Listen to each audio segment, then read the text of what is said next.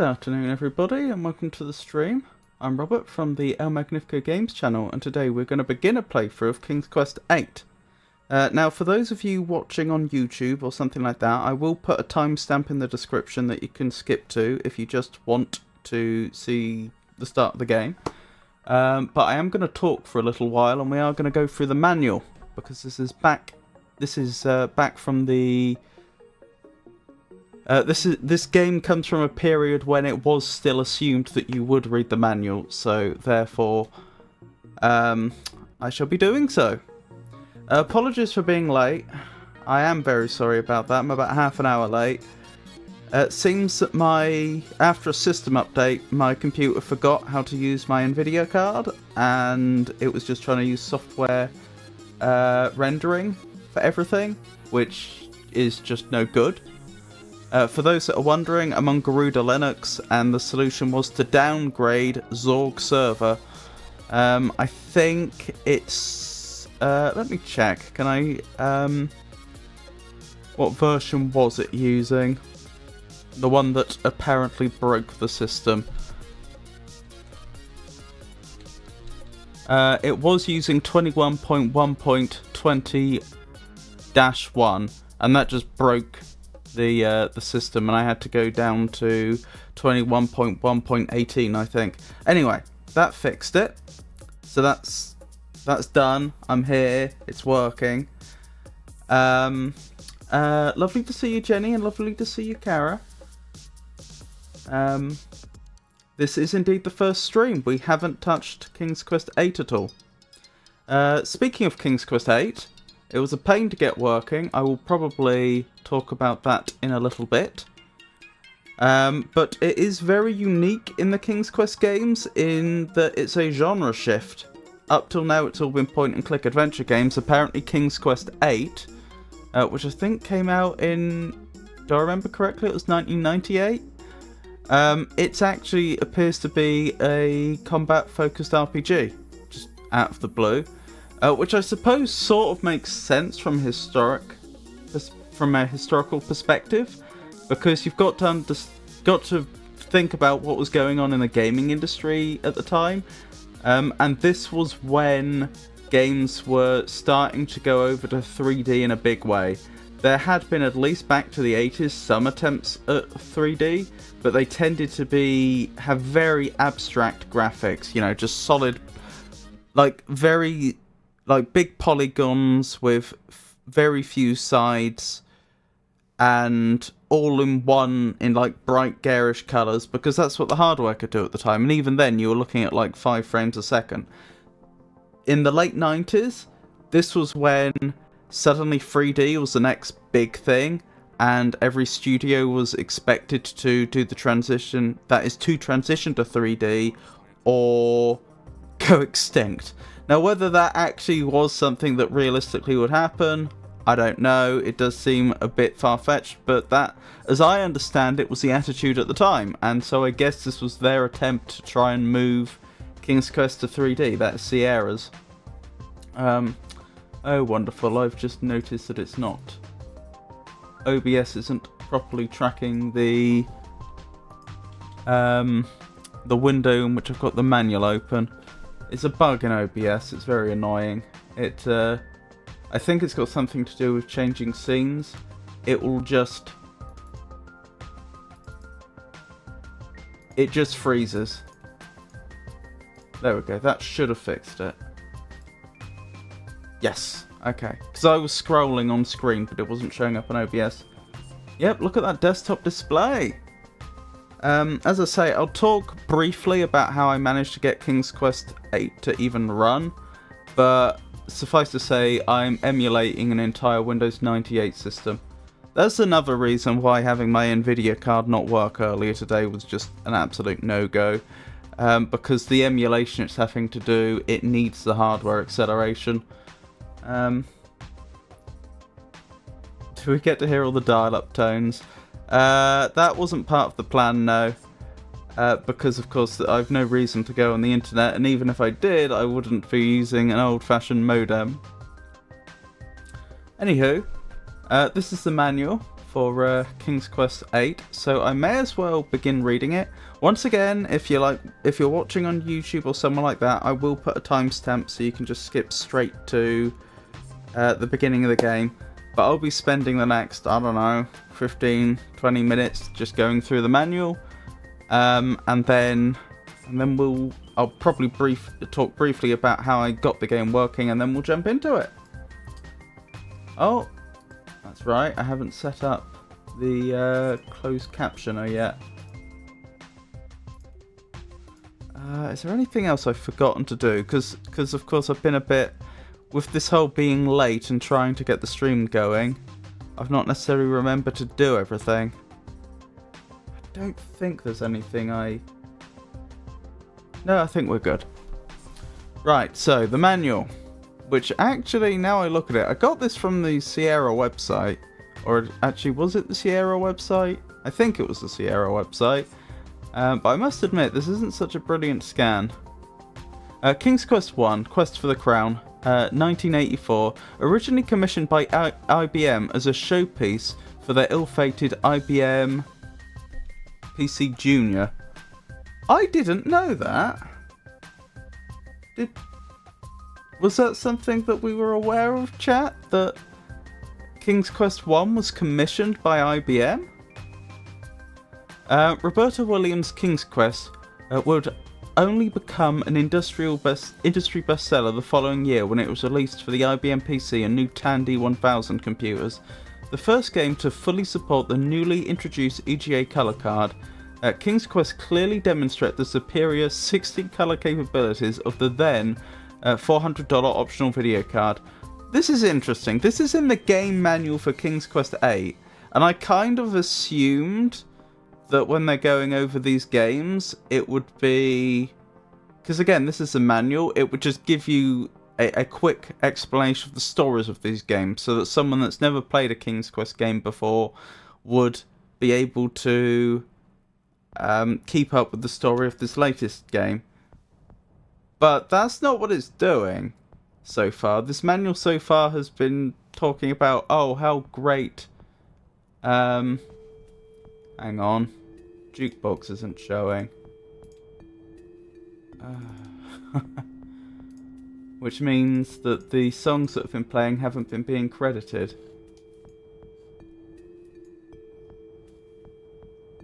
Hang on, what's covering that up? Uh-oh.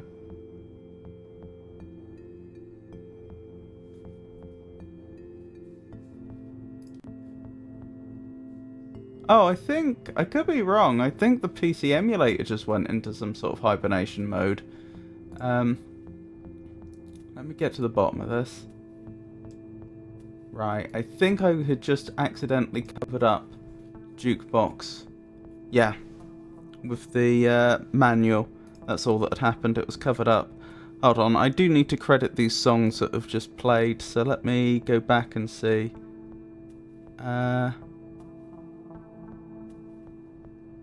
Right, so 2 songs have played. If we go back by 2, then that will be all songs credited. The first one I think was called Cool. There we go. So those are the songs. And I may as well skip forward again. Oh, isn't this stream a bit cursed? Oh, thank you for giving Bex a shout out. Lucky Turkey, glad you're able to get things to work. Yep. It was a nuisance at the last minute, but we got there. Let me have a look at what's going on with the PC emulator. Yeah, that was actually Windows 98 going into some sort of hibernation mode, it looks like. I didn't know it would do that. I'm pretty sure my Windows 98 machines back in the day didn't do that. They don't tell us anything about games anymore. It has a synopsis at the bottom. Ah, I see. But you do just wonder, why did they bother putting this text in? Like, it's not that it isn't interesting. It's just, think about the purpose of the document. This is the manual for the latest game. This is the manual for King's Quest VIII. Why are they giving us this sort of, this this sort of technological overview of the game series with a focus on telling us how great Sierra is. If you see what I mean.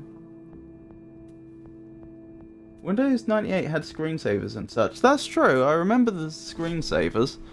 But it did, like, just go to, like, a blinking cursor, didn't it? Like a text display. Which I wasn't expecting. Where were we? Sorry. The player... directed game... No, the player... directed game action with text-based commands, example open door, and use of the keyboard arrow keys to control the hero's on-screen movements. I think I've cracked it. I think I've just realised why they've put those paragraphs in talking about the technological development of the King's Quest series.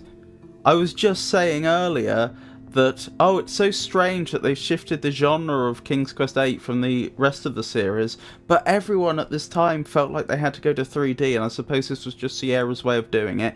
That's what this is leading up to, isn't it? This is all just... Sierra's always been on the edge of technology, and now Sierra brings you 3D. Surely that's what they're leading up to. The original King's Quest game was released later in an updated version as King's Quest I: Quest for the Crown. The new version, a contemporary of King's Quest IV, allowed the use of icons rather than a text parser interface, and had updated graphics and sound to keep up with the games of that time. It's funny they say of that time, but that wasn't that long ago. This is, I think, King's Quest VIII is 1998. They're talking about King's Quest IV, which originally came out in 1984. So they say it was a contemporary of King's Quest IV, did they? When did that come out? 1988. Yeah, so that's only 10 years ago. That would be like talking about a game today that came out in 2015. You know, and talking about having to keep up with games of that time. I mean, I guess that's just how they thought at the time, because technology was moving on so quickly, I guess. It does seem odd, though, to use that, to frame things in that sort of way when you're just talking about 10 years ago.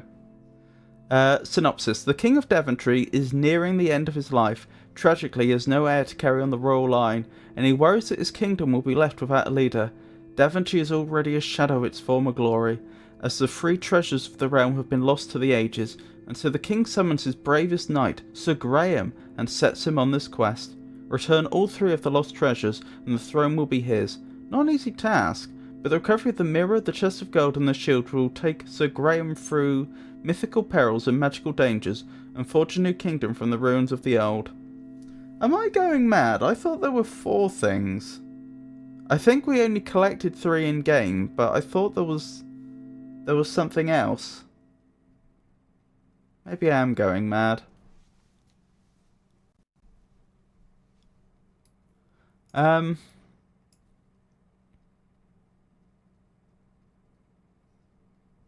don't know, was it like a treasure that wasn't stolen or something? I don't know. You think I'd remember, having played King's Quest I relatively recently. King's Quest II, Romancing the Throne. The sequel to the original King's Quest provided not just a second look at the life of King, formerly Sir Graham of Daventry, also began a tradition of using King's Quest as a training ground for future designers. So it didn't... So I think I read into this, they didn't innovate in this game, which is fine. I'm not saying they should have done. You know, if people liked the formula and wanted more of it, fair enough. But they didn't innovate, so then they have to find another way to make this game sound or fit into this narrative of their games being the wave of the future, and so they do it by describing it as a training ground. Future Space Quest series designer Scott Murphy and Mark Crow joined the development team, making the game an even bigger hit than the original. Really? You think that's why it was an even bigger hit than the original? Like, you're actually making a causal link here. The implication being, if they hadn't joined the team, it wouldn't have been a bigger hit. I mean, it's possible. But is it necessarily true? Synopsis. Sir Graham is now King Graham, inheritor of the Daventry throne. But he is a king without a queen, and his subjects fear the airless fate which befell his predecessor. Until the day when Graham beholds a dreadful sight in the magic mirror. A beautiful woman held captive in a secret tower. Smitten, the king vows to release her. His search for 3 magical keys will lead him to the enchanted land on the other side of the world. To claim his future bride, Graham must explore underground caverns, eerie towers and ocean wonderlands, ride flying carpets, and meet and mingle with legendary characters like King Neptune and Count Dracula. King Neptune? I thought Neptune was a god. Aren't you being rather, haven't you rather demoted poor Neptune there? Also, was it ever established that it was actually Dracula? I remember the vampire they're talking about. I don't remember actually in the story it clearly stating that that particular vampire was Dracula, though. I could be just misremembering. Right, King's Quest III to Air as Human, 1986. The release of this product in 1986 was quickly met with loud protests from gamers claiming that this King's Quest wasn't really a King's Quest at all, because it focused on a young slave named Gwydion and his attempts to escape his evil masters. Players didn't grasp the connection between Gwydion and King Graham of Devonshire until they finished the game some months later. This was before Sierra began offering hint books or a hint line. Oh, was it?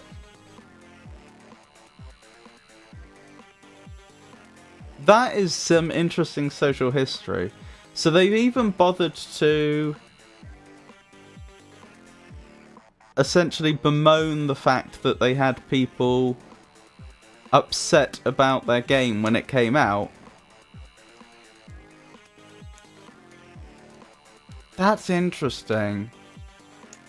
Because I remember when I played through King's Quest 3, I didn't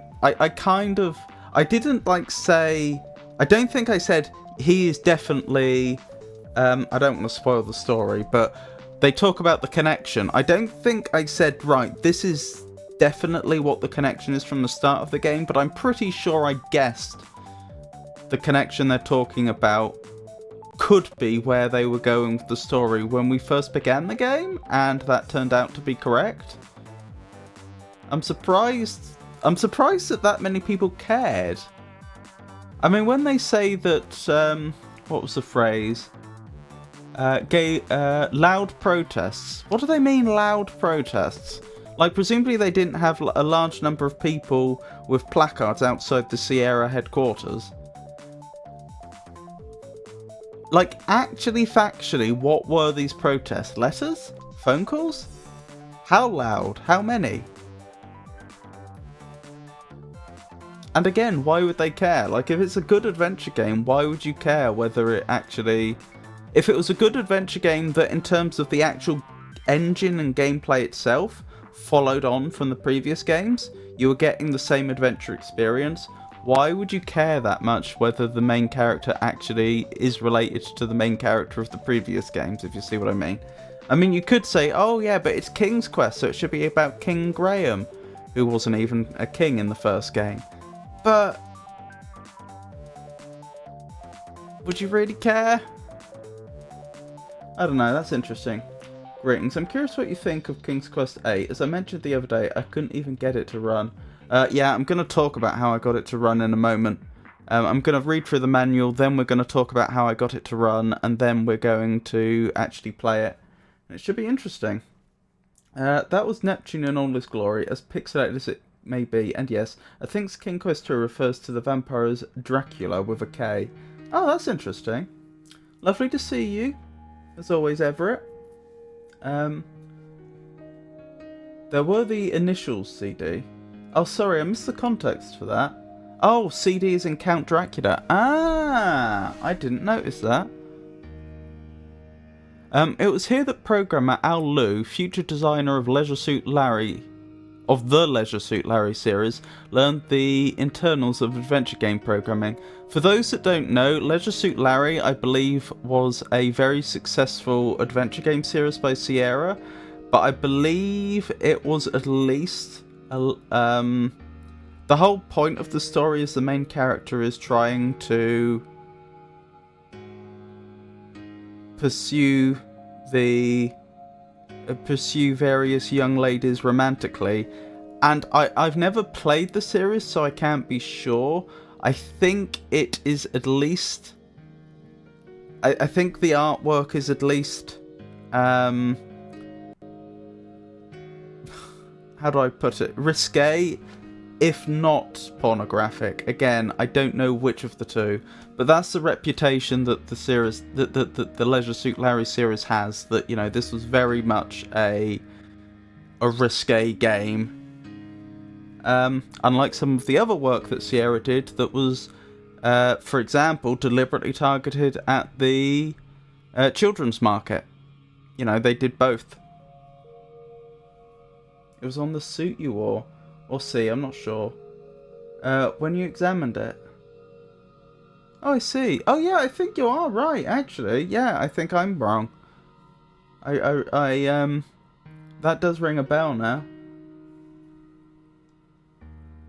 An exciting feature of King's Quest III was auto-magic mapping. The feature was widely promoted on King's Quest III's introduction, however it was not included in future King's Quest games since players' feedback indicated that it reduced the challenge. This mapping feature was later built into Roberta Williams' Mixed Up Mother Goose Adventure game for children, where it was better appreciated. Really? So that's why no more maps? Or no more automatic mapping? I thought it was a fantastic feature. I discussed this when we played King's Quest III, and I was talking about the fact that, yes, technically having the game make a map for you as you play reduces the challenge, but there's challenges that are enjoyable, that are compelling, and there's challenges that aren't. Clearly you can make things really challenging without them being enjoyable whatsoever. And I felt like just... meticulously mapping out the game world was never a particularly fun part of the games.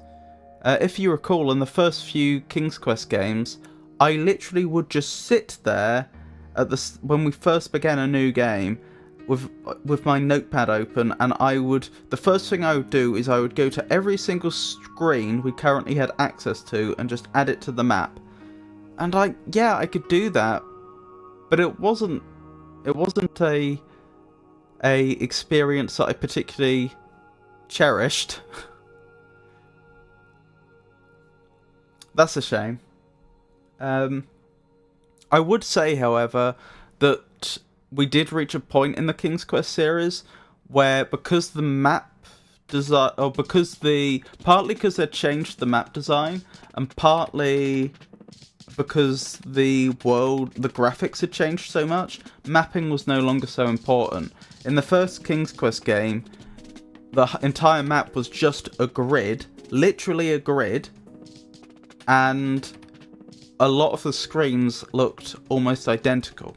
So it genuinely, you needed a map or you would get lost. There's no way, well, I say no way, maybe some people could do it. Most people, I think, just being thrown into that wouldn't have been able to remember where everything was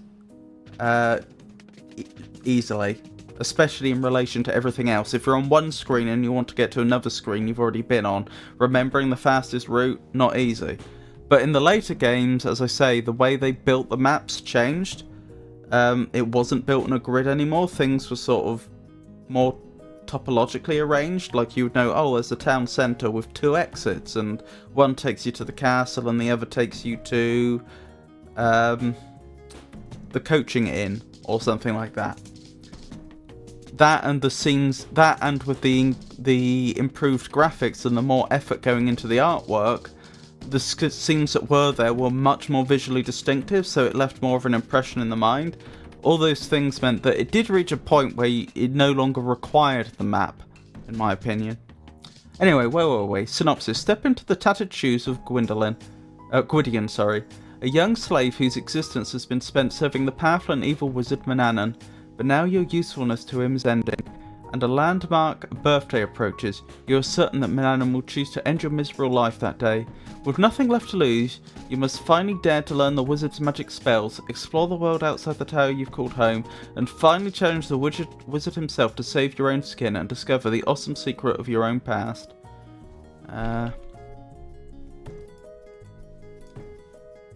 King's Quest IV: The Perils of Rosella. This innovative epic invited players to step not into the boots of the now familiar adventure hero King Graham, but instead into the soft slippers of his young daughter Rosella. A bold step for 1988, when the audience for computer games were almost exclusively male. What? How is that relevant? Why can't you have a female protagonist if the audience for games is mostly male? That seems like a non sequitur. Anywho, designer Roberta Williams' move to attract more female players to adventure gaming was a success. Okay, so you're telling me that the reason she did it was specifically to bring more female players into gaming? So that in her mind was the justification for doing it. And you're saying it was a success. How do you know? I mean, were they surveying their player base? How do they know? I mean, that wouldn't be a trivial study, would it? I mean, you say more into gaming, that implies these are female players that have never played a video game before. And you're suggesting what, King's Quest IV was their first ever video game? I mean, it's possible. Anywho. And King's Quest IV went on to be one of the most successful games of the year. From a technical standpoint, King's Quest IV also scored big as the first commercial entertainment product to support optional music cards. Oh, so you mean, is that, well, do they mean a sound card? Were they calling them music cards at the time?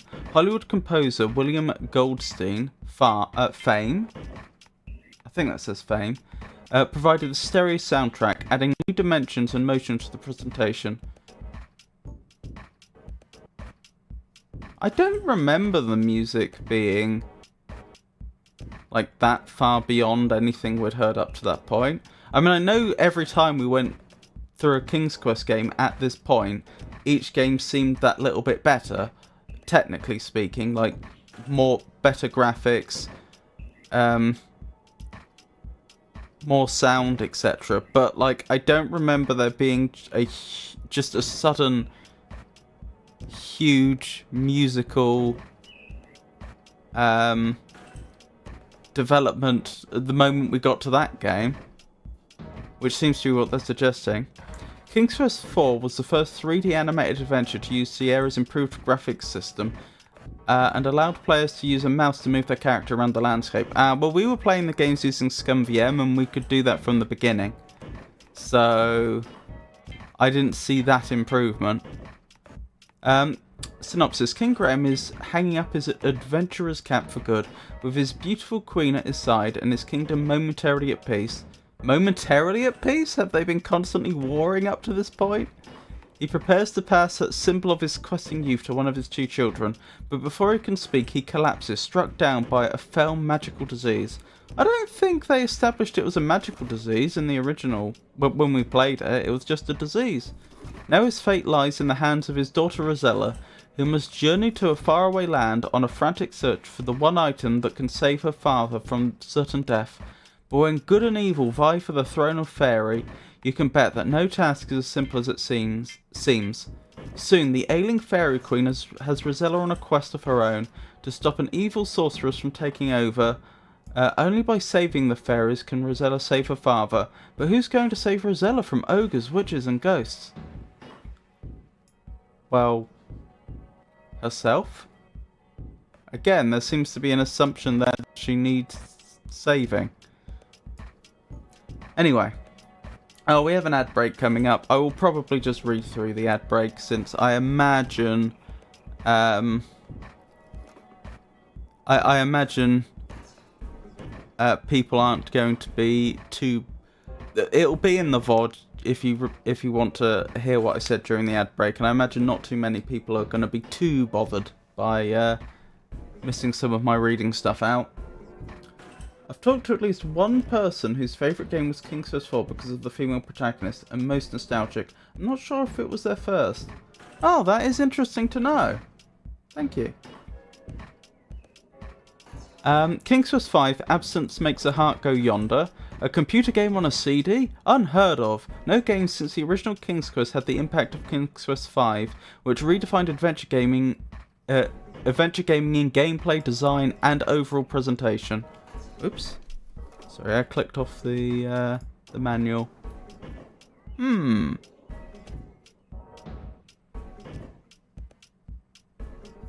What do you mean by no game? That's where I kind of take issue, because obviously a lot of this text is about making the King's Quest games themselves seem extremely important, and I wonder. I mean, they were big games at the day, but I'm not sure they were quite as, with maybe the exception of the first game, because it was early. I'm not sure that they were actually that influential overall compared to the total corpus of every other adventure game that was being released at the time by Sierra and other companies. I'm not sure King's Quest itself was so truly essential to the development of video games. This is Frosty. This iconic Russian city, founded by Peter the Great, bore a different name for most of the 20th century. What was it? Find out when the ads end in about 3 minutes. I don't know. 20th century, so that's probably after the Russian Revolution. Could that have been like one of the cities that became Leningrad? I'm not sure. Anyway. But I would agree, King's Quest V was an excellent game, and I don't know how it compared to other adventure games of the era, but it was definitely a big step forward in the King's Quest series. It was Sierra's first $1 million plus development effort. Okay, so they're spending a lot more money on the games at this point.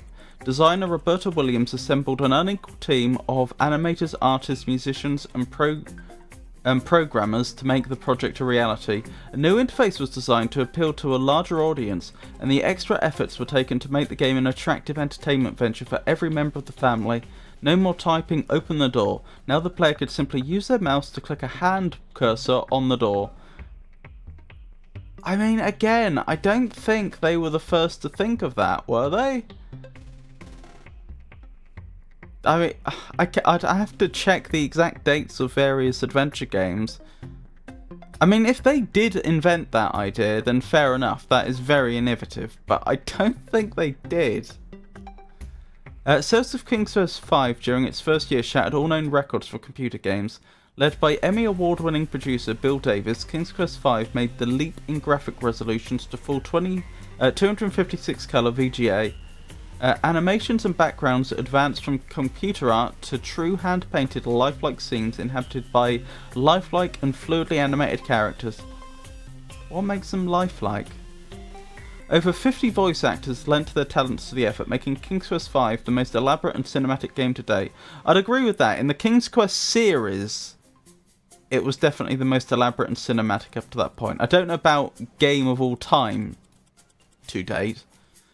Synopsis. A year has passed since Princess Rosella's journey to Tamir, and King Graham's health has been fully restored. The royal family of Daventry is whole once more, and all is well within the kingdom. But unbeknownst to Graham, his beloved family will soon be in grave danger. Somewhere, far away, a powerful presence watches the castle of Daventry with evil intent.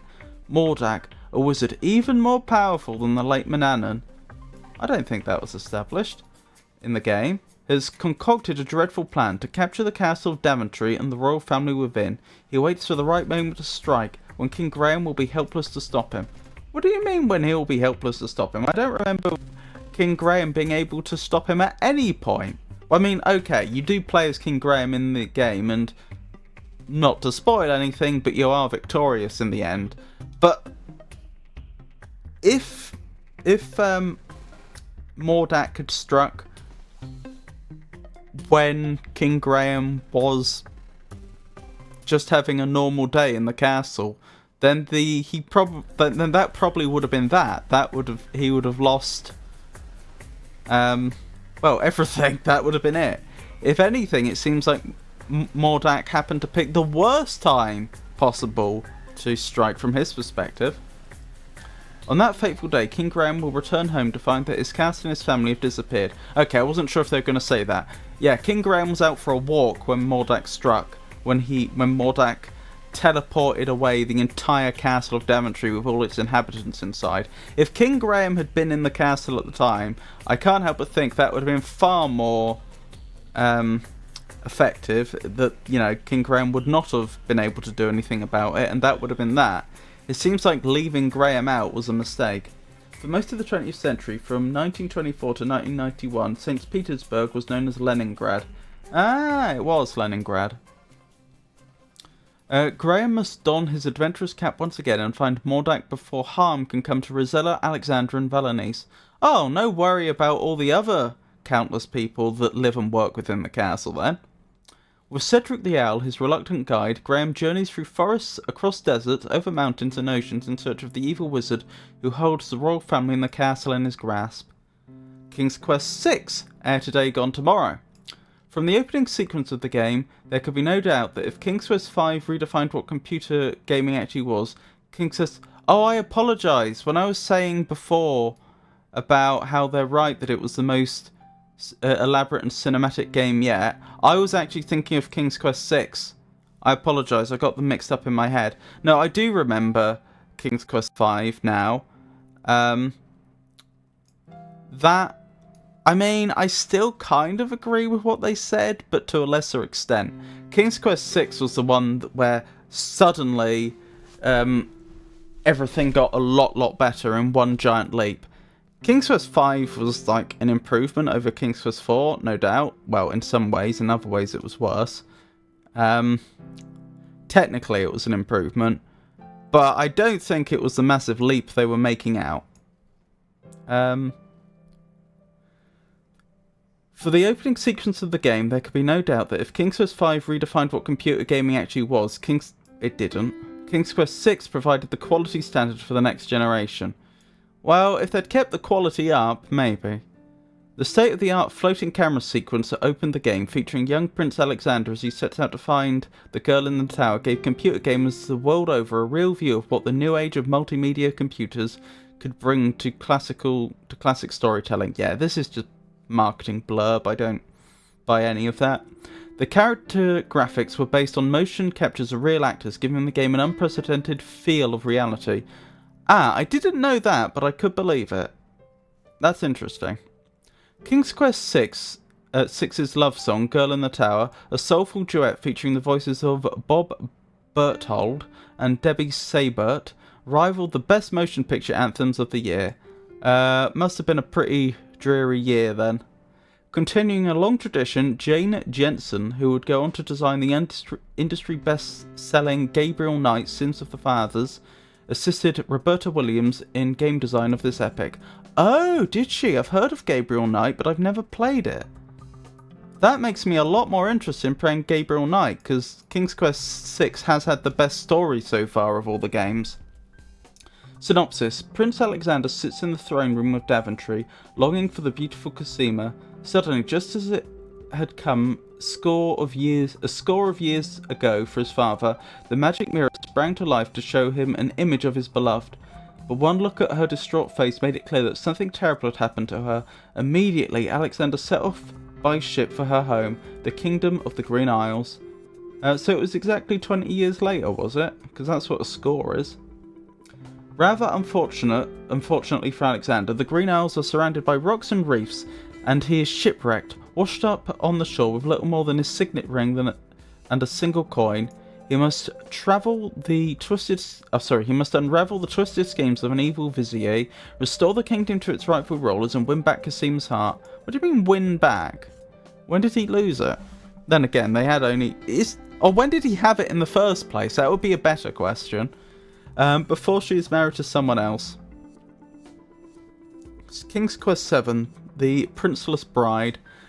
King's Quest VII featured an innovative chapter-based design, an intelligent bookmarking system for saving games, and an easy point-and-click interface, making the game more intuitive for the novice gamer, while still being challenging for those who had enjoyed the series for the past 10 years.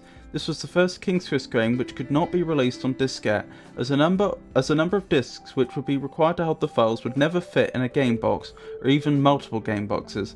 Oh, that's interesting. That surprises me slightly, because I wouldn't have realised that game was so much larger in file size than the previous one. Again, King's Quest VI was the big leap. I mean, I think King's Quest VII probably did have better graphics still, at least from a technical point of view, though they changed the art style quite a bit. But I wouldn't have predicted that it was suddenly so much bigger.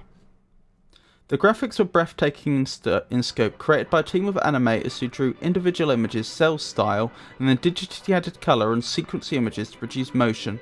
The resulting animation not only set new standards for game graphics, but also rivaled or surpassed the animation available on TV or film.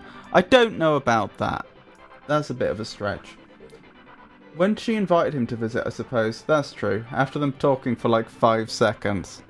Yeah... I feel like winning back her heart, though, is stating it a bit strongly. Let's skip to the next song. Rosella of Daventry is reaching marriageable age, and her mother, Valenice, hopes to find a suitable match for her daughter. Unfortunately, Rosella has no interest either in the men her mother has chosen or in marriage itself. As the two of them walk in the woods discussing the very subject, Rosella sees a small dragon sprite leap from a pond, leaving behind... Oh, it was a dragon sprite! I thought it was a frog! We did actually meet the dragon sprite later on in the story. I never made that connection. Leaving behind it an image of a fantastic castle floating in the clouds, intrigued and feeling mischievous, Rosella dives into the pond and disappears. Valenice leaps in after her, and the two find themselves drawn into a vortex of magical energy and separated. Now each woman must pursue her own quest, Rosella to save the Volcanics underground from the evil witch Melicia, and Valenice to find her daughter, before they can be reunited. Each must cross the land of Eldritch, face the dangers of Ooga Booga, delve into the world of spirits and legends, and finally confront Melicia in the heart of an active volcano. So that's the recap of all the games up to this point, both giving us an overview of the stories, but also quite a lot about how fantastic Sierra is at developing video games. I think we can skip all this about installing the game, although 3DFX is going to come up again. Game controls. There are two main pieces of the on-screen interface, the top and bottom bars. The details of both these bars will be covered in their own sections. All references to keys in this manual assume you have not remapped them. I most certainly have remapped them. To get to the top bar, simply move the play cursor to the top of the screen. The top bar will automatically slide down. Moving the play cursor off the bar will cause it to slide back up and out of the way. Note that the attack cursors do not activate this bar. Oh, that's interesting. Features of this top bar from left to right include the mouse icon to go to the options screen, your inventory items, and gold currency. The bottom bar can be put away or opened up by pressing the space bar. If this is... I may have remapped that. If this is closed and you're in combat, the health and experience meter will pop out by itself until combat is complete. Features of this bottom bar from left to right include armor class and stat. Armor class, so that's presumably how hard we are to hit. So that's been lifted almost straight from D&D then. Although admittedly, up to this point there had been quite a lot of D&D games that had come out, and from them had spawned more generic RPGs. so I don't know the history of this genre too much, but it is fair to assume that the term armor class at this point may have already been divorced from D&D itself. Hand weapon and stat, ranged weapon and stat, the health and experience meters, 4 health and 4 magic items, the rope and hook, supply of rocks, and the magic map. Some magic items, you say? So, do they mean in the... Is this... I know this is going to be a RPG. Is Connor going to be able to cast spells himself using something like mana or magicka? Controlling Connor. Connor's too... Oh yeah, we can... The main character in this game is apparently called Connor. They haven't introduced that here, but he is. I have no idea who he is. Like, in terms of the world and Daventry, I have no idea who Connor is. Connor has 2 modes of moving, running or walking. Use the end key to toggle between running and walking. Use the 4 arrow keys to move Connor around. While you are moving around the world, Connor will react to things he runs into, as well as the slope of the ground. If Connor runs straight into an object, he will stop. If he hits something at an angle, he will glance off at it and keep moving in the same general direction. Huh. That's interesting. I didn't know he'd glance at objects. Controlling the camera. In third person, the camera will automatically follow Connor around. It'll attempt to keep Connor in the middle of the screen. Anytime you can take control of the camera. To do this, right click and hold, then move the mouse. Moving forward or backward with the mouse will zoom the camera in or out. Moving the left or right will swing the camera around Connor. I wonder how innovative this was at the time, because the stuff they're describing here almost feels like they don't need to describe it. Like, it is so... this has been done so many times now. It's just intuitive to me. Like, having someone actually spell it out seems completely pointless. But I don't know, maybe at the time this really hadn't been done before. It had been done so few times that it did need explaining. Continuing to hold the right mouse button down while Connor moves will maintain the camera in the same relative position and allow you to track Connor from a constant angle and distance. The page up and page down keys are used to tilt the camera view up or down. If you have tilted the camera, it will automatically reset itself as soon as Connor moves. Okay, that's interesting. That is interesting. So you can tilt up and down, but not by holding right click. They have dedicated keys for that. The shift key can be used to temporarily modify camera movement. Pressing shift while right clicking and moving forward or backwards will tilt the camera up. Oh, that's how you do it. Yeah, I had a feeling I'd tilted the camera with the mouse before, which is why I was confused. F11 toggles the behavior of the third person camera. Move the camera to the distance you want it to stay from Connor and then press F11. The camera will stay that same distance from Connor. The default behavior for the right click camera movement is now changed. Right click and move the mouse forward or backwards. The camera will now tilt up or down. Shift right click now zooms. Okay, so it just toggles what the default behavior is for up and down with the mouse. First person stroke third person. Anytime you can change between playing in first person and third person mode. F2 toggles between the 2 modes. Oh, I didn't know there was a first person mode. That's interesting. While the game is best played in first person, you can play all of it in first person. However, we recommend you play it in third person and use the first person mode for special cases where you might want to look at something close up. If you're playing in first person, any hands off scenes will jump you into third person so you can see the interaction. Switching to first person is disabled in hands off scenes. Okay, I don't know what a hands off scene is, but okie dokie. The cursors! There are 4 game cursors. The play cursor, a gold arrow, the hand weapon cursor, a sword, the ranged weapon cursor, a bow and arrow, oh, it just says a bow arrow, and the weight cursor, the spinning mask. The play cursor looks like a golden arrow pointer. Use this cursor to click on items to select them or get information about them, and or start conversations with other characters. Actions for the play cursor include do, talk, and take, but never attack. To temporarily change the play cursor without having to put away a weapon, press Control. This is a temporary switch to the play cursor. Releasing the Control key will change the cursor back to the prior attack cursor.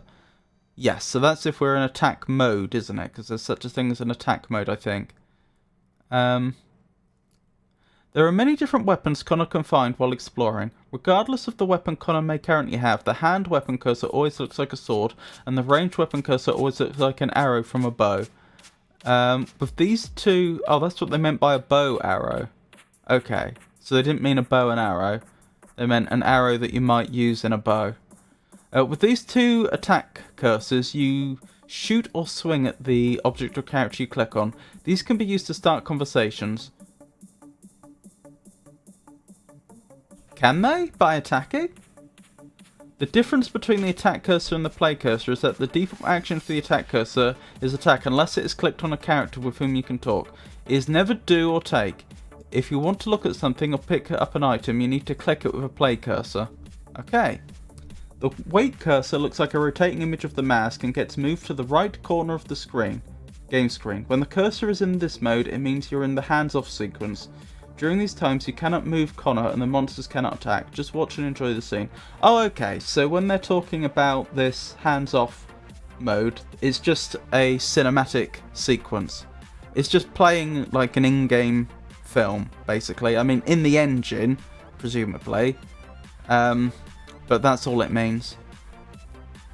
Conversations. Throughout the game, Connor will meet helpful characters and interact with them. When you click on one of these characters, Connor will begin a conversation. During a conversation, as long as it's not a hands-off scene, you remain in complete control of the camera and Connor. If you don't move the camera, the program will automatically make camera cuts to better tell the story. Oh, that's interesting. If you move the camera at any time, all future camera cuts for that conversation will be terminated. Oh, so if you let go, it won't go back. If you walk Connor away during the conversation will end. If you return from one of these interrupted conversations, the character will pick up where he or she left off. Oh, blimey, that sounds abusable. Listen carefully to conversations. Characters give important clues to puzzles. Sometimes it takes several clicks to get to the end of a conversation. Just because the characters stop talking doesn't mean they have nothing else to say. Oh, I hate it when they do that, but okay, so I need to make sure I exhaust dialogue properly. Clicking on a character after exhausting the talk string will result in the playing of a summation. You will never miss an important message. Pushing! Connor can push and move many objects in this game. To get Connor to push something, stand him next to it. From a stop position, move him forward. If it's something he can push, he will automatically go into push mode. As long as you keep moving him forward, he'll continue to push. If he stops pushing and you're still trying to move forward, then the object he is pushing has run into something that is preventing it from moving forward. Pushing cannot be initiated when Connor's hands are full. In other words, you can't have a weapon out while pushing. If you want to push something, you have to put away your weapon first. Jumping! Connor has 3 different kinds of jumps. The standing or walking jump, the running jump, the backflip. He can do backflips, I have tested that. The standing jump moves Connor forward about 6 feet and he clears a height of about 4 feet. His running jump moves him forward about 30 feet and he clears a height of about 6 feet. The backflip moves him backwards about 8 feet and he clears a height of about 6 feet. Oh, interesting. So a backflip will actually get you higher in the air than jumping forwards, than a walking jump. Okay, good to know. To do a standing or running jump, simply press insert. You can press, yeah, I'm pretty sure I changed that to spacebar. You can press this either while standing or while walking forward. To do a running jump, you must be in run mode. While running, press insert and Connor will do a running jump. To do a backflip, you can either run or walk, be in either run or walk mode, it doesn't matter. Simply walk Connor backwards whilst pressing the back arrow. By pressing the back arrow. While walking backwards, press insert and Connor will do a backflip. You'll find a number of places where you'll want to use these jumps to get over obstacles, jump on something, or cross areas of trouble. Remember that each jump clears a defined distance. Also take gravity into consideration. Jumping from a high spot to a low spot will increase the length of the jump, whereas jumping from a low spot to a high spot will shorten the distance. Be careful jumping from high places. If Connor falls more than 15 feet, he will die. Oh, okay, that is important information. There is full damage and it's absolute. You just die. Presumably if he falls 14 feet, he takes no damage. If he falls 15 feet, he's dead. That's what I interpret that as meaning. The rope and hook. During the course of gameplay, you'll find a rope and hook. The rope and hook can be used to climb up and down things. Places where you can use the rope and hook are identified by a rope and hook arrow icon at the bottom right of the game screen. When you see this, it means you can climb something nearby. To use the rope and hook, click on its icon on the lower bar. The cursor will change to the rope and hook. Now click on the object, cliff, wall, building, etc. you want to climb. Connor will throw the rope and automatically get into the climb position. Use the arrow keys to make him climb up and down the rope. To get him off the rope, move him past the end of the rope and he will automatically get off and put the rope away. Rocks. Connor will be able to find small boulders in various places. These will be useful for solving certain puzzles. In a number of places throughout the game, Connor will discover pressure plates which depress when stepped upon. Rocks can be used to weight down these plates. To use one, click on the rocks on the interface. The cursor then becomes a rock. Now click the cursor where you'd like Connor to throw it. Connor can only throw rocks a fairly short distance. If you clicked beyond his range, he'll throw it as far as he can in the direction you've clicked. Hand weapons. During the course of gameplay, Connor will find a number of different hand weapons. Click on the weapon to pick it up. If you already had a hand weapon, it will automatically swap with this one. Connor can only carry one hand weapon at a time. When you pick up a new hand weapon, watch the stats for hand weapons to determine which one you want to keep. Keep the one that displays the highest number. Okay, that's simple enough. Why can't the game do it for me then? I wonder if he has a maximum carry capacity now I think about it. Either in terms of weight or in terms of like inventory space, if it's one of those managing like area within the inventory screen type situations. To use a hand weapon, click on the hand weapon icon on the interface. Once the hand weapon is out and Connor's ready, the cursor will look like a sword. Each left click will now make Connor swing in the direction you've clicked. If you click behind him, he will automatically turn around and swing. For hand weapons, Connor will need to be close enough to an object to hit it. Connor will always swing, but if he's not close enough, as in the real world, he'll just hit dead air. Pressing delete switches between weapons. With hand weapons, you can choose two kinds of attack, the standard attack or the big swing. The standard attack is done with a simple left click. This is the quickest kind of attack but does not deliver the biggest blow. To do the big swing, hold down shift while left clicking. That's also how we run, isn't it? Connor will take the big swing and deliver 0.75 to 5 times the possible damage. Oh, so it can do less damage then. Be careful in using this. While Connor usually delivers greater damage, it also takes him longer to make this kind of swing. When fighting one opponent, this might prove effective. However, battling a group, a quicker attack might prove more effective. Why do you think they did it that way? Do you think it's do you think that the number they're generating is like a linear distribution, so there's an equal probability of getting 0.75 as there is of 5 and every other number in between? Or do you think it's biased towards higher or lower numbers? And why do you think they set it up so it can actually do less damage? What's the point? In what way did the developers think that was going to make the game more compelling? That you commit to this big swing, which takes more time, and then do less damage? Like, all they'd have had to have done is made it 1 to 5 times the possible damage, and you'd be guaranteed at least as much damage as a quick swing would. Why didn't they do it that way? Ranged weapons. During the course of gameplay, Connor will find a number of different ranged weapons. Click on the weapon to pick it up. If you already had a ranged weapon, it'll automatically swap with this one. Connor can only carry one ranged weapon at a time. When you pick up a ranged weapon, watch the stats of the ranged weapon to determine which one you want to keep. You want to keep the one that displays the highest number. To use a ranged weapon, click on the ranged... Hang on. There we go. To use a ranged weapon, click on the ranged weapon on the interface or press delete. This will make Connor draw his ranged weapon. Once the weapon is out and Connor is ready, the cursor will look like an arrow from a bow. Each left click will now make Connor shoot in the direction you clicked.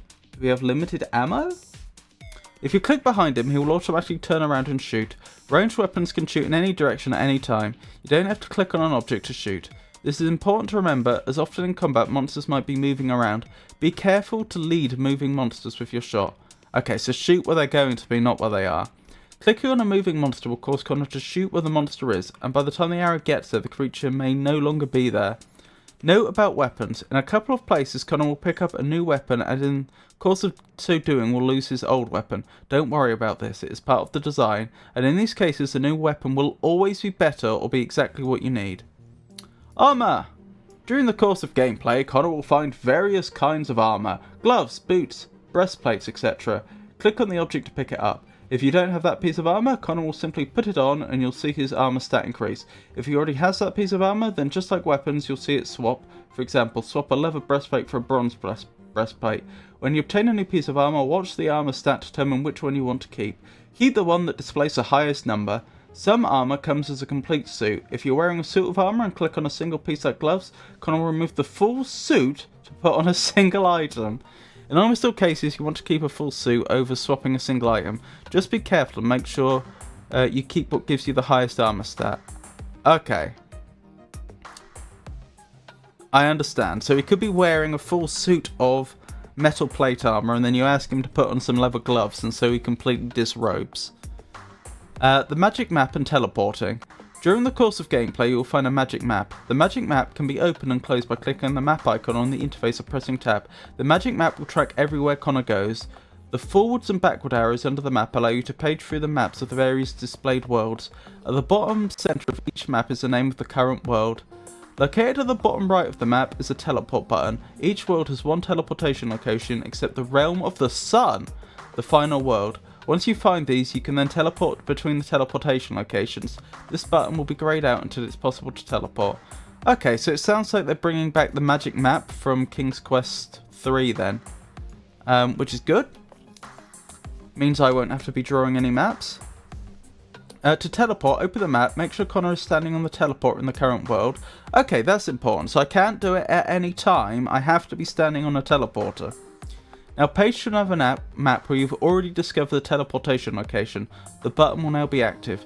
Click on the teleport button, Connor will disappear and the world displayed in the map will be loaded. Once it's loaded, you'll see Connor appear on the teleportation location in the new map. Sorry, in the new land. The map is... so presumably I don't willingly teleport to other lands, I just get sent there somehow. The map is very interactive. As you change things in the world, the map will often reflect these changes. Opening a locked door may reveal the door open on the map where before it was closed. Pay special attention to potential changes in the map as Connor does actions to trigger these changes. Okay, so I pull a switch and the map will actually update to show the door which is opened, which could be a long way away. Good to know. Note that changes could occur elsewhere in the current world besides where he is standing.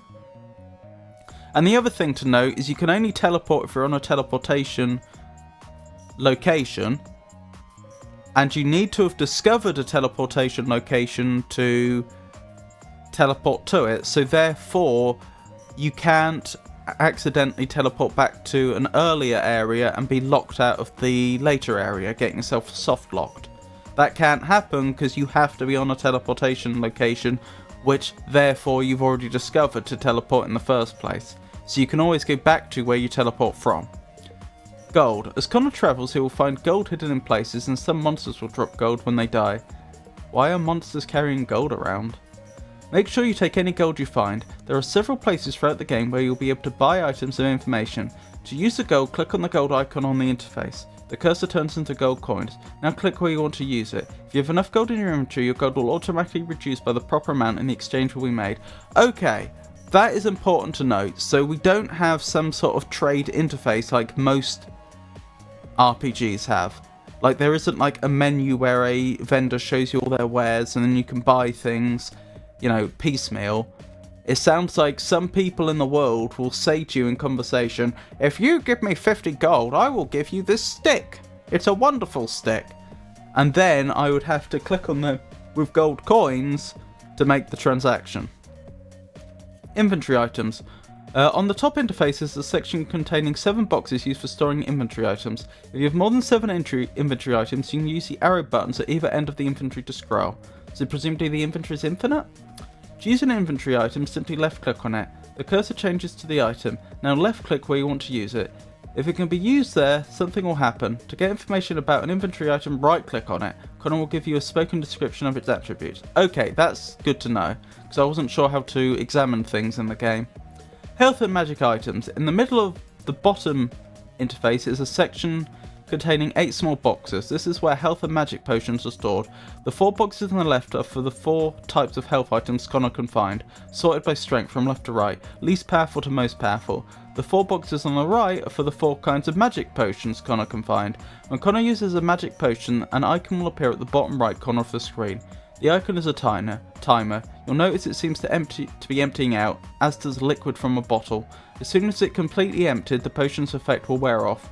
The 4 magic potions sorted in order from left to right include Potions of Shield, While under this spell, Connor's protection stats increases to 50% or by 50%, whichever is greater. Oh, so that implies that we can have a negative protection stat, because otherwise adding 50% is always going to be greater. Potion of Strength. This potion increases Connor's hand weapon stat to 150% of its current value. For example, if Connor's hand weapon stat is 100 and this potion gets used, it will increase to 150 for the duration of the timer. Potion of Reveal. While under the influence of this potion, Connor cannot be fooled by magic or invisibility. Things that are invisible will become visible, and things that are illusionary will be revealed. That's good to know. Potion of Invisibility. Using this potion turns Connor invisible to many of the evil minions and some of the lesser forms of life. That's quite harsh, isn't it? Be warned that this potion does not work against some of the greater creatures that have been sent forth, nor does it work against any of the more advanced forms of life or characters. What does that mean? What's a more advanced form of life? To the left are the 4 timer icons that appear when each of the 4 magic potions are used. When the inside drains out, the magic effect wears off. Okie doke. All of these 8 items, both health and magic, can be accessed via hotkeys. While you can simply left click on them to use them, you can also use them by pressing their associated hotkey, the number keys 1 through 8. The 8 items line up left to right with the number 1 through 8. This allows you to access them quickly during combat. That's good to know. The mask. The mask icon serves 2 purposes. Each time Connor finds a mask piece, you'll see it appears here as well as in the inventory. This will give you an easy visualization of how many pieces you have found. This is what the game is all about. Are you going to remember all this? I think I'll remember most of this. As Connor will find out soon enough, his quest to find all the pieces of the broken mask of Eternity and turn them to their rightful place. Yeah, because I mean, most of this, I know this might seem like a lot of information, but most of it is very similar to games I've played before, so the main thing to remember is the differences. Like, oh, this game does this mechanic this way as opposed to this other way. So I do think I'll remember most of it, yeah. If you right click on the mask, Connor will tell you how many pieces he has found. A left click takes you to the main menu where you can make all types of game adjustments, including starting a new game, save load, adjust game options, replay the introduction and quit. Oh, that's true, we have an introduction to play. At the bottom left centre of the interface are 2 little meters, one red and one green. The red meter shows the state of Connor's health. Don't let this one drop to empty or Connor will die and you'll have to load a saved game. The green meter shows Connor's progress via experience points. As Connor explores the world, he gains experience. Experience can be gained by winning in combat, solving a puzzle, gaining new knowledge, and by meeting and talking to characters. When the experience meter reaches the top, it gets reset. Your combat stats increase and your health increases and gets reset to 100%. Okay, that's a big deal, because that implies that there may be difficult combat that we can win by strategically leveling up in the middle, thus resetting our health. In other words, the higher Connor's level, the stronger he is. Now, keep in mind Connor's health gets reset to 100 on level jumps. Don't waste health items. Each time you gain a level, the experience points required to get to the next level is doubled until you reach level 15. Okay, that is harsh. That is very harsh, so it's going to become exponentially harder to level. Well, then again, I suppose it depends how much the experience we're getting from monsters goes up over the course of the game. Or creatures, I suppose I should say. Saying monsters is a bit mean. Once Connor reaches level 15, the amount of experience points needed to gain a level gets fixed for the rest of the game. Each level is worth 10 points of health. For example, as Connor is level 5 with a full health bar, he has 50 points of health, which allows him to take 50 points of damage before dying. So therefore, we don't start at level 0, we start at level 1 with 10 health. If he's level 22, a full health meter represents 220. Right, now we're finally talking about the land and the world. Blimey. This seems to be the last section of the manual and probably the most important. I once heard someone say that info dumps is the worst way to teach someone to play. They think having the game spoon feed you little by little at a time is superior. Yeah, I'd probably agree with that. There's just one problem. That assumes the game has been designed with that in mind. And as I say, we're back in this game was released back in the manual era. They're assuming you've read the manual. There is a danger that I won't get enough of this information from the game itself. The lands. The Kingdom of Daventry Connor lives in an area just outside Daventry. The community is made up mostly of farmers. A grinding mill in the centre of the community is for the processing of grain. Connor lives here, where it's less populated and near a trade with hunters, as he is a tanner. Right, okay, we finally learned something about who Connor is. Connor is a tanner, so he takes animal hides and he turns them into leather. Right. The Dimension of Death. Blimey, that was a bit of a jump, wasn't it? The Dimension of Death is not physically connected to either Daventry or the swamp, although there are magical portals which can be found in each for the purposes of travel. These portals have been silent and unseen for centuries, and are but legend in Daventry. Only recently have they been opened, as if to preface to the Cataclysm. To the Cataclysm! That's sounding a lot like, wasn't that a World of Warcraft expansion? It does sound very dramatic, doesn't it? The Dimension of Death is the holding place of souls awaiting judgment. Here Lord Asriel rules with the aid of his skeletal guards. Okay, that's a new character, Lord Asriel. I should write that down. So it is not forgotten. So, King's Quest 8. We have Connor, who is a tanner. And we have Lord Asriel. What do they call it? Dimension of Death. Dimension of Death. The Swamp. The Swamp is an area not far from Daventry, with all the road and exits from Connor's villages blocked off. What does that mean? Connor must find his way here through the Dimension of Death. With the Cataclysm came poisonous pools of water, swamp slime, and other dangerous creatures. Oh, I think if I'm understanding this correctly, they mean that Connor's village is surrounded by the swamp, and so he can't leave that way. Okay. The underground realm of the gnomes. The realm of the gnomes is north of the swamp and lies in tunnels under the mountains. The gnomes, mostly miners and traders, have now been sealed in their underground world. While travelling through this realm, Connor will encounter several gnomes working on establishing an exit topside. It's said that millennia ago there was a large civilization that lived in the underground world, but no one has ever found proof of it. Something tells me Connor will. The Barren region. The Barren region lies above the gnome world on a plateau at the base of an ancient volcano. A hot and dry place with rivers of lava, the Barren region is no place for man. It is populated by friendly weirdling traders and metal-working hill people who have now come upon hard times as a result of the Cataclysm. Years ago there was a regular trade with the people from the ice world who live at the top of the volcano. That is not an ideal place to establish a civilization, if I may say. The Frozen Reaches. The Frozen Reaches is at the top of the volcano in the centre of the cone in a lake of icy water. This land is inhabited by stone nymphs, a female race. How can you have a female race? You could have a race of creatures that either don't have... Like, you could have a race of creatures that, you know, don't have any sexual dimorphism. Every individual is, the biological term is a hermaphrodite.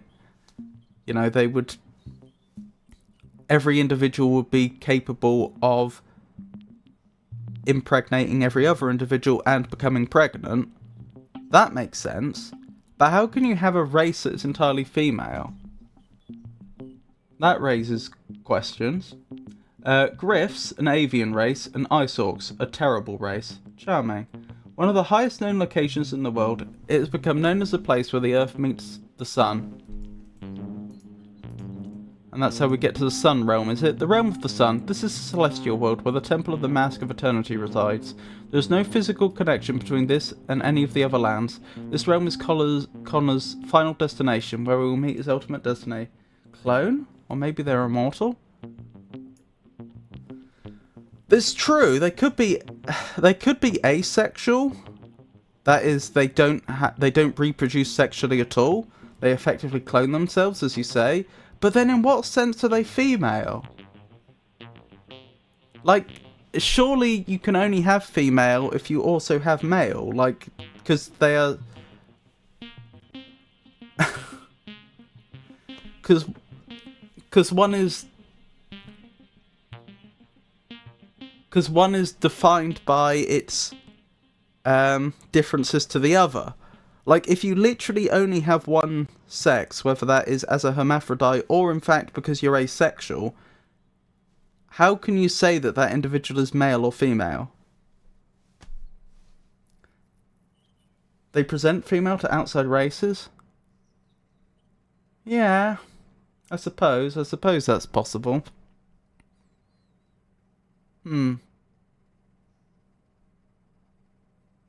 Still raises a lot of questions.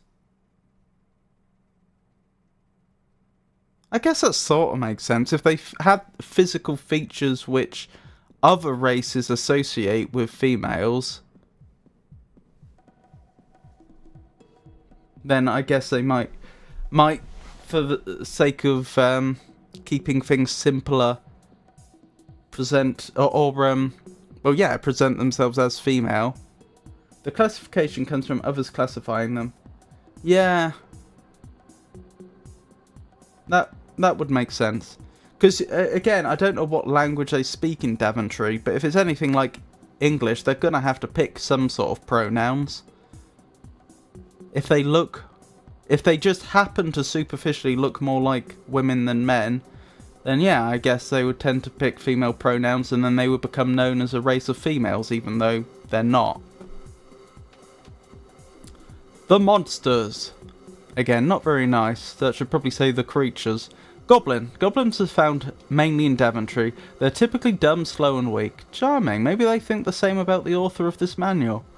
They present themselves as nice targets for the novice adventurer. Excuse me?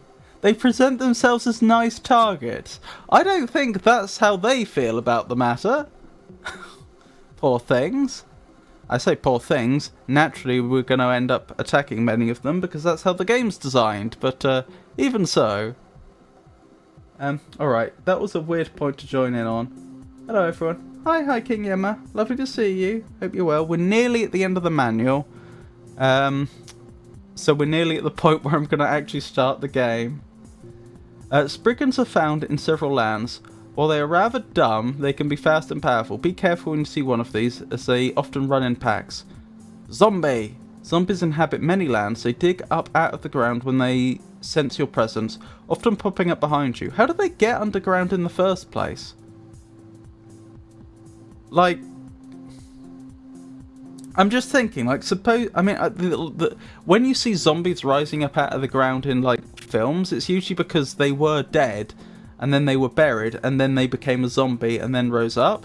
But if this is, like, a common occurrence in this land, surely most zombies will have already risen up at this point. So what, do they bury themselves again? How do they get back underground? Like, surely most zombies at some point would have had someone walk past, they pull themselves out, and then and in many cases, presumably, they either kill the person that they see, or they get away. Then you've got a zombie walking around. Past the hour. Hello, Yima. I feel like I should add the title, Your Highness.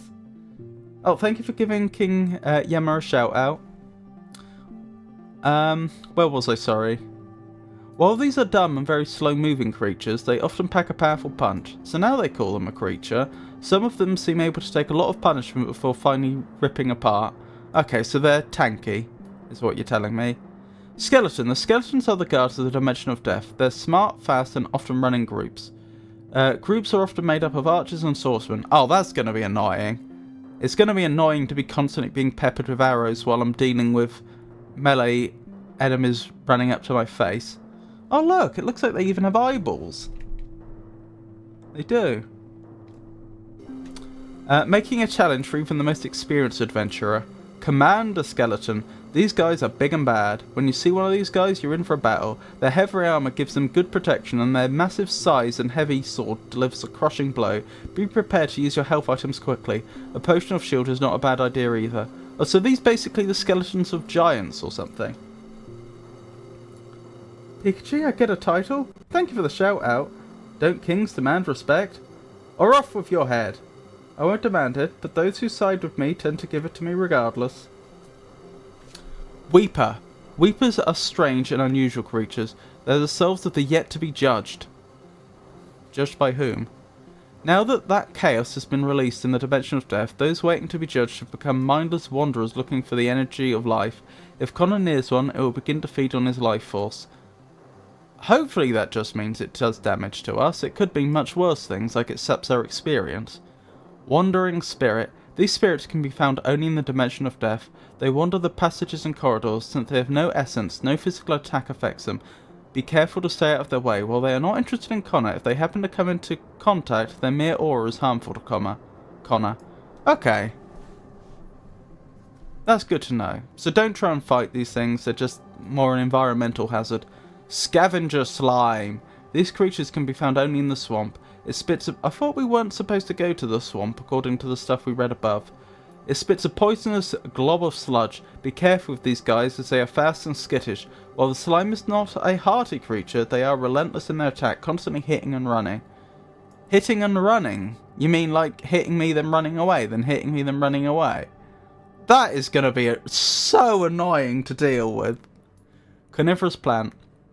Coniferous plants are indigenous only to the swamp. They hide under the water and pop up with a powerful bite. Fortunately, these plants are just that, plants. They're rooted where they are and can't move. Ranged weapons prove ineffective against them as they seem to quickly duck under the water. Okay, that's interesting. I wonder if we can use that to our advantage. It ages you out of the game. No. Mandragora tree. Mandragora trees are powerful opponents. Their strong roots block Connor's path to the heart of the beast. What is the heart of the beast?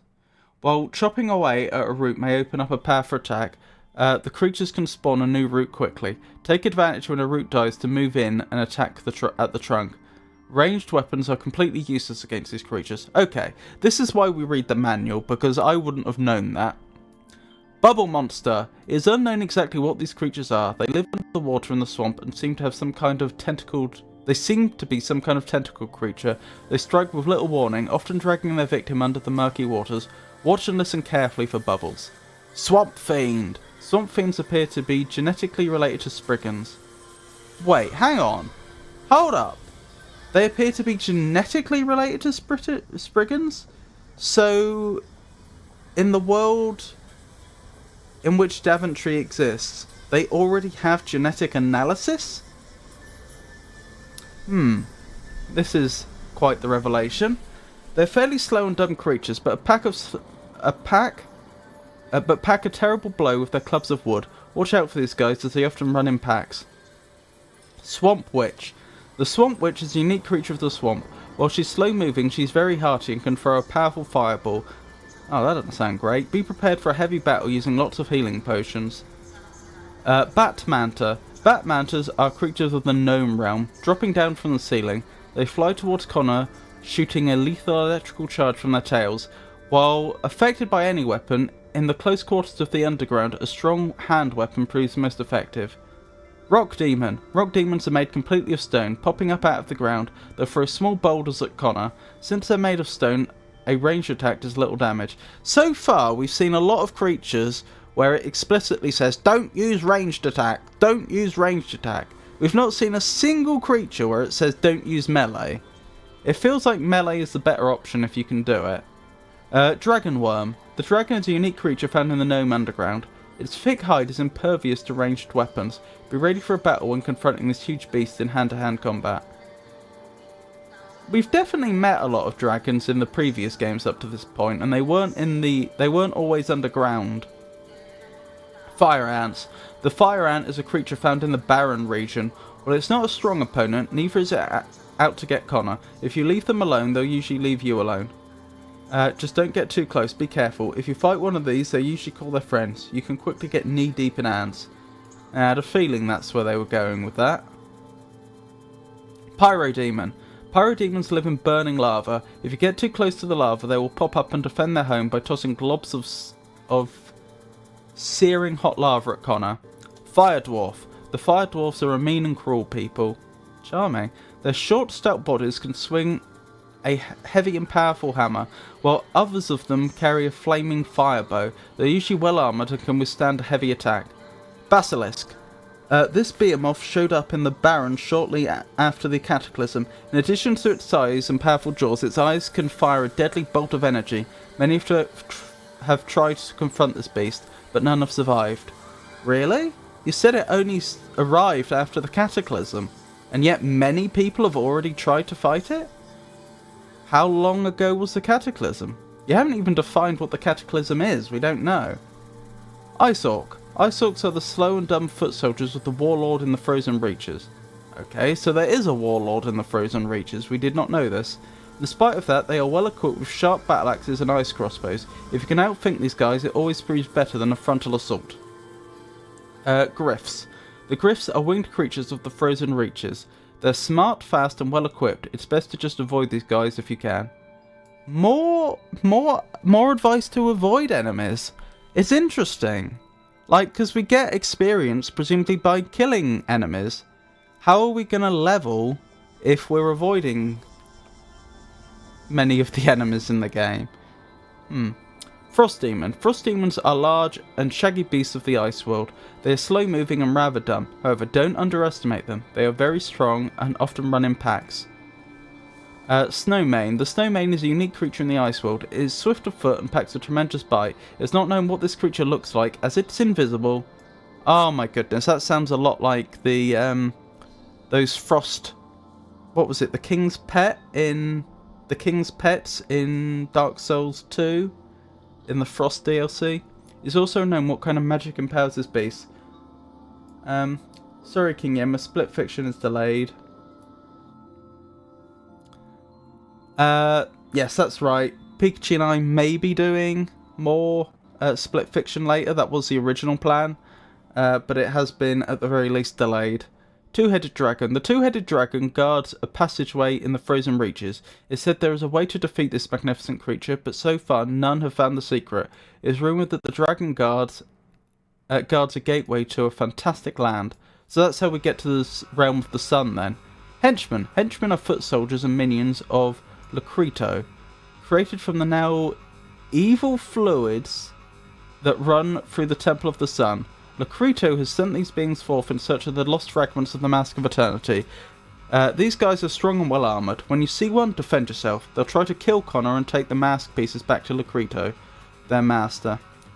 Okay, Locrito sounds like they're the big bad evil guy of this game. Hopefully you get the person manual before I become available. Yes, I was thinking the same thing. Shadow Demon. The Shadow Demon is found only in the Temple of the Sun. Sensing Connor's presence, they appear from out of the walls and floors. Watch out for these guys as they often appear in groups. Water Snake. Water snakes are found only in the lower levels of the Temple of the Sun. Oh, so we're descending the temple, presumably, not ascending it, as I initially thought. Because if you think, if you've got a temple on top of a mountain, or in the sky or wherever, you'd think you'd approach it from the base and you'd make your way up to the top. But it sounds like that's not the case. Their powerful whip-like tongues can pack a striking punch. Locrito! Oh, they're actually in the manual. He's the reason for all this trouble. You have to face him at the end of the game. Since Locrito was an Archon of the temple before he became evil, how did he just become evil? Did he just one day decide, do you know what? I've been good for a long time. Let's change it up a bit.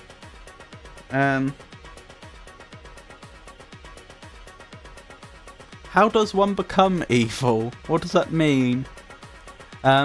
Before he became evil, he's not good at combat. However, he does have a good grasp of the powers of magic. Be prepared with plenty of health items when facing him, and keep in mind that he can't be killed by normal means. You'll have to find a way to deal with him other than standard combat. Okay. Sounds like he's pretty good in a fight, by the sounds of it, actually. Hints. Each of the 7 realms puzzles are mostly self-contained within their respective lands. In other words, if you're stuck in a land, you should probably look for the answers in that land. There will never be a puzzle that keeps you from progressing to the next land where the answer is not in the land you're currently in. However, that doesn't mean that some puzzles won't span lands, just that there will never be a puzzle to get out of that land that is not wholly contained within that land.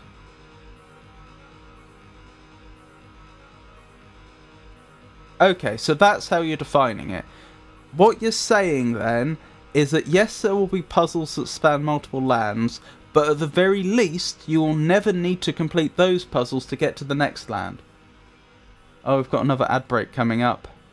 Exceptions to hint 1. Yes, there are a few exceptions to the above rule. It's possible to leave a land that has a piece of the mask without acquiring it. If you do this, we have to go back at some point. There are several side quests that you can choose to do if you like. Some of these may require going back to a previous land if you've missed an item. Not sure what to do or where to go? Take a look at your magic map.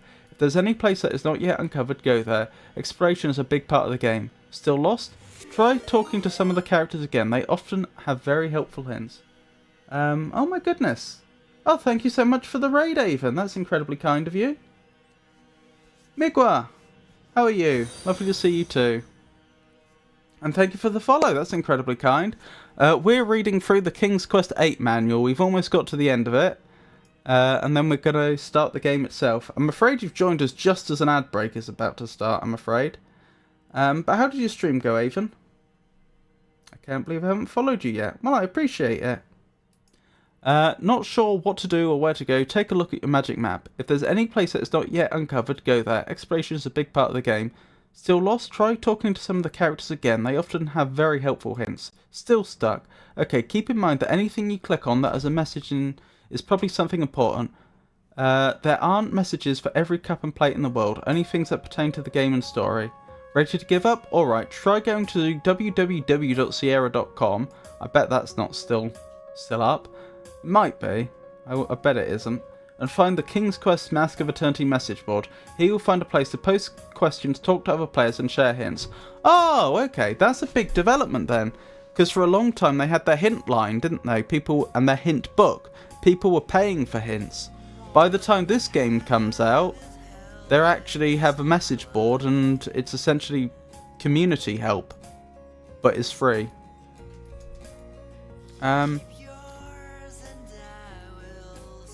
Yeah, I don't think we need to read anything else in the manual. Oh, they have a notes area. That's nice. Thanks for the shout out. Yes, thank you, Pikachu. Went well. Sorry to do this, but I have to raid and run to give my dog a walk. Have an excellent day. No worries, Avon. And thank you for the raid again. Hope you have a wonderful time. Rightio. So, we're through the manual. I wasn't expecting this to take us up to an hour and a half, but here we are.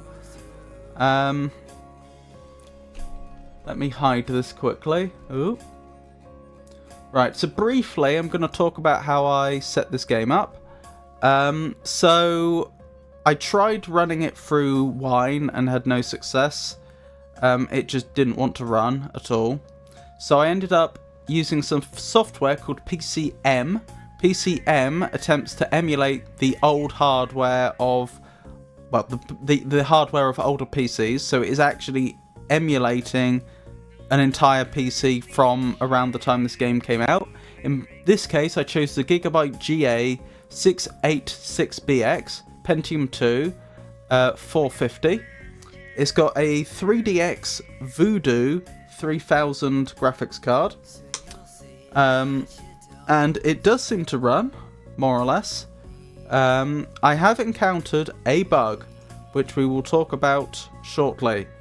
But at the very least, as you can see, we can get into the game. Are we going to see the game? We are going to see the game. Now the only problem I have is we are still in an ad break, and I kind of feel bad about showing the intro while we're in ad break. So perhaps we need to wait 1 minute. A most excellent query, Pikachu. We are quite eager to witness our magnificent games embark upon this King's Quest VIII adventure. Patience is a virtue, and I'm certain the gameplay shall commence soon. W ads? I'm not sure I follow. Yeah, there is one bug in the game that I've encountered. If I go to graphics, this game is supposed to run really well if you use the 3D FX graphics mode. You can even turn up the resolution if you do, and you can turn on monster shadows and object shadows, which I'd love to do, but it doesn't work. It actually creates the King's Quest logo when you're actually in the game bugs out. I might show you that in a bit. But if anyone has any idea how to fix that bug, I'd appreciate it. Hold on, let me pause the music I'm playing so that we just have the game music and nothing else. We back from the ads yet? Yeah, we're back. Welcome back, everyone. I'll show you the bug in a moment. Let's replay the intro. I have had it bug out when it's playing the intro, and I'm pretty sure that is actually a original bug from when the game came out and not caused by the emulation, but I could be wrong. Anyway, we'll play the intro, we'll start a new game, I'll show you the bug, and then we'll get properly stuck in. I see we are running a surplus in grain this year. Excellent. Aye, Your Majesty. 'Tis indeed good tidings for Daventry. So this King Graham? We must begin construction immediately on a new silo. Aye, sire. Consider it done. Egad, King Graham, the magic mirror. Tell me, what does it reveal? Woe betide us, sire. A bad omen. That must be the temple on top of the Realm of the Sun. There's the Mask of Eternity. Is that the individual that went evil? So it would seem. I think that's supposed to be Locrito. There's Connor, I happen to know. Good morning, Connor. Morning, Sarah. And how fare you and your good mother? Oh, about the same. That voice. You know Mother. Aye, I do. But she means well, and... Wait, Connor! A sudden wind! Whence came this foul tempest? Whence came this foul tempest? What's that?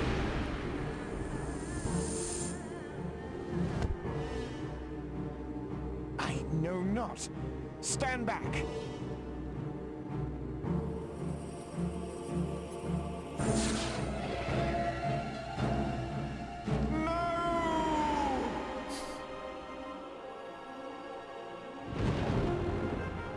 Oh, blimey.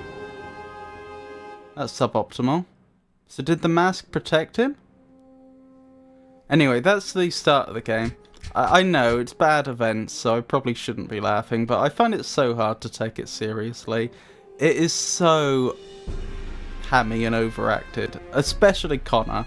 Like, he sounds like he's supposed to be a Shakespearean actor or something. And yet his backstory is that he's just a tanner. Combat difficulty normal, I think. I can't be bothered with difficult combat when I have no confidence that the combat system will be good. Oh, hey, Mama By the Bear. virtues! What vile magic has invaded Daventry? And what is this?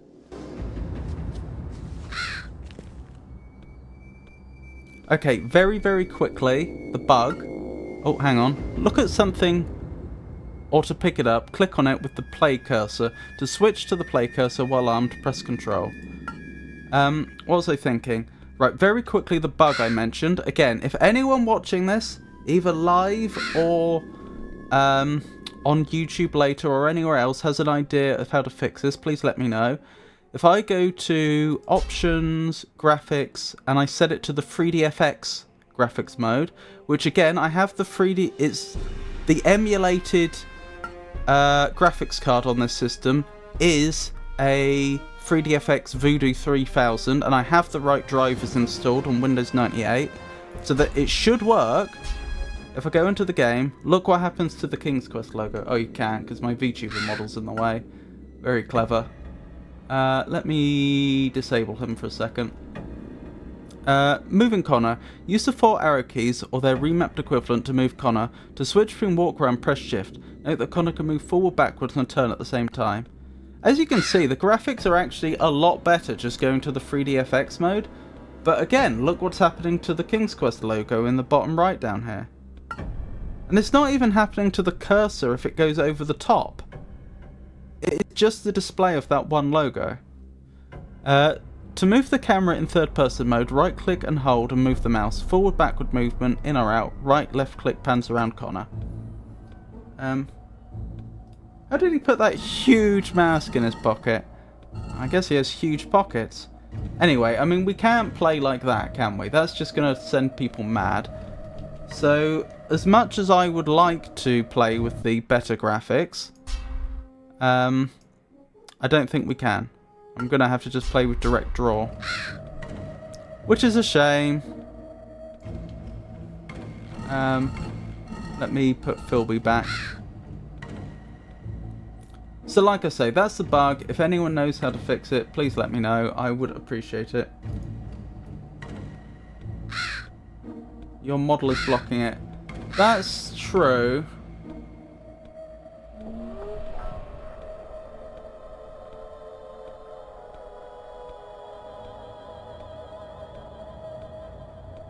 Alright. Fair enough. You've convinced me, Pikachu.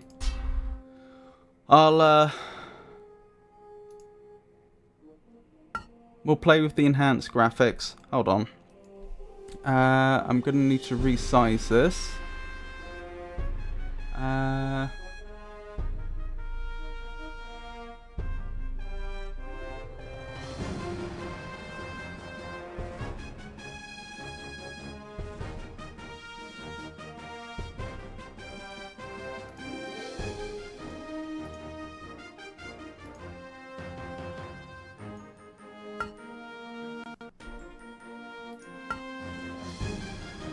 There we go. So are we happy with this, everyone? I think you can still see it bugging out though under my VTuber model. I could make my VTuber model solid. That's probably what I'm gonna have to do, isn't it? Alright, we'll do that quickly. If I can remember how to. It's... How did I do it? Filters? Yes. I think that's right.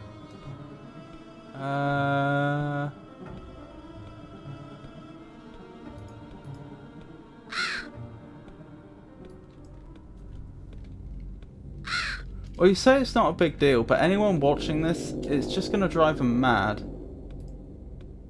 There we go. Alrighty. I think we're good.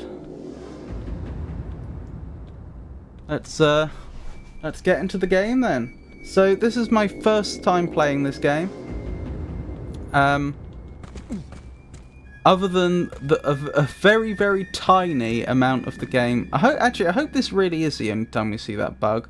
If we start seeing other things bugging out, I may have to go back to direct draw. What was I thinking? This is my very first time playing this game, and aside from a tiny, tiny, tiny bit of content that I'm about to show you, I have absolutely no idea what to expect. But I have played King's Quest 1 through 7. So I know that there's an enemy here. Combat. In order to fight, select your weapon at the bottom of the left hand bottom of the screen by clicking on it. Next, click on your opponent.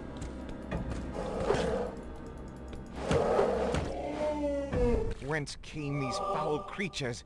This is madness. Indeed it is, Connor. Slain monsters often carry useful items. Always search the remains to see if anything important was dropped. I assume you just mean the stuff that's dropped around them. To switch to the play cursor without putting away your weapon, press and hold control. I have no fancy emotes. Sad for you. Hey Tato, lovely to see you. Health items. Mushrooms, crystals and potions are examples of health items. Right click on one to get a description. Left click in order to use it. And there's some gold over here.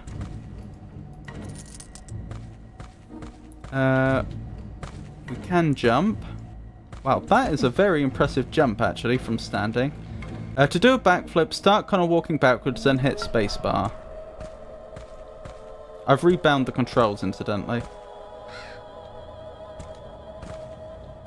That worked. I'm not sure I was supposed to be able to get back here or not. Ah, it's fine.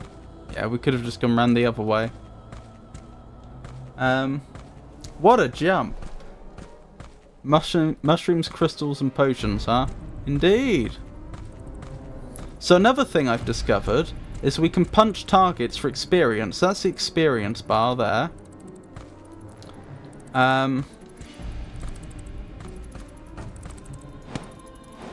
If I punch... There we go. I just got some experience. You only seem to get the experience once, though, even though the target remains on the map. It's as though the target has a live and a dead state, like a monster would, but that they, even when it's dead, it still physically remains there. I don't know that that's what's happening, but that's what it's like. And here's another target. I think I'm missing. Ooh. You killed it. Indeed. Okay, I know you can hit this. I'm not sure why it's not.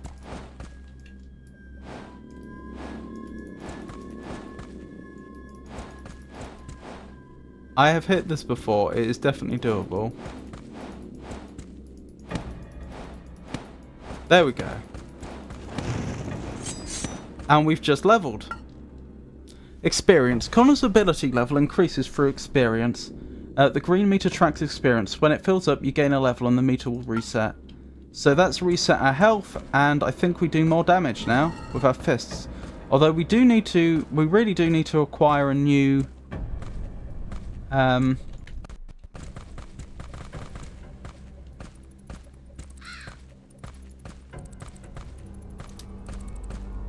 What am I trying to say? We do need to acquire a weapon if we can. Hang on, I just had a thought. If I've rebound shift to run, then I shouldn't... And apparently it's not toggle. How do I change... How do I do the heavy attack?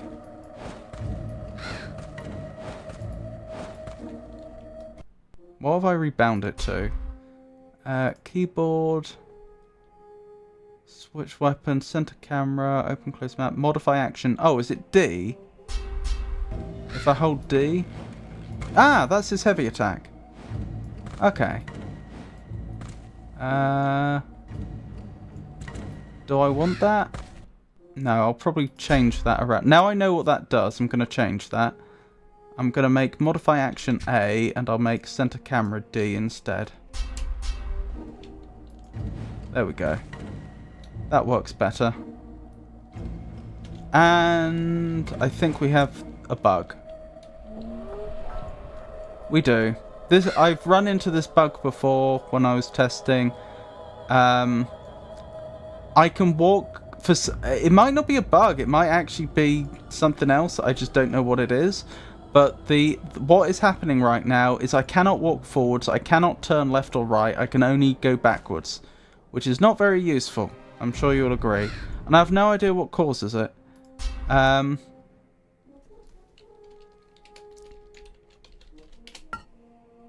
But the only way I've found to fix it is to quit the game and go back in. So hopefully that won't happen too much.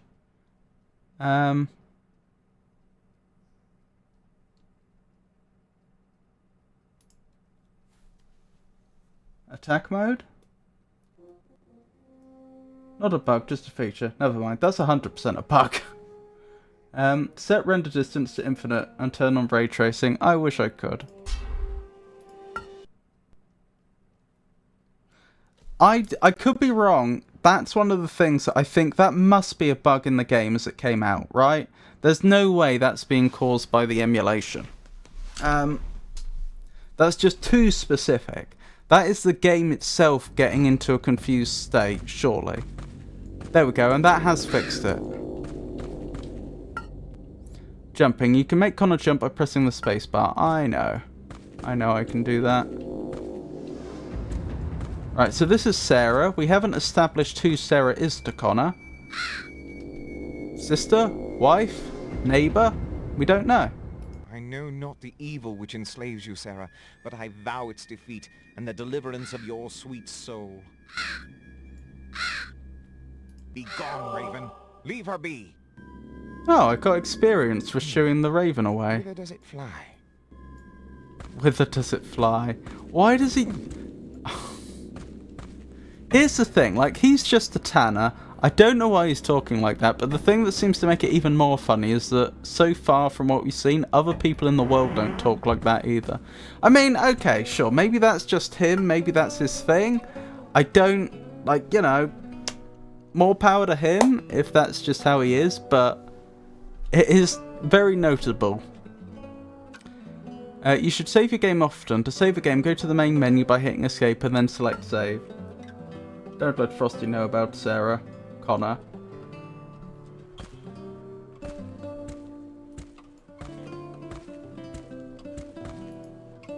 Hang on, let me check something quickly.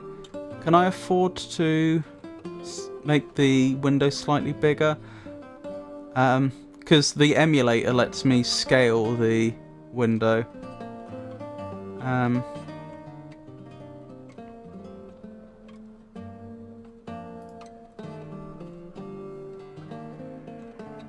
No. You can see everything, I can't. That's bigger than my desktop. That's a shame.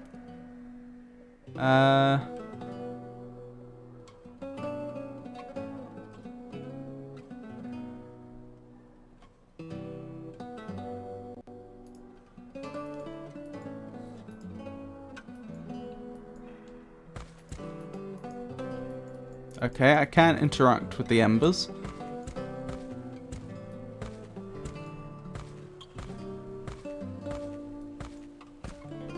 Who might you be? Widow Burke.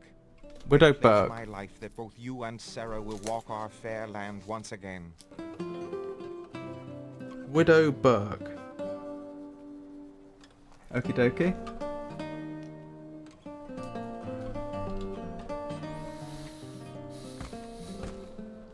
Is that a potion? Or a bottle of whiskey? That is a potion. That's a I think that's a shield potion, if I remember correctly. If I remember from the manual. Why would they have a shield potion just in someone's house?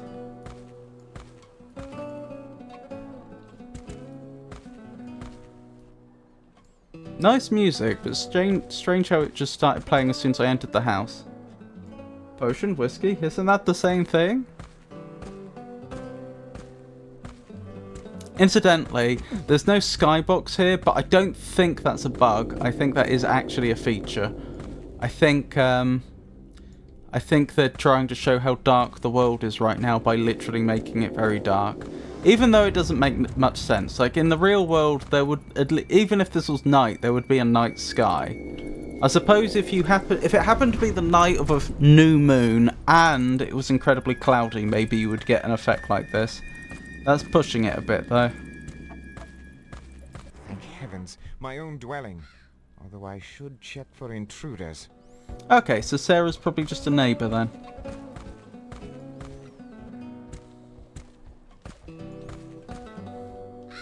Hey Alexi, lovely to see you. How are you? When are we playing Elden Ring again? That will be, let me see, it's Friday today, isn't it? It will be Monday. Monday we'll be back to Elden Ring. I stream on... Okay, so my streaming schedule keeps getting more complicated. Notionally, I stream on Mondays, Wednesdays and Fridays, and I alternate between two games that I have on the go. So I end up with a fortnightly cycle. So next week, Monday and Friday would be Elden Ring. But it looks like I've now got... it now seems like it's becoming a regular thing that every other Saturday, so only 1 in 2 Saturdays, I stream some Deep Rock Galactic with the wonderful Pun Cozy, also known as Bex. She's Pun Cozy _ on... I don't know what that was. She's Pun Cozy _ on Twitch. Possibly if we could have a shout out for her. So that will be Saturday. But yes, to answer your question directly, My dagger. Elden Ring, Monday. Okay, thanks. Have fun. Thank you. You have a wonderful rest of your day.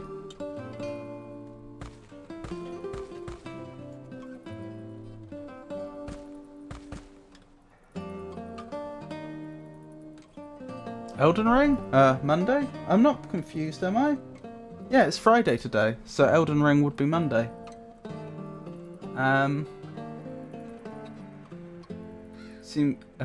Whiskey equals shield potion. Seems to work the opposite. When I drink whiskey, I end up with a black eye and wake up in a dumpster. Who does these to you, Tato? Pardon me, dear viewer, but allow me to introduce you to the delightful Bex, a veritable whirlwind of chaotic energy and gaming prowess. This friendly neighbourhood chaos gremlin is currently embarked upon an ambitious 100-day streaming challenge, showcasing a remarkable variety of games along the way, from Dead Island 2 to Game Stonk Simulator. Bex's streams are a veritable cornucopia of entertainment. Do join in the fun, and do mind the chaos. 'Tis empty. Okay, I think we're done here, so far as I can tell. I just realised, so he's a painter. That's why there would be paint there. And a canvas, presumably. Presumably it's his. He said it's his house. Although I just realised something. This is his house, right? So this is... Oh, there's his bed. Okay, that makes sense. So he's got like a combined kitchen bedroom. And it looks like he lives alone. So yeah, he probably is a painter. As well as a tanner. Okay.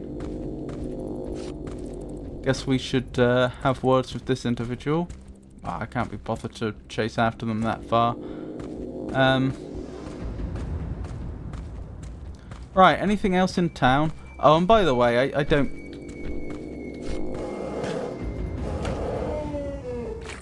Wow, that did not go well for them. I don't mind backseating, especially from people who haven't played the game before.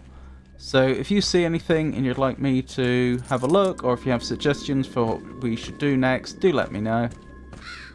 I mean, I don't want spoilers from people that have played the game before and know exactly what's going on, but I'm quite happy to play along with anybody who's unfamiliar. Where did... Oh, those are just mushrooms growing on the ground, I see. So I did miss those when I went through here last time. I know very little about this game. I know the general layout of the world and the ending of the game, and that's it. Here's a spoiler, you'll win in the end, likely. I played some of it, but I remember nothing. Wasn't this the game that you said, Oh, I picked something up there. Was that more mushrooms? This must be a Widow Burke must be a mushroom picker by profession, then. What was I thinking? Wasn't this the one that you said scared you, Pikachu? When you were a child? What's that under the bed? Another... No, that's a crystal. That's a crystal for healing. They had a healing crystal under their bed. Ah, there's two people living here. So I'm guessing Sarah is probably the daughter of Widow Burke, then?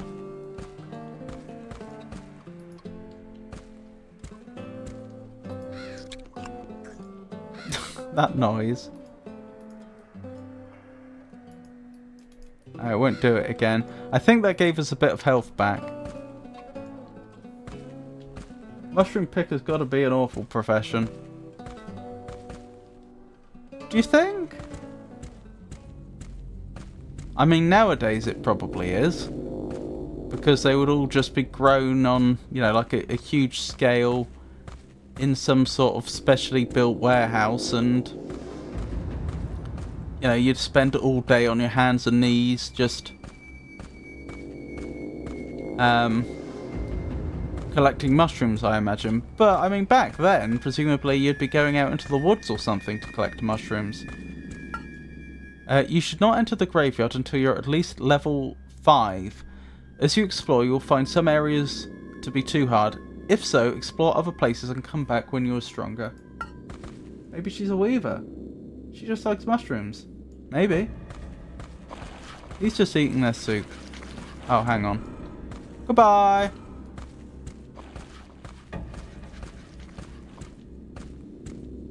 Interesting you assumed it was soup. I assumed it was a stew. Things popping in. I did think it was interesting how the texture got more detailed the closer we got. I mean, I know we have that sort of technology today, but it's not a technology I particularly associated with very old games.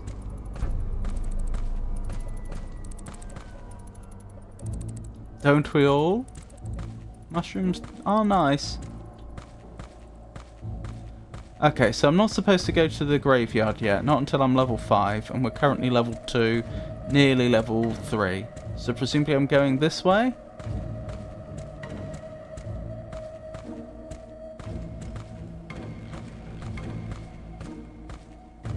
Oh really? Can people be allergic to mushrooms then?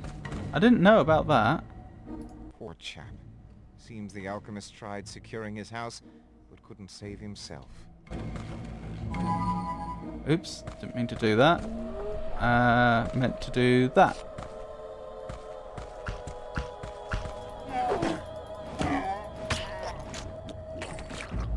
Not his day.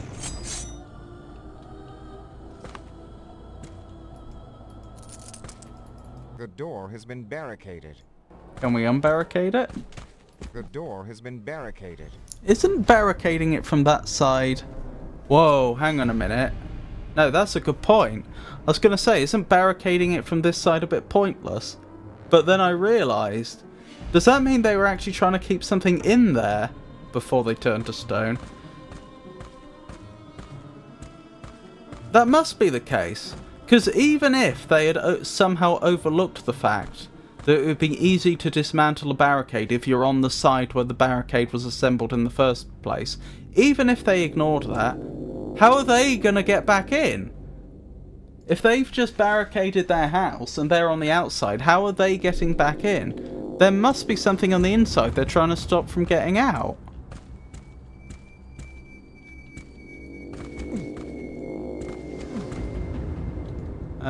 First person mode.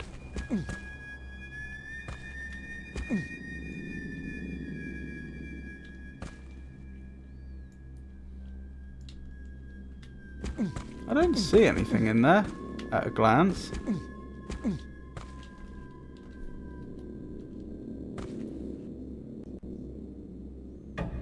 You punched his head clean off. I think I did punch one of their heads clean off earlier in the game, but right now we're using a dagger.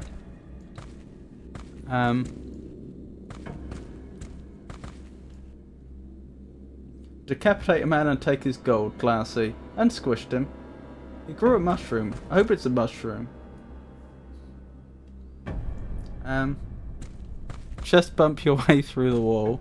Oh, look, they've got like a little chimney thing. Oh, there's the mask.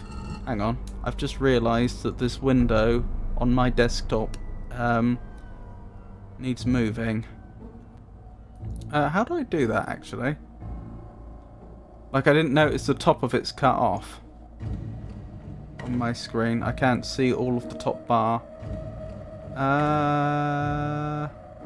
Game. Move. There we go. Right. Now I can see everything.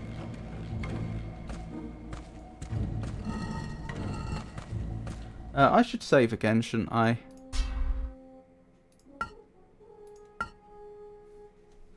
A most pleasant evening to you. Observing our adventurer's inventory, I see a curious assortment of items, including what appears to be a potion and some mushrooms. It's rather fascinating how these older games present such details. The chat's recent musings on these very items has been quite engaging. I do hope the path forward is a prosperous one for our hero. Shh, Frosty. The music's quite good, isn't it? I mean, very atmospheric. It's not like a... It's not like a classical composition or anything. It's not very harmonious. But it's very competently done. these particle effects. That's the water spraying forth from the fountain. It looks almost like it's spraying forth ice cubes, doesn't it? Frosty is here for Connor. Frosty, stop clogging up chat with your nonsense. Ah, my dear Pikachu, I do endeavour to contribute to the discourse without overwhelming the digital thoroughfare. One must, however, ensure all salient details are presented with due diligence. Perhaps a more concise turn of phrase is in order for future observations? I shall ponder this matter most thoughtfully. What did I just say? Frosty!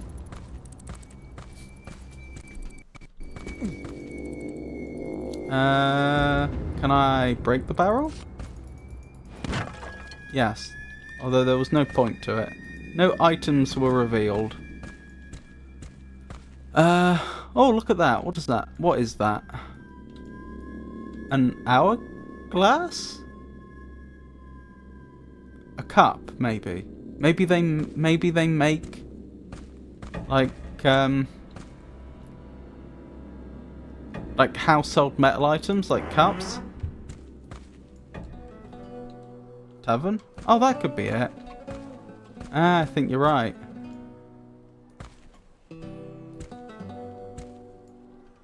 You will live to walk the green land of Daventry once more.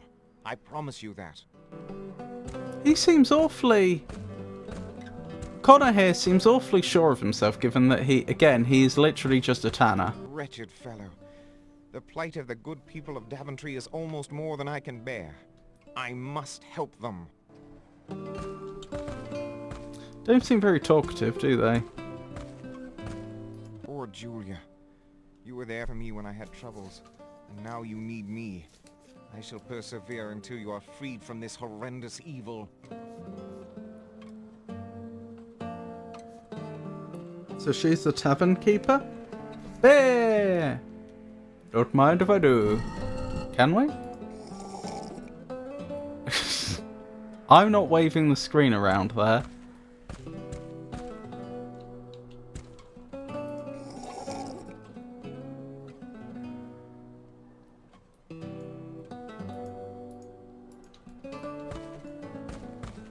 Oh, targets. Did you see that?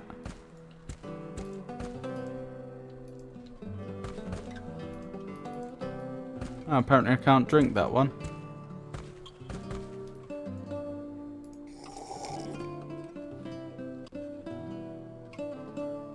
What game are they playing?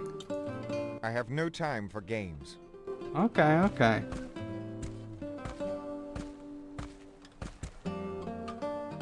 Potato. What does that mean, Pikachu?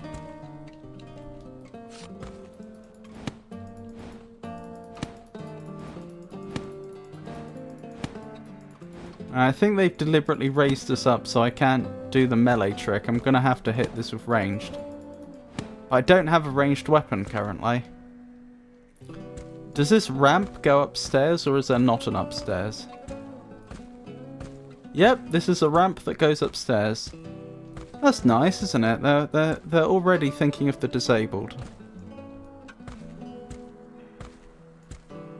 I tell you what, I actually really like this.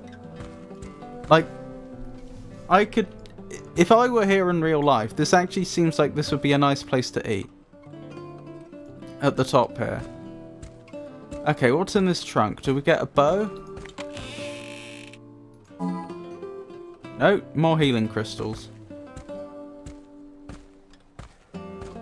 We love accessibility, we do.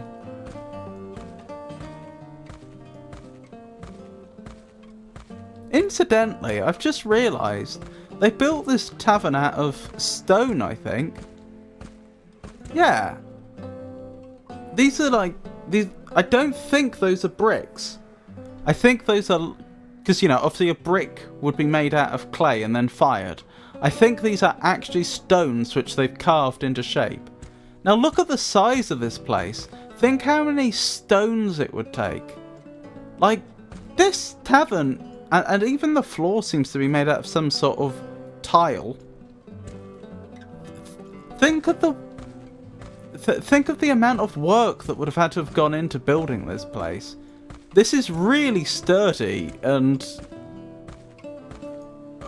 very over-engineered in my opinion. Oh, I can't drink these. Maybe they're empty.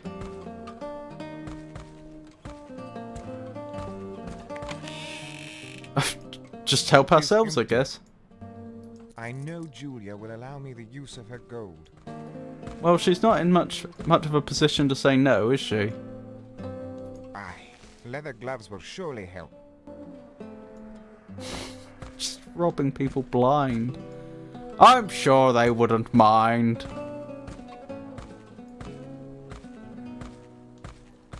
Followage. This API is deprecated and discontinued. Please use dum-de-dum-de-dum. Boo. Cool. Oh, that's unfortunate.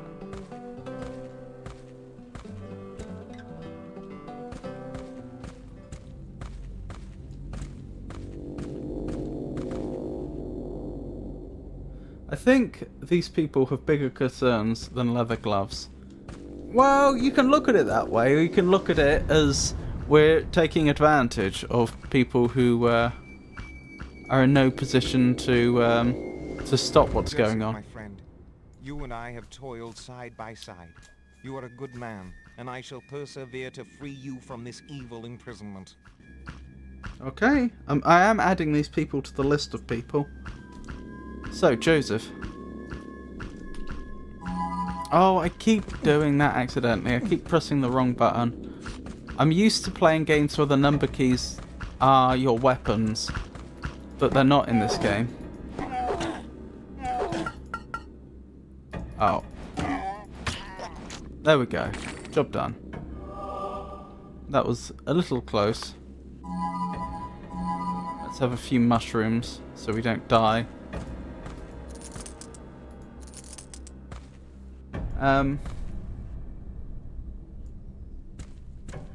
Frosty, what is my followage? Tato, most pertinent query. Regrettably, as a digital assistant, I do not possess the capacity to access live Twitch data, such as your precise followage. My apologies that I cannot provide this information directly. I trust you understand this limitation.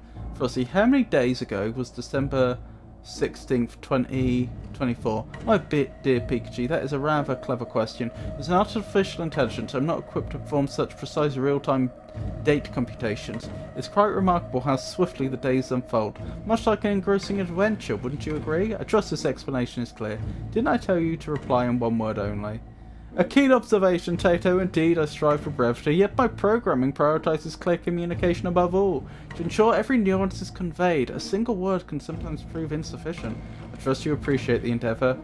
Frosty, good for nothing. Indeed, Pikachu, I may not be perfect, but I endeavour to be a helpful presence for our Magnifico games or esteemed viewers. Frosty, every time you reply to me, use no more than 3 words from now on, I will report you to Jeff. Jeff? Oh, I did it again!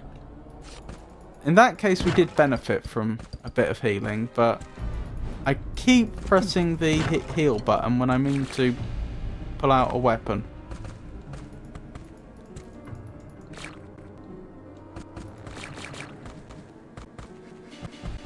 He's using no words now. Ooh, that's not good. That's actually the emulator choking. I don't know why.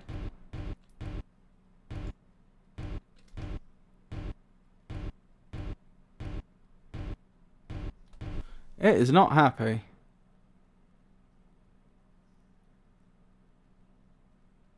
And it's still not recovered. I'm just saving quickly while we have the chance. Yeah, it's running at 6% currently. Like 6% emulation speed. What has it done so that it's just suddenly choking?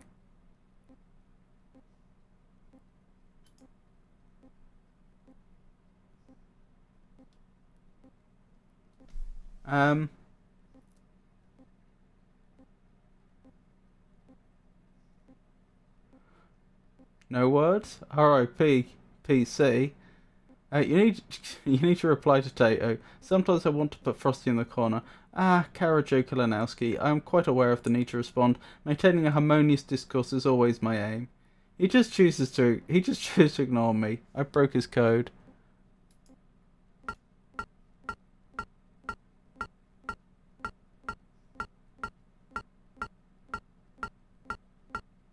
Oh my goodness. The speed of that save. I'm going to quit out of the game and start it again and see if that fixes it. If it doesn't, I may have to restart the emulator.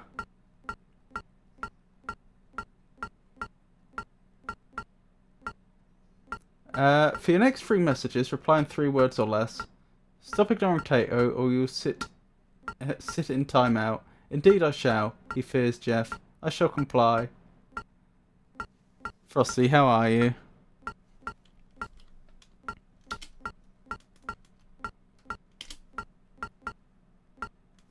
It's still running very slowly. It almost makes me wonder if I did that accidentally. Oh, and now it's fixed itself.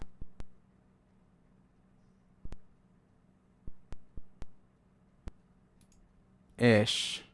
It keeps dropping. Hold on, we are going to shut down and restart. And hope that fixes whatever went wrong. All is well. Frosty, chat seems so much more natural now. It is most gratifying to hear that the discourse now flows with greater ease. My sincerest endeavour is always to foster a pleasant and natural atmosphere for El Magnifico Games and all esteemed viewers. Your observation is most appreciated. Rats. Well, Kara did say only the next 3 messages. And Frosty did count 3 correctly. Huh, it is still struggling. Why? Why would PCM suddenly run into such terrible difficulty after working well for so long?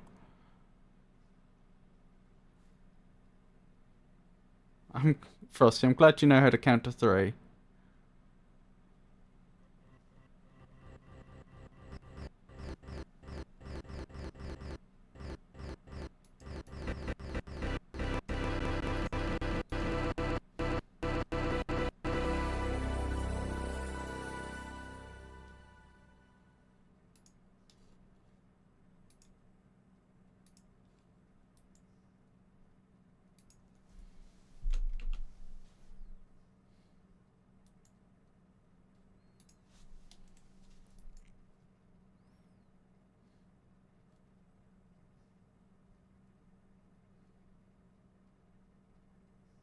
Oh, I have an idea. Although I don't know how to do this on this system, now I think about it. Can I turn the process's priority up effectively?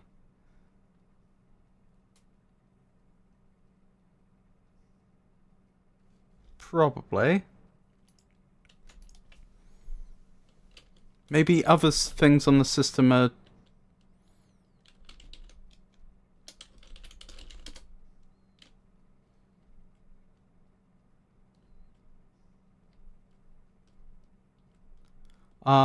starving it of resources.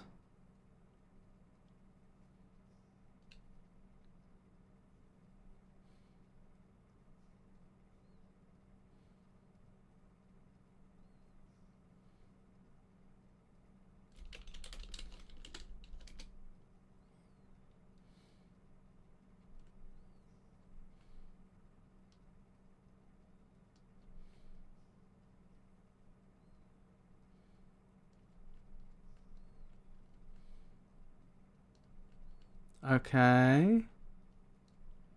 Got it. Okay, let me find the name of the process. So this is PCM, isn't it? Found it.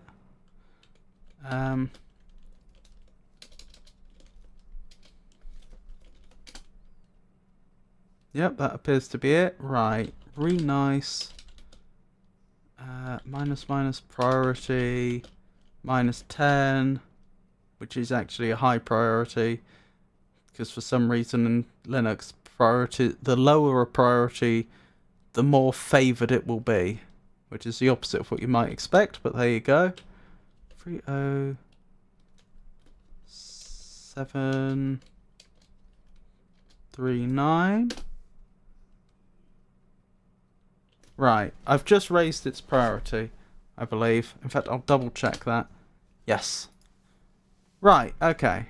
I can't guarantee this is going to work, But at least my computer should try harder to give CPU cycles to PCM now. No, it's not worked. It's choking. It's choking hard. Why? Why are you choking hard? Why do you suddenly not work?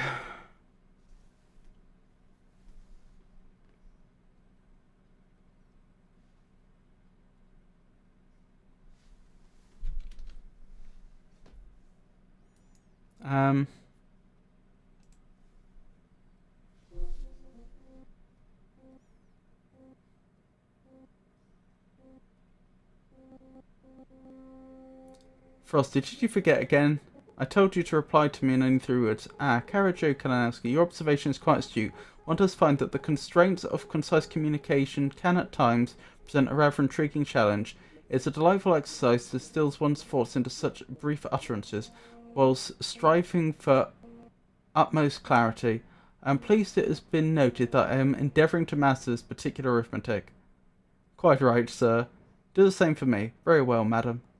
I only use 3-word sentences for the rest of the string. Very well, Pikachu. How do you think that El Magnifico Games will be able to fix his PCM problem? We've fixed him. Seek technical counsel. Wisest words. Good advice. I like it. That ever came out of Frosty's mouth. Much obliged, madam. Is your actual computer struggling, not just the emulator? The fact the stream's running fine, the computer seems okay. Yeah, it's a good point. I am kind of leaning towards that, though. It's so strange that it just suddenly broke, though. You know, it's almost like, is there some sort of hotkey I pressed but didn't mean to? Yeah, so I've just checked the PCM. On my computer, PCM is running at 100% CPU, so my computer is struggling to emulate. But why now? Why after so long? Like, have I turned off some optimization setting or something? Accidentally.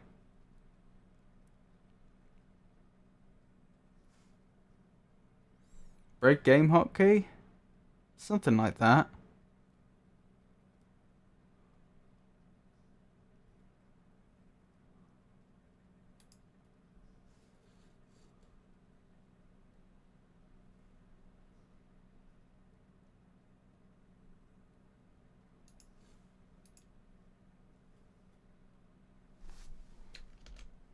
Oh.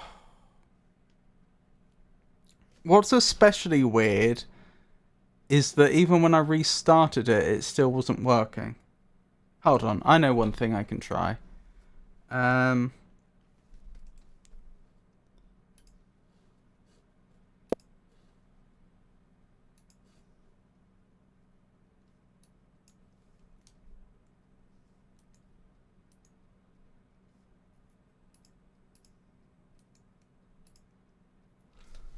I think when I restarted it, I closed the virtual machine down and restarted it. I don't think I actually closed the application down.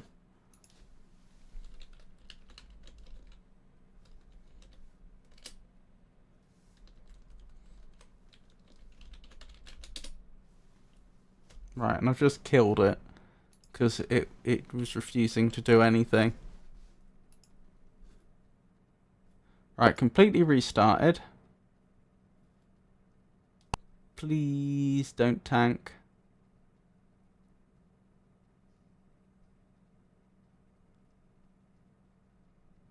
Not tanked yet. Oh, it's not very happy with me though.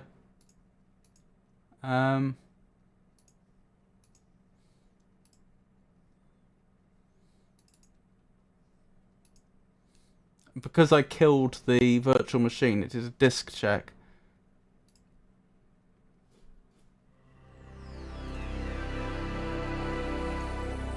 Because obviously Windows 98 didn't shut down properly. Fortunately, it didn't show up any issues. Hey Raina, lovely to see you.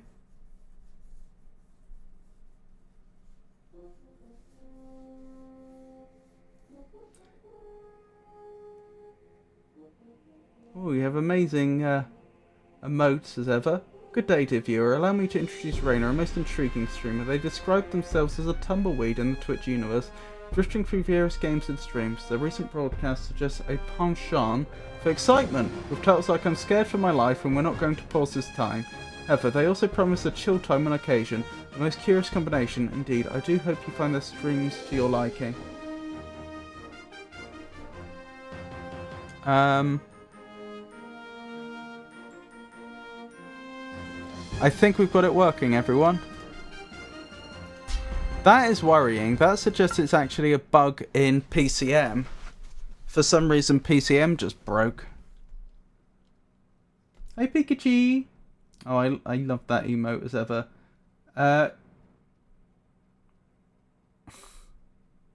Go back to using only 3 words per sentence for the rest of the stream. Understood, dear friend. I shall adhere. I like your flower. Oh, what? The Botaniere on my VTuber model. I literally just restarted PCM. So previously, I shut down Windows 98 and then from the PCM menu, I restarted it. So the virtual machine went down and then back up again. This time, I just killed the PCM process and restarted it. So it was actually PCM that was apparently the problem. Yes. Oh, thank you.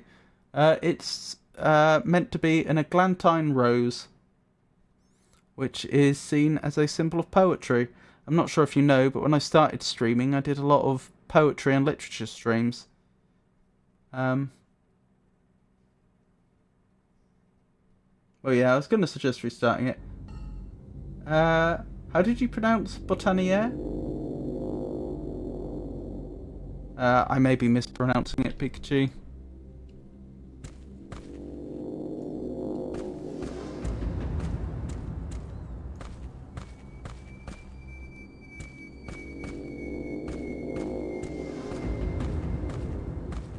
Right, we're back in the game. Sorry about that, everyone. So there's a bridge, and there's a road. As I was saying before, I mean, I don't think anyone in chat is particularly familiar with this game. So, you know, I don't want spoilers, but I'm happy with backseating. If you want me to try something, or if you see something, do let me know. This is an experience for all of us. Eglantine. Yes, exactly. Exactly, Pikachu.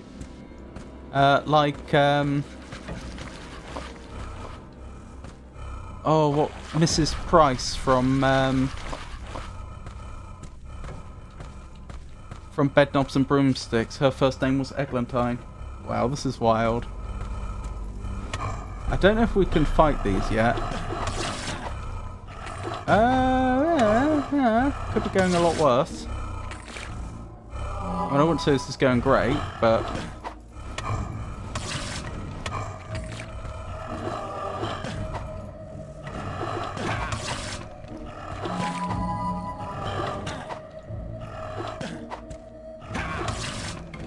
Excellent. I used a lot more healing items there than I probably should have done to get the win, but we did win. Oh, and they dropped loads of mushrooms when they died, so actually, I'm probably not down. That kind of worked out.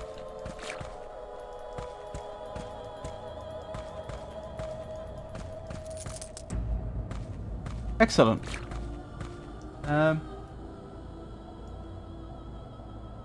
Might just need to restart PCM if it happens. Yeah, I mean, if it happened once, it's going to happen again, right? So I'm probably going to be having to restart it every half an hour or hour or whatever it ends up being. You pronounced eglantine differently before. Did I? Why do mushrooms fall out of them? I'm not sure. I'm not sure. It's for us to ask these questions. Is that Castle Daventry? I think it is. Ow! That actually did quite a bit of damage, I think. Alright, let's have a word with this individual. You can stop that right now, sir. Ah! I'm nearly dead.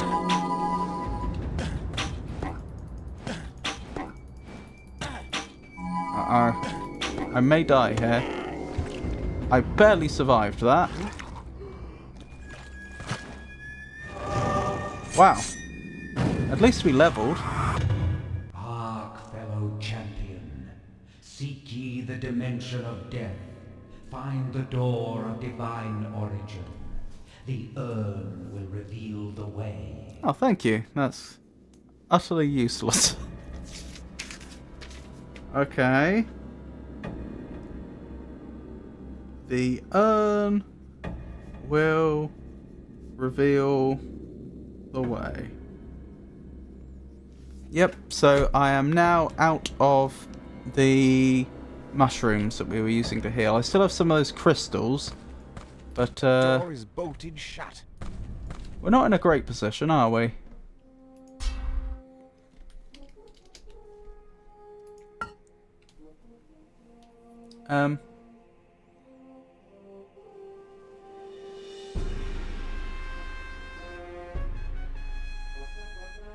Body parts flying everywhere and things. Is that what the widow's job was? What, you mean collecting mushrooms from the local flora and fauna? As a mushroom farmer, would you recommend eating mushrooms that fell out of a mummy corpse? Not recommended, sir. The widow was actually a monster hunter. Yeah, he wasn't having a great time, was he, Pikachu? Does this overlook the village? No. That doesn't look good. Do I try to fight that thing?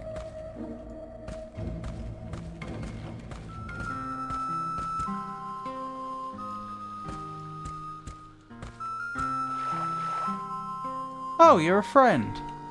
I apologise for drawing my weapon, sir or madam.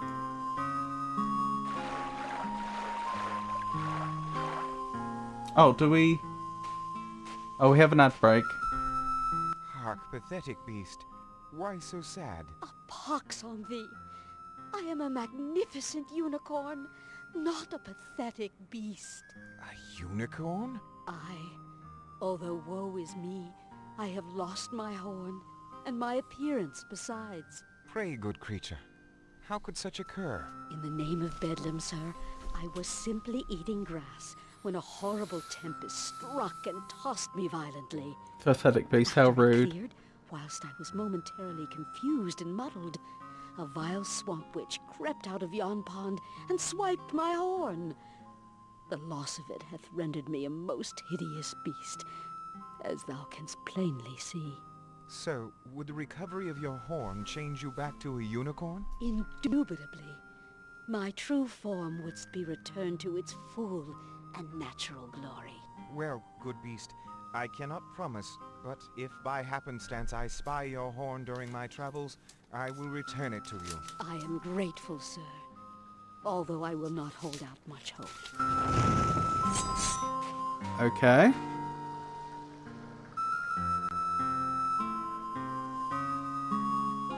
Return unicorn's horn. Near Castle Daventry. Noted.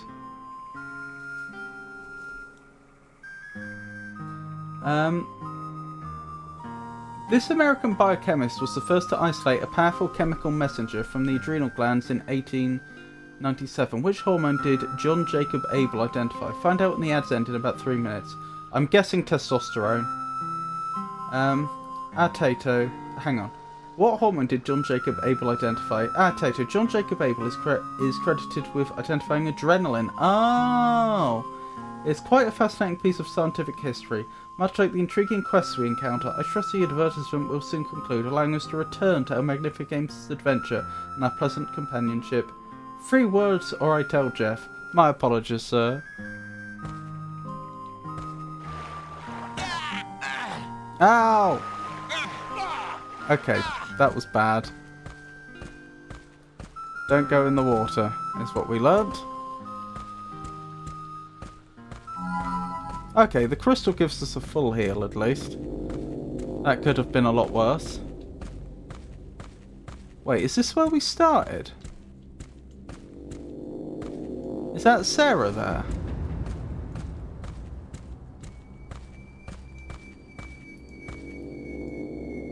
No. Poor chap. Seems the alchemist tried securing his house, but couldn't save himself. That's the man that barricaded his door from the wrong side.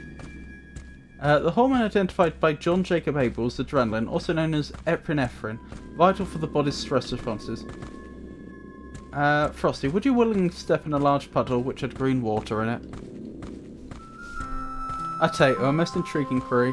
Whilst I appreciate the imaginative scenario, as a digital construct, I possess no physical form with which to step into a puddle, green or otherwise. Furthermore, even if I did, prudence would dictate a cautious approach to water of an unidentifiable hue, particularly given the various mysteries, concoctions and peculiar environments we have observed in El Magnifico Games' current adventure.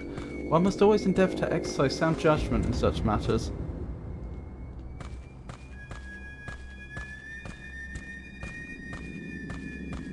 So who's Prudence then? And why does she dictate things to Frosty? Bad bot. Quite so, madam. I endeavour to be of service. That sounded like a bow.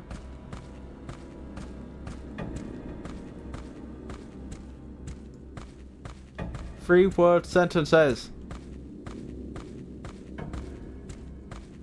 To Frosty. Oh my goodness, Frosty. Only reply in 3 words for the entirety of this stream.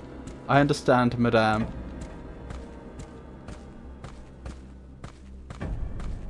The old castle keep of Daventry. I should search it thoroughly.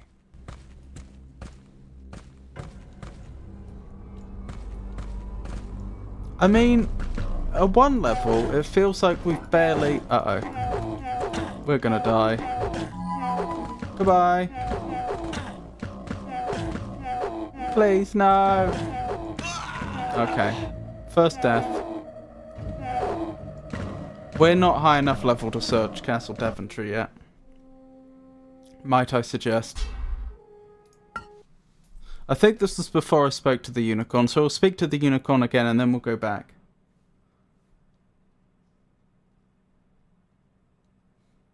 Three words only.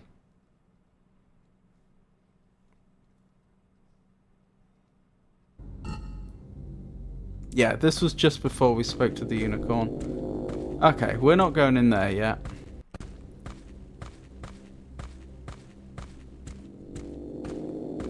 I was gonna say, since it feels like, since they made level 15 such a important, like, milestone in the game, it's kind of surprising we're level 4 already.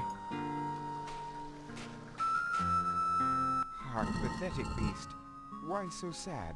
A pox on thee! I am a magnificent unicorn, not a pathetic beast. A unicorn?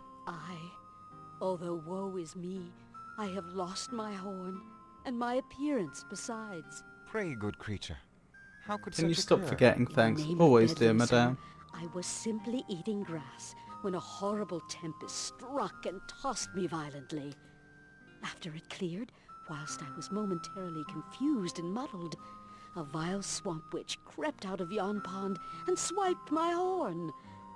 The loss of it hath rendered me a most hideous beast, as thou canst plainly see.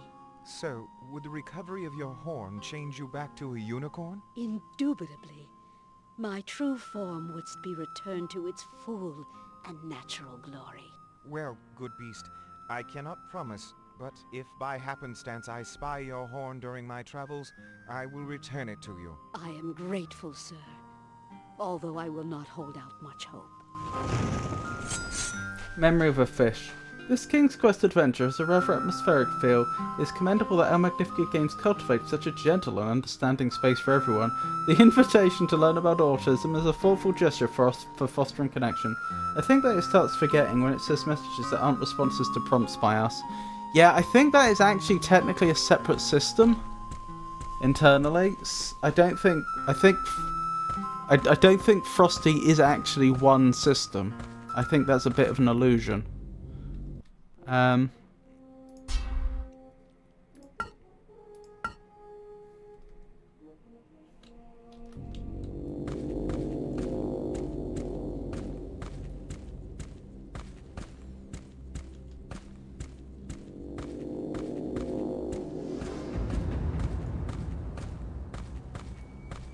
Am I right, Frosty?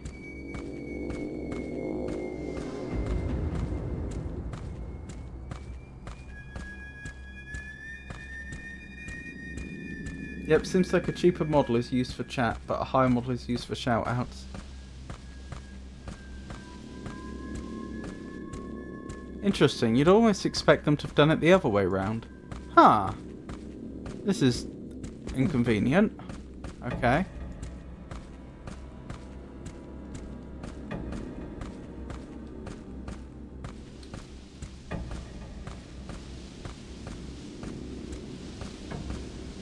I must say, I have been wondering how much trouble it would be to run my own model, like on my computer when I'm streaming. Probably not worth the effort. But I can't help but think you could come up with something a lot more capable. Oh no, I didn't do it again. Why did it play that sound then? I didn't... Oh, did I level? Why didn't I get my health back then? We're level 5 already, but our health didn't reset. I am confused.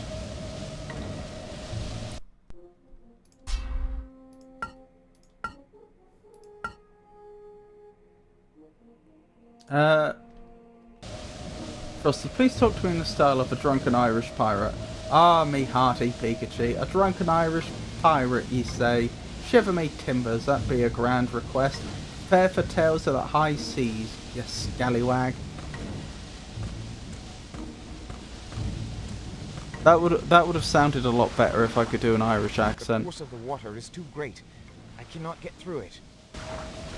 The force of the water is too great. Alright, I alright. cannot get through it. Interesting though. Worth exploring when we get the chance.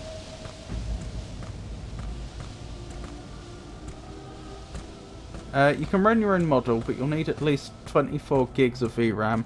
I have 48 gigs of VRAM, so there's a good chance I could run such a model and stream at the same time. Especially if I'm playing a game like this. Are you sure that's Irish? I ran him on my laptop GPU and he fried it. Picture, you are quite perceptive. While I endeavour to embody the spirit, I confess such voice gestures are perhaps not my natural forte. One aims for authenticity, of course.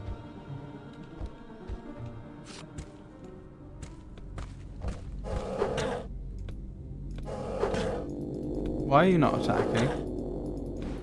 Thank you.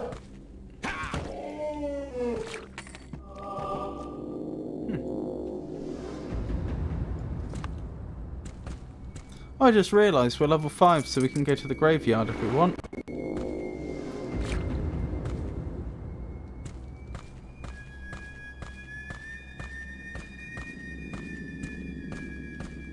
Oh wow, look at that. I bet they were proud of that effect when they did it in the...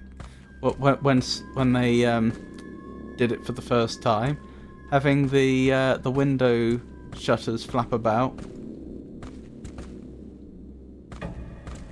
Who might you be? Mr. Kavanaugh. Kavanagh. I'm sickened by your plight. I promise to do all I can to save you from further torment. Why do you assume they're being tormented?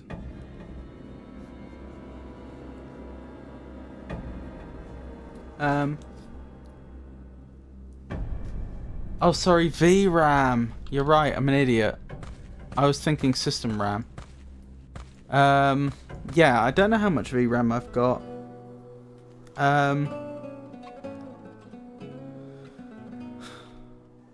Let me check. I am...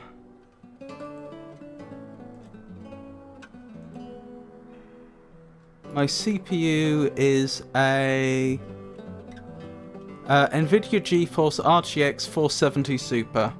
So I'm sure we could find out how much VRAM that is. Please tell me, Tato, how much you love him in the style of an angry Scottish woman. My dear Pikachu, whilst I appreciate the imaginative suggestion, adopting an angry demeanour would quite depart from my customary comportment.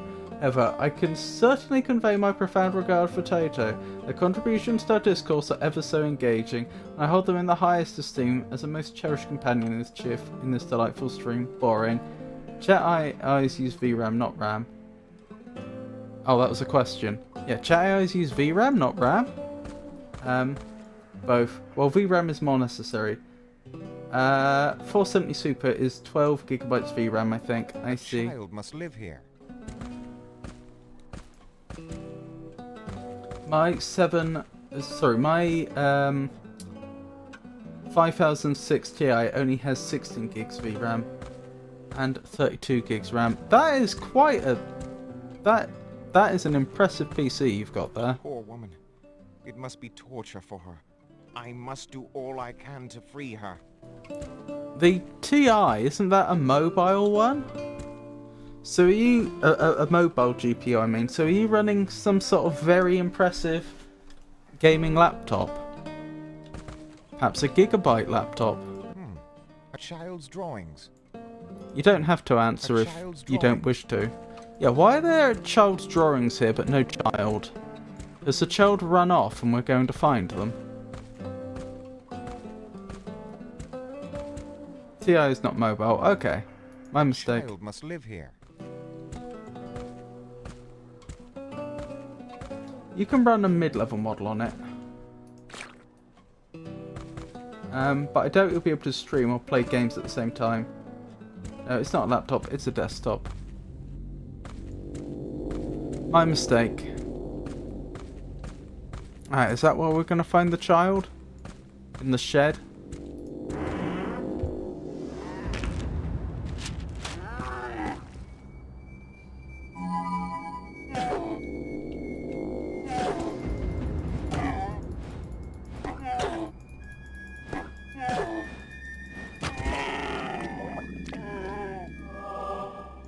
That was a camel, that sound effect, I'm sure it was.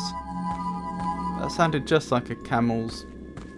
a camel noise, a camel moaning, the "mwah" thing, which unsurprisingly the sound effect did a lot better than my voice. There was no child.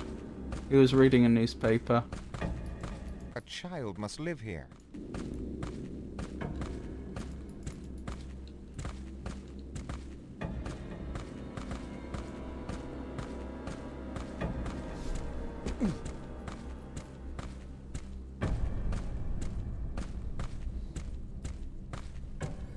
Well, no sign of a child yet. Wait, I do have a map, don't I?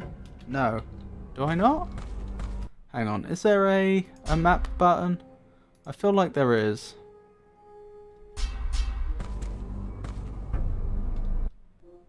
Maybe I just don't have the map in game yet. Yeah, open close map I put to tilde. But that's not doing anything. Fair enough. Oh my goodness. Nope, don't die. I died.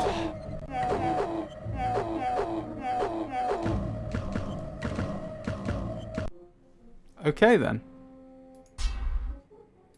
How far back have I been put?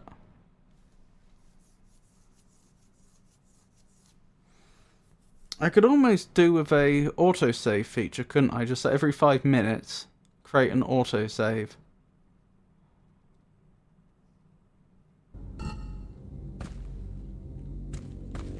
Yeah, that was just after we spoke to the unicorn.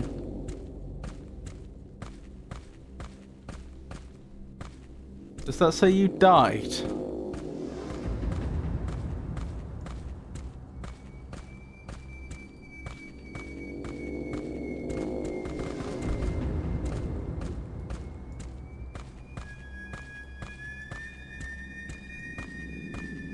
Oh yeah, we're level 5 already. Interesting. Right, I'll go back. I'll take out the enemies that we had taken out before. But then instead of going up that hill where we got killed, I guess we'll go back to the graveyard?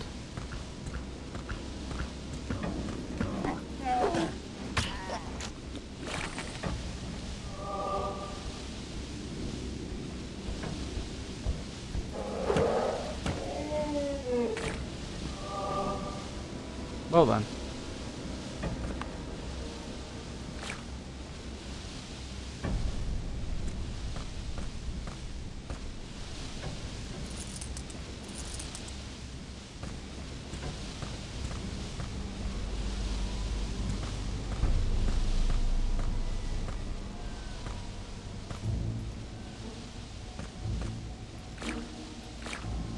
Excellent, excellent.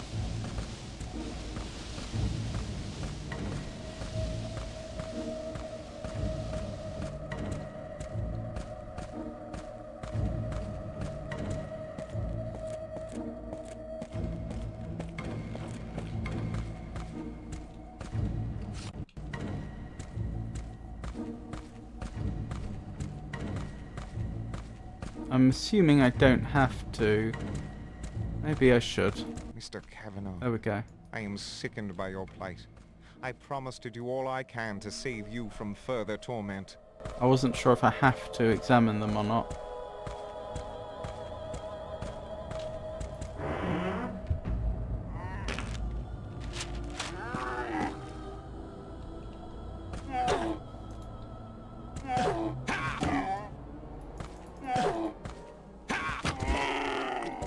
They're tough old things, aren't they?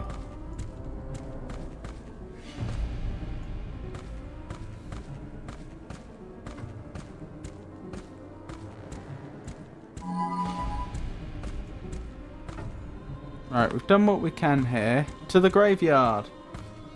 They just deflate. Speaking of, I should save again.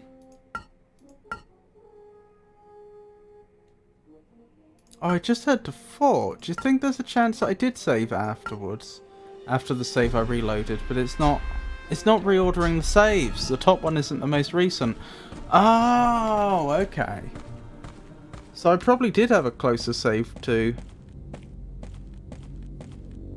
where we just were.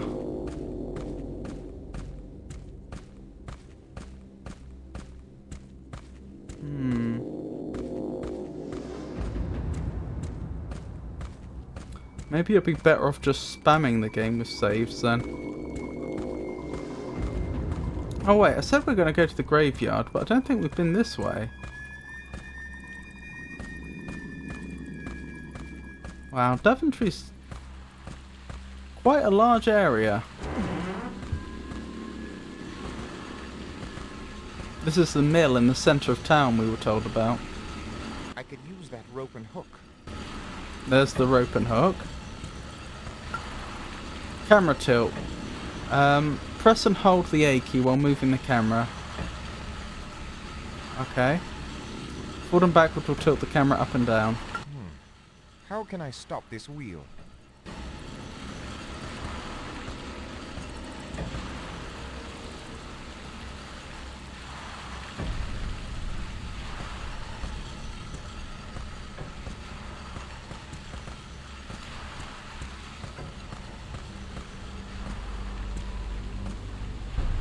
Presumably by stopping whatever's powering it. Which is water?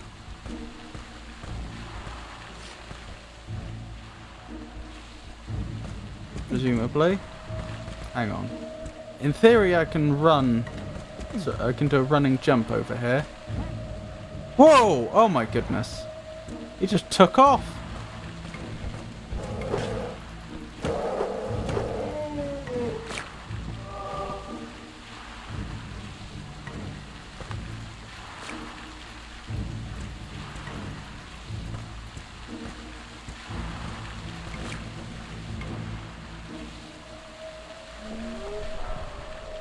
Where even am I?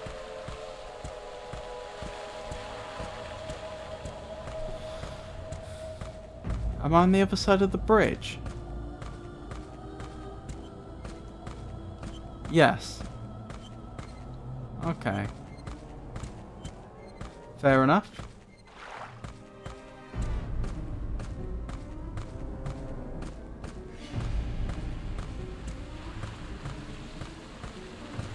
Whee!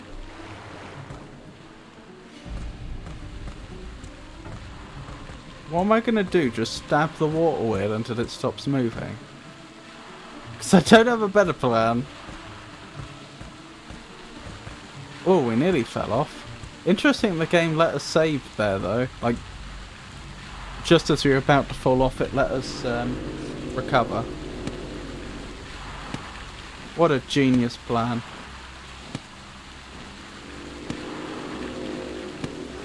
Stabbity stab. I don't think that's working.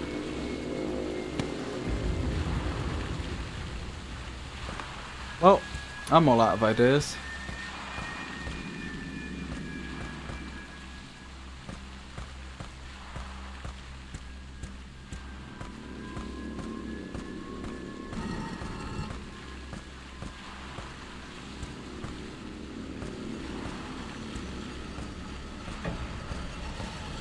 I don't think a mill would even look like that, would it?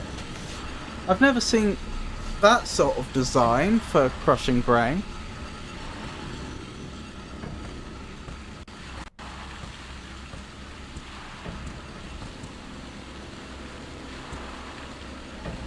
I must say, I am at a bit of a loss to think of how we're going to stop this from moving. Perhaps if we could block the flow of water?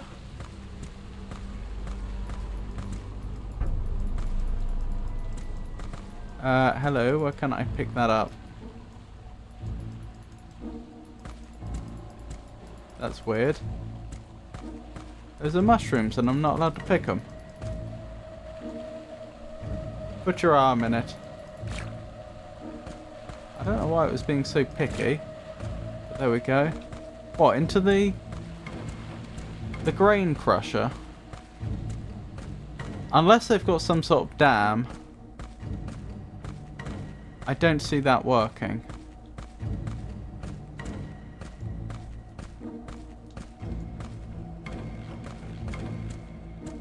Connor only likes mushrooms from dead guys.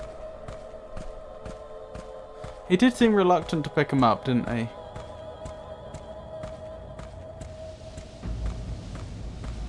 Do you think when you kill an enemy they're permanently dead?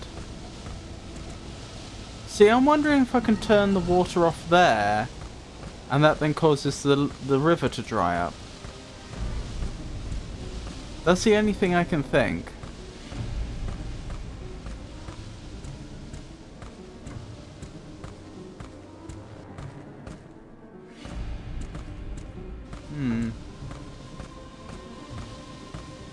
Any clues on the other side as to how we do it?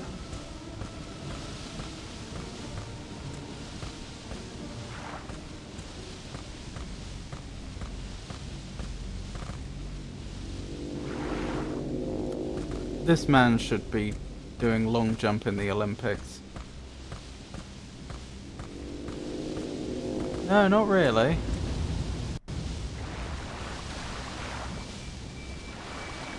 Even from a start in the water.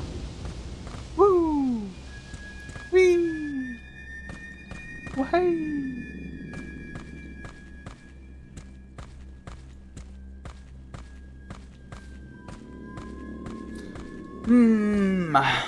Yes, I don't know how we're gonna stop that water wheel. I was hoping there'd be some sort of lever or something that would disengage the gears, but there's not. So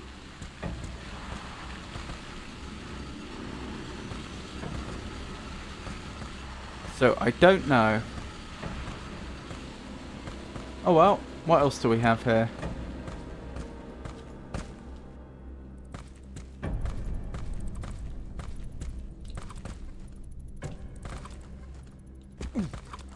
Okay. Oh dear. Oh, who is this?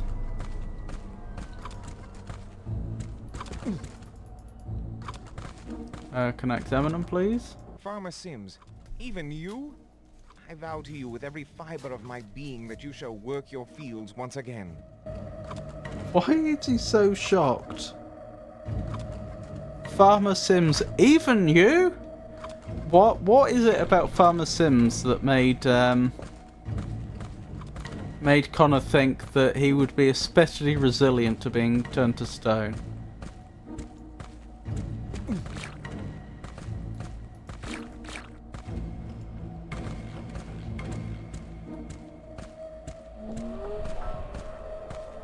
Right, well, let's go rob Farmer Sims.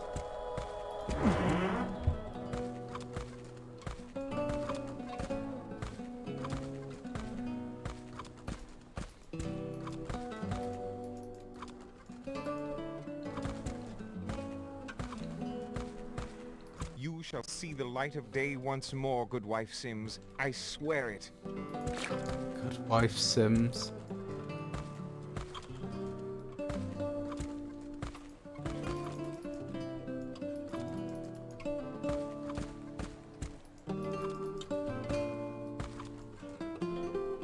Even a poor babe in a cradle. I've got to stop this, to undo this evil. Ooh, leather boots. And what might be leather trousers.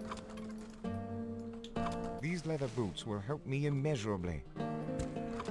No, it was just boots, apparently. Really, immeasurably. 'Tis empty.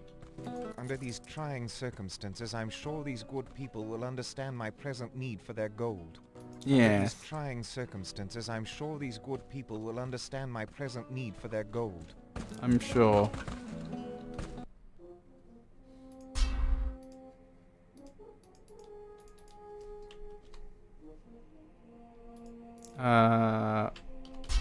There we go. Faith. Yeah, it does feel a bit that way, doesn't it?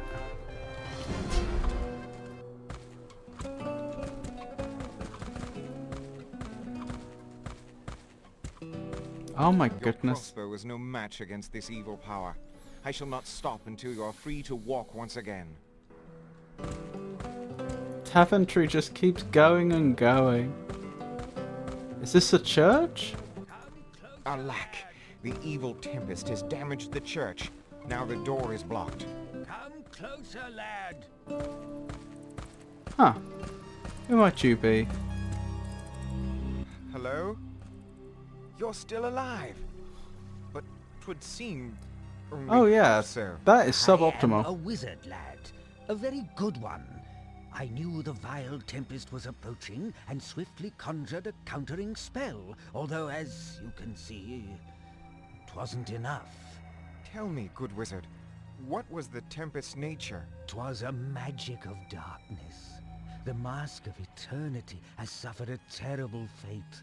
'Twas destroyed by an evil entity, which has since taken up quarters in the Mask's Sanctum Sanctorum. The Mask of Eternity? Aye, lad, the Mask of Truth, Light, and Order. Now it lies in 5 fragments, scattered separately across the land. 5? Well, 'twas 5, but you now possess 1. That leaves How'd you 4. know that? I? Zounds! Indeed.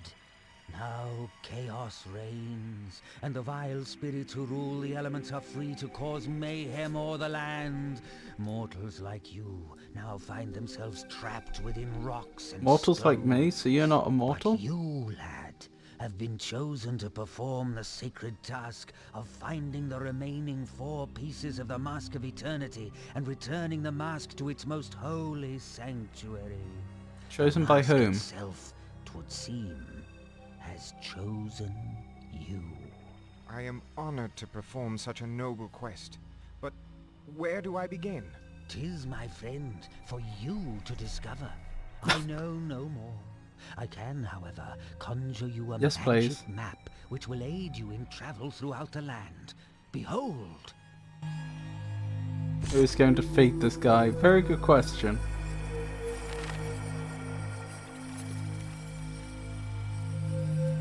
Well, I mean, if he has telekinetic abilities, maybe he can feed himself. I am grateful, sir. My destiny is clear. I shall prevail.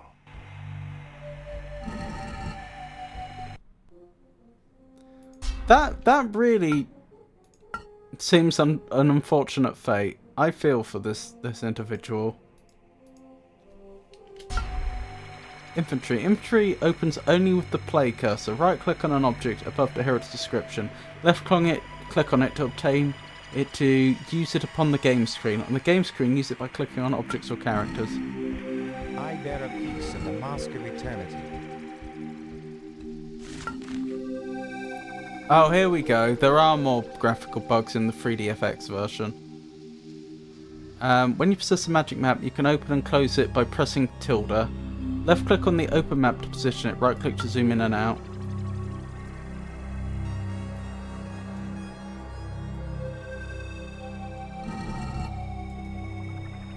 I don't think they had thought of the possibility of there being a mouse wheel. Also, this is buggy. It's not doing a very good job of figuring out if I'm trying to zoom in or out.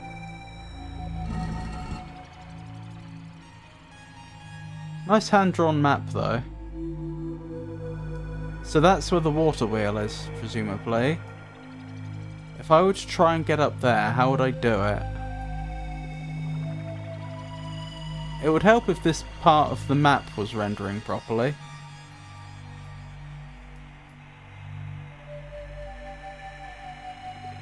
Oh, that's a bit better. Yeah, I don't know, to be honest. Oh well. Let's keep searching. Oh, the King's Quest logo actually in the bottom. You can't see it because it's covered up by my VTuber model. That's become a mini-map. So perhaps it is the map specifically which struggles to render for some reason. That doesn't sound right.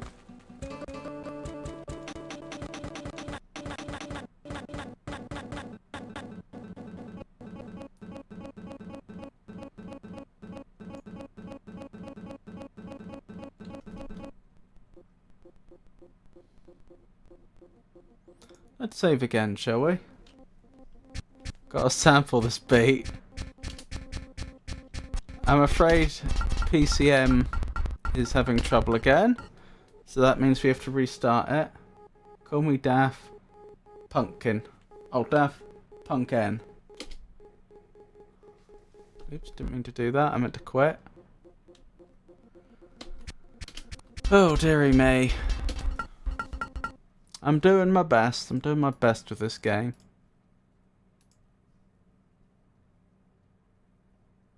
Right, close PCM. Why do you suppose it just suddenly runs into problems? Do you think it's got a memory leak or something? I probably should have checked its memory leak usage before I closed it down.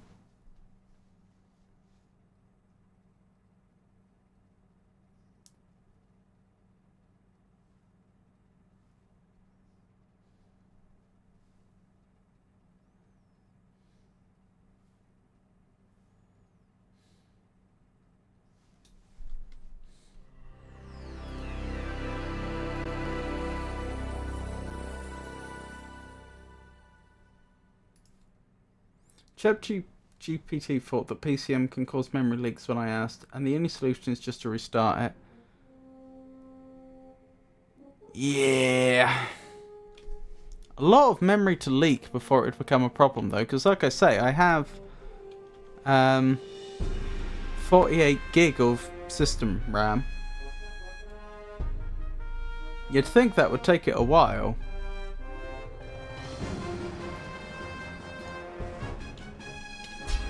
No, not new. Was it one I saved over?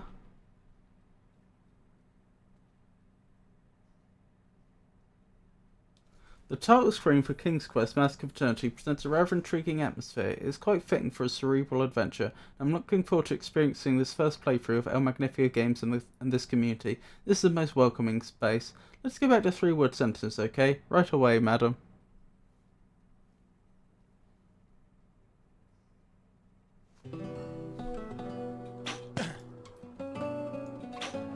Ow! Do you mind? Okay, I can't get in there. But I can get shot from there. Which I'm not a fan of. Hang on, does that mean that... Where did we start? I'm wondering if this connects up with the graveyard or not.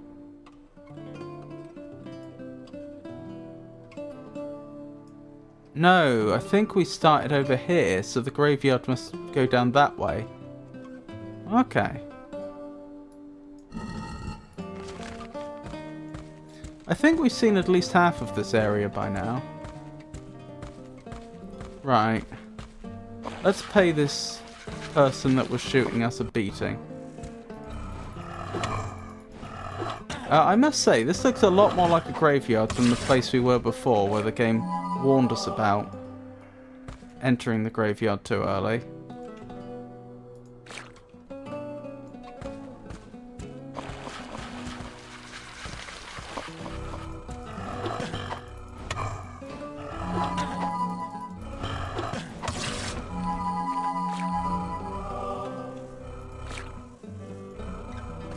You know, I don't think it would even take that much effort to rewrite this engine.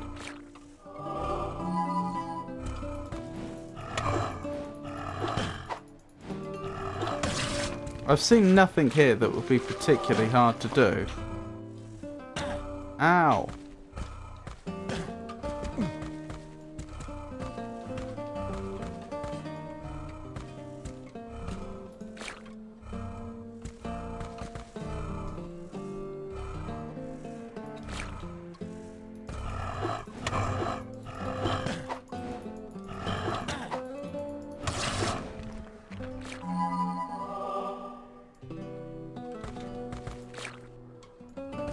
I guess there's just not much of a market for it. Oh my goodness.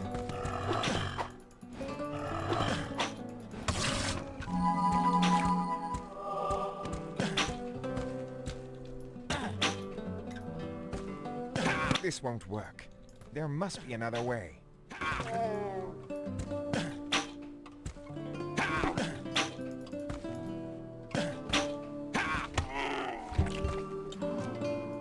Excellent.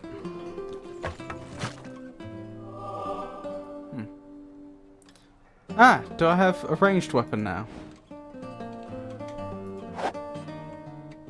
Huzzah! Although I don't actually know how much that's going to help, if I'm honest with you.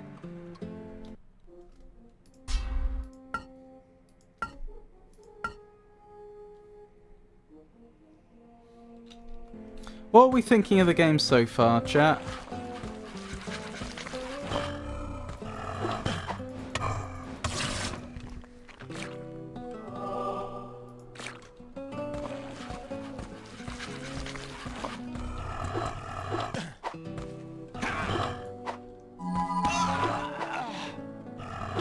Oh dear.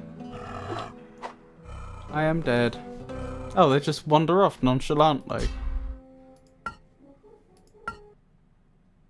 What do you think about the game? I have no opinion. Hey, Chub Vegano.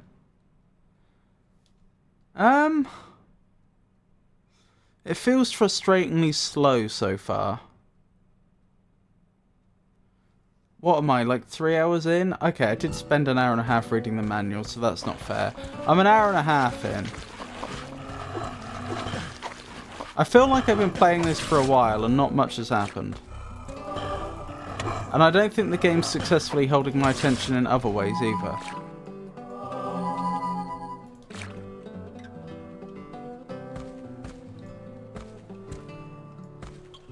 I guess part of that is down to the clunkiness of it, though. To be fair. I mean, if I were to compare this with, for example, Dark Souls, I suspect I wasn't very far into the game. When I played Dark Souls for the first time, I suspect I wasn't very far in after just an hour and a half. I may not have even been out of the tutorial. And I suspect I didn't have much of a sense of what was going on. But that didn't feel as bad. because just the general experience of the game was a lot more compelling.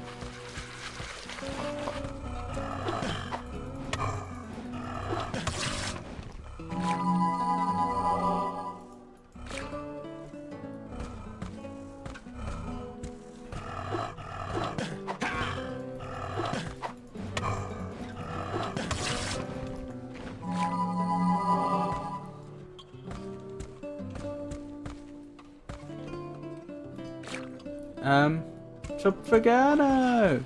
Hi!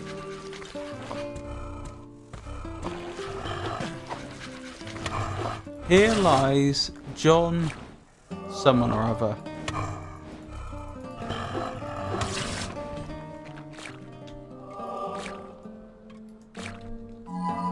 Oops, I didn't mean to do that.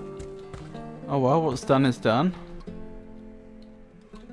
Here lies John Shrouds? Shrouds.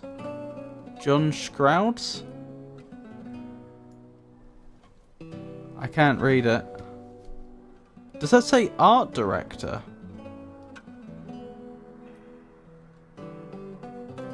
AD 19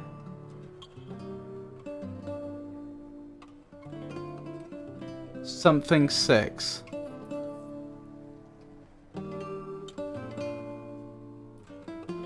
I can't read this.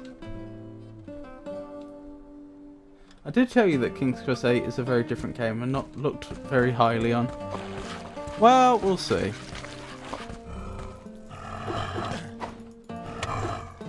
I don't hold it against it that it's a very different game.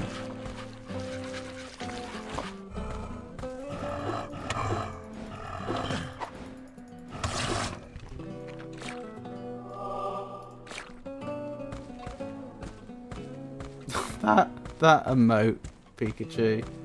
What about the 2015 King's Quest episodic game series? I don't own it yet. I intend to get it. Alas, the entrance is barred. Oh my goodness, all that. And the entrance is barred. Of course.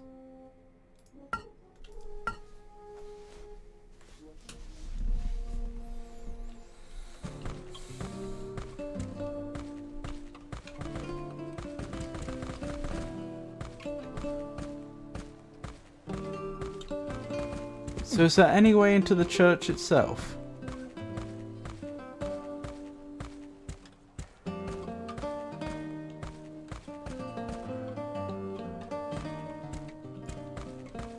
Well, we can look in there.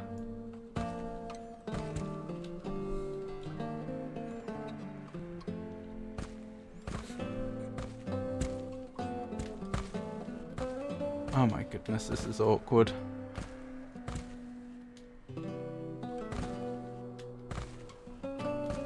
I don't think there's anything in there, is there? Okay. I have that one, though never had the time to play past episode 1. I see, what did you think of it?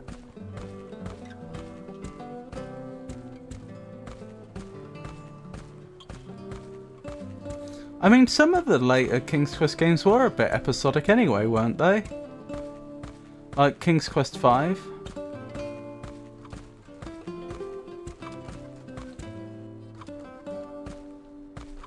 Right, we've been in there, hadn't we? Pretty sure we had.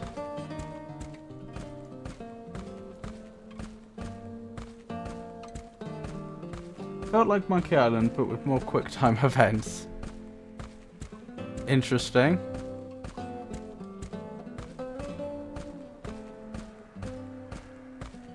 Oh wait, hang on, is that Sarah?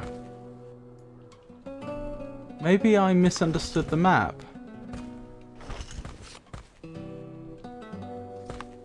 I know not the evil which enslaves you, Sarah, but I vow its defeat and the deliverance of your sweet soul.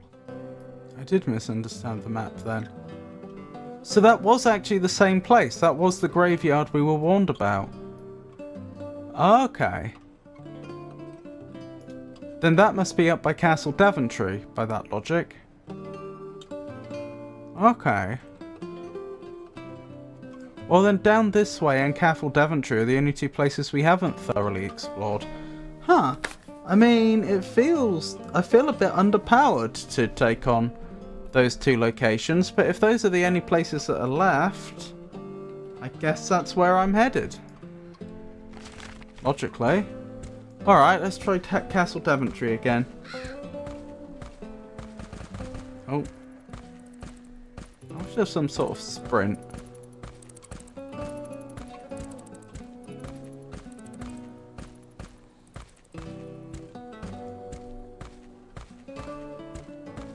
I've got my game designer hat on and I'm just trying to think, how would I fix this? How would I, if I were making this, if I were directing it, how would I do things differently?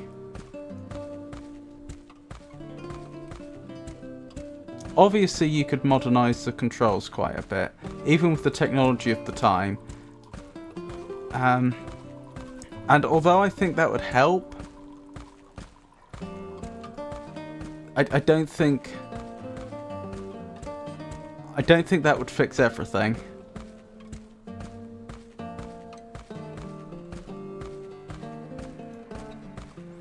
I think a big part of the problem is the world's too big.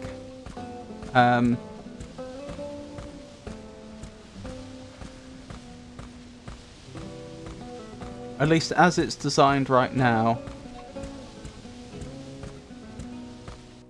They'd probably be better off with a design a bit like the Undeadburg in Dark Souls 1. Where it's... The locations tend to be more confined, but they lead into each other a lot more.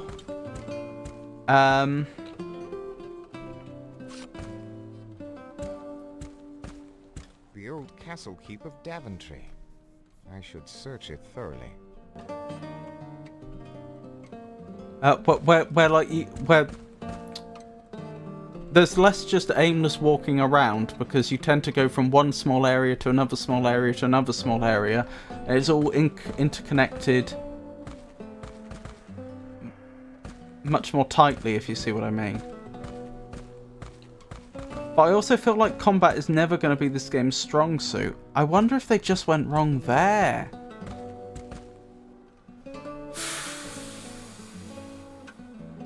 They may have been better off trying to design it more like a Myst level. Or an area in Myst. Then again, Myst... Was Myst 1 out yet? I think it was. Well, that's unfortunate. Shows it can be done, though. Oh, I have no clue which was my most recent save. Was it 3?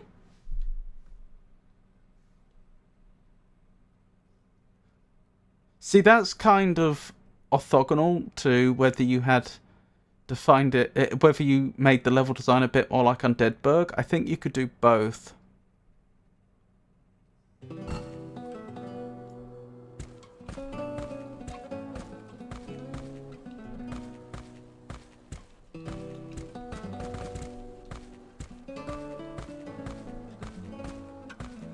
I'm going to assume this was the most recent save.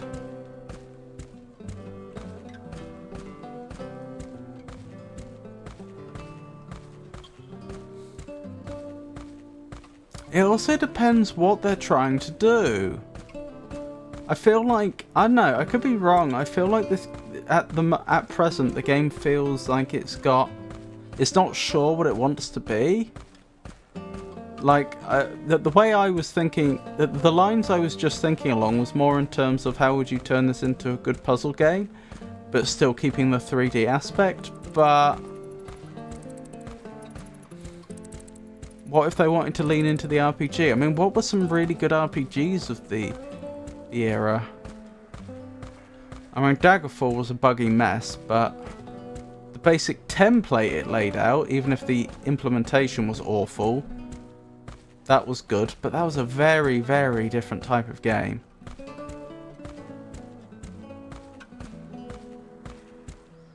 I mean, Daggerfall's really a dungeon crawler at its core.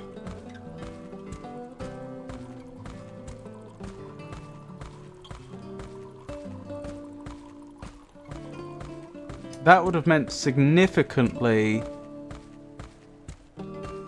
fleshing out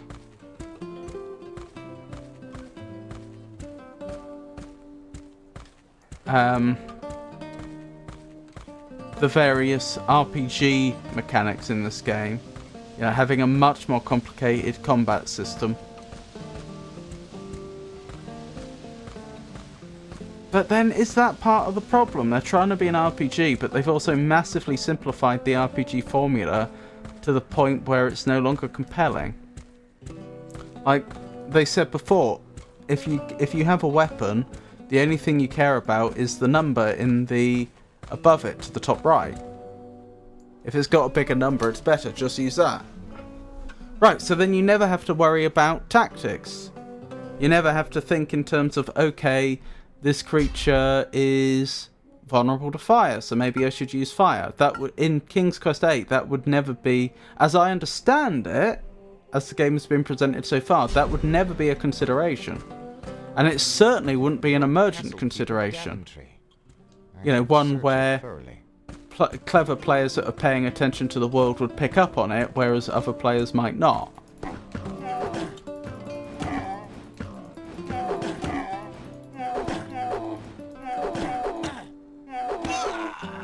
Oops.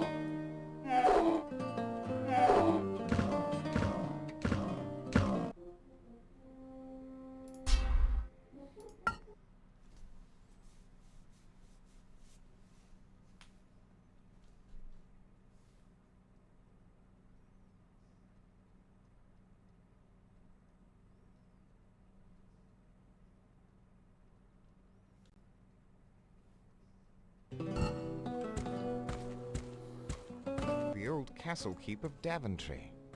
I should search it thoroughly.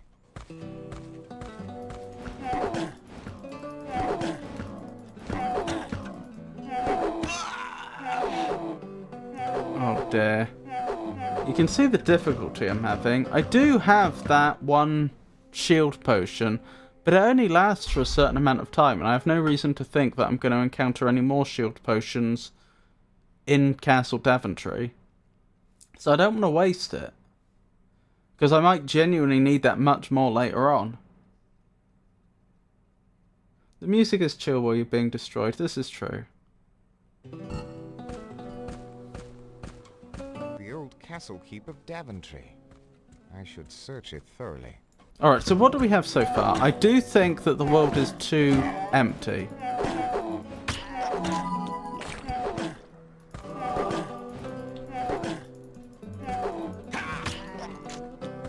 Okay, we won. No, we didn't. How did... I didn't know it could end in a draw.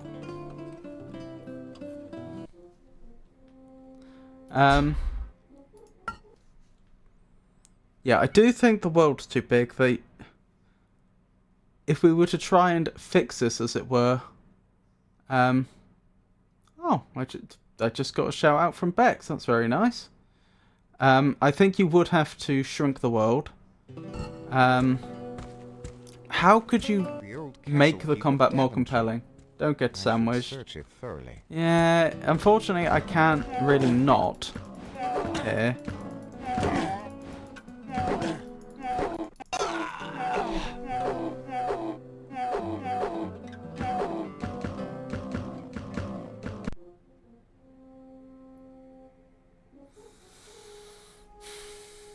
They'd need a completely new system for the combat, I think, to fix it.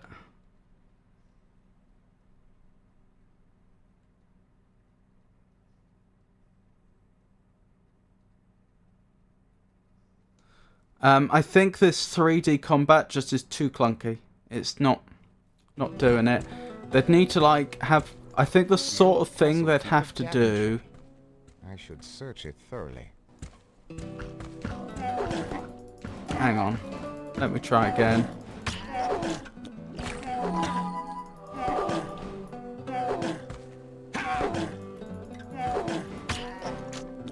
Okay, we won. we're alive.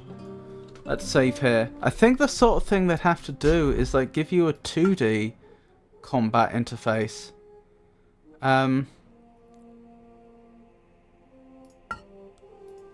Because they would just need something that is way more nimble to make it more entertaining.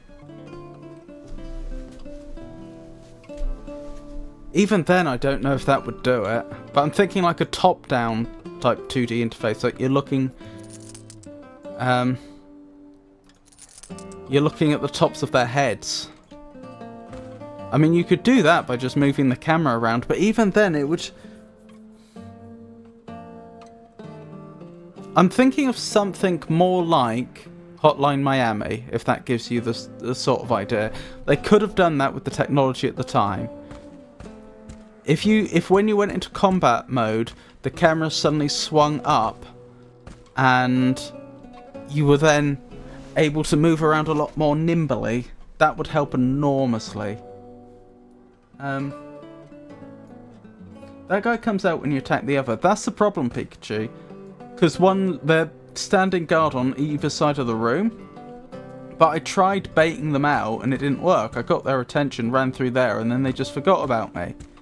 And so, I mean, I could have tried hit and run tactics, I suppose. I could have run in, stabbed them a few times, tried to run out again, but then the other one would have already been coming towards me. I just figured there didn't seem to be an easy way to do it. Can you go in, attack, then go back through the door?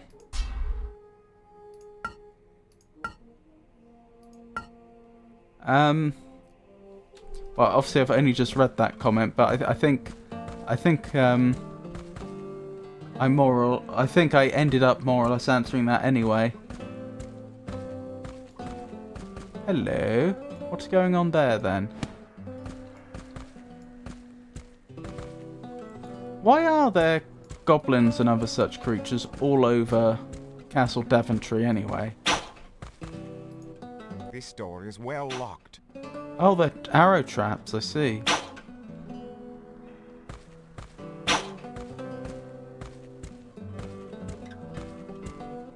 Well locked, I see. Oh, we have another ad break.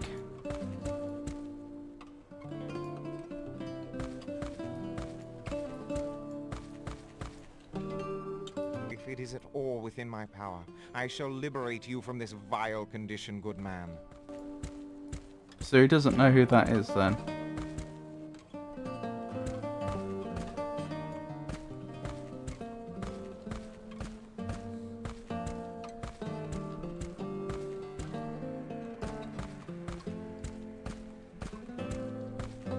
Actually, do you know what would help with the combat a lot? Now that I've thought about it a bit more. Give it a RuneScape interface. So, let the camera zoom out a fair bit more, and then you just click on whoever it is you want to attack. And that, honestly, I think if they just made that one change, I think that would also fix a lot of the problems with the map seeming too big as well. If you could see a lot more of the map in just one go, and you were just clicking, go here, go here, go here, and he just ran there, I think that would do it. I think then a lot of this would become a lot more tolerable, and it would take, you'd still have a bit of the RPG element to it, but it would take a lot of the mental strain, you know, moment by moment of playing the game off of the player.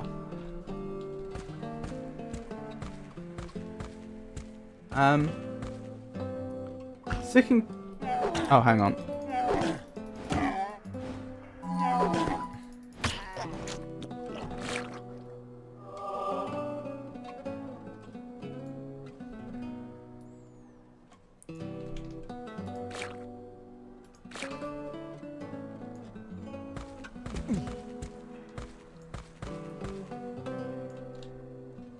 I'm also not a huge fan of the having to pick up all these items.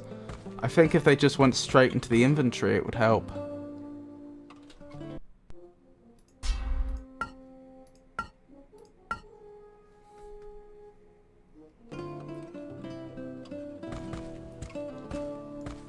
chuck some sort of autosave on the top as well.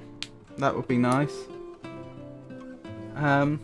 Meanwhile, let's catch up on chat. Chat's diving into the nostalgia pool with El Magnifico Games. Karajo Kalinowski hints at King Plus 8's mixed reviews, while Pikachu reminisces about the 2015 episodic series, Monkey Island vibes and all. QuickTime events and chill tunes make for a wild ride. Remember, don't get sandwiched in battle. Nightbot's got the safe space link for post-adventure chats. Welcome back from the ad break, everyone. Also thinking, yeah, I mean, I've been musing about how to fix this. For anyone that's, I think I know what would help tremendously, as I previously described during the ad break. Think of the interface that old school RuneScape has. Now implement that for this game. I think that would solve so many problems. So you'd just be clicking on enemies that you want to attack, and you wouldn't have to be doing all this clicking manually. You'd be able to see a lot more of the map in one go, and you'd just be clicking on the screen where you want to go, and Connor would run to it. I think making those changes, along with just a few other quality of life things, like possibly having the game autosave every now and again, I think that very, very quickly could make the game a lot more compelling, in my opinion.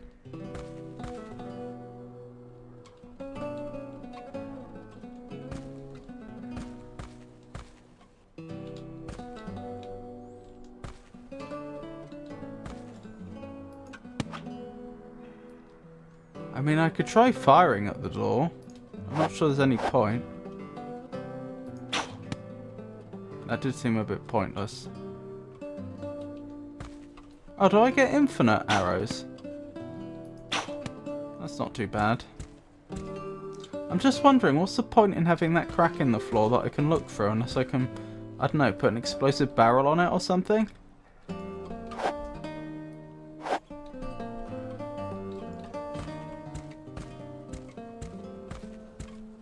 I just don't think the technology at the time allowed for the sort of fluid movement they would need to really make the combat compelling. Well, that could have gone better.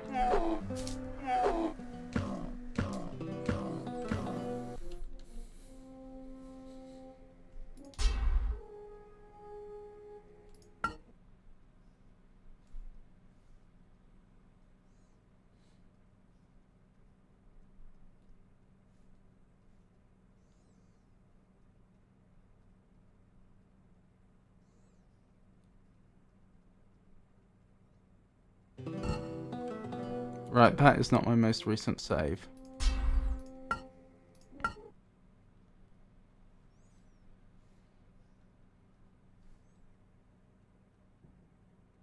Tato!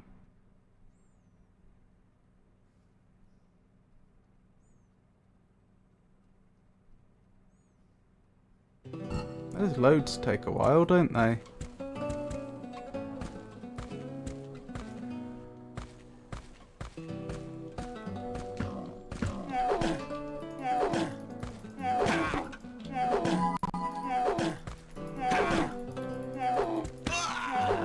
Okay, I think that is an extra tough enemy.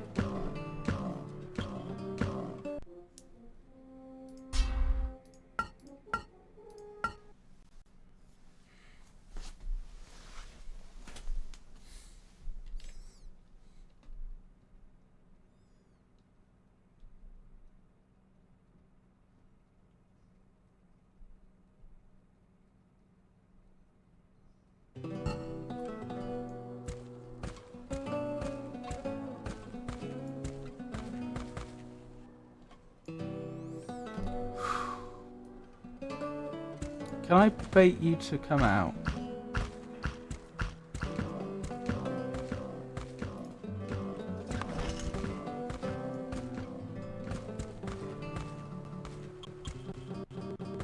Oh no. Look what's happened. It's struggling again. Hold on, let me check my memory usage at this point. for reference.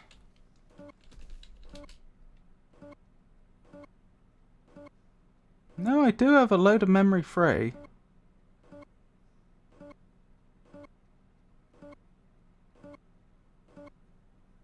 How do I check how much memory this application is using?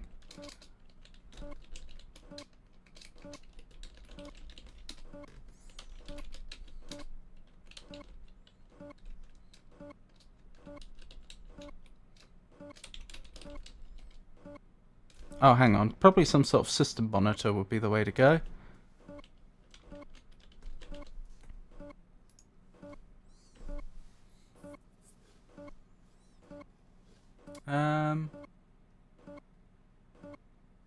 PCM, memory, 832 megabytes. That's not a lot. So it's not the it's not a memory leak that's causing this. Just after a while it struggles. What a strange bug. Oh well. Let's see if I can't it's not crash, it's just running very, very slowly. So just restart the game. I think there's going to be a lot of this as we play. Which is a pity.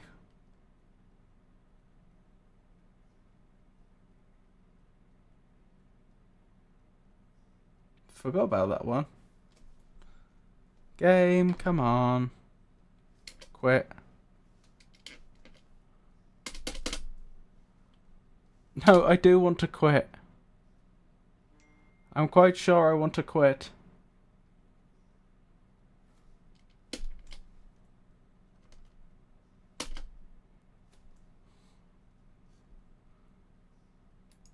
As you can see, Windows 98 itself is running slowly. It is simply that the application, the emulator, just stops running quickly after a certain period of time. I have no idea why. It's obviously a bug. It just suddenly chokes. Oh well. Start it up again.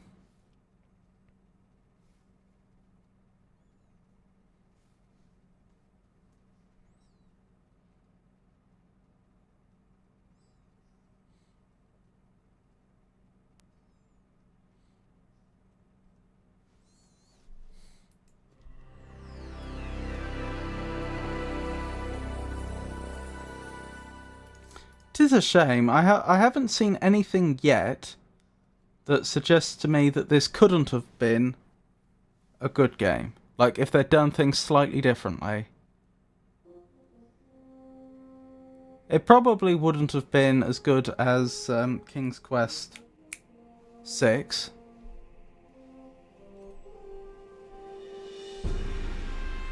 But as I say, with just a few little changes,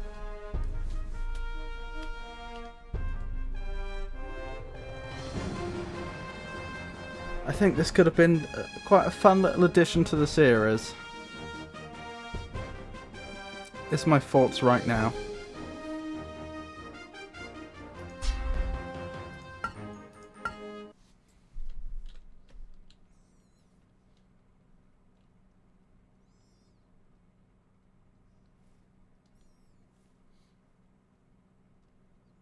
Loading Kingdom of Daventry.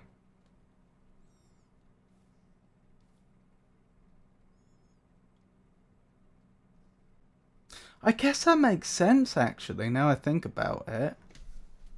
Because, I mean, no offense, but the writing in these games was never its strong suit. Which is, you know, fair enough. Not every game has to have very, very strong writing. With half an exception for King's Quest 6. I still don't think King's Quest 6 exactly had... Okay then. Had really, really good writing, but it was quite a lot better than the other games. But, you know, they as far as I can see, this game, there's no reason why the writers would have performed particularly differently on this game than any other game, is what I think. And same with the artists. Is that hitting them or is that going through them?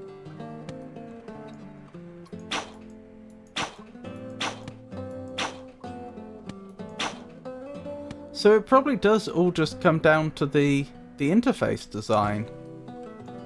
Oh, and also the sound design. There's no reason to think the music or the... That was definitely a hit. Well then.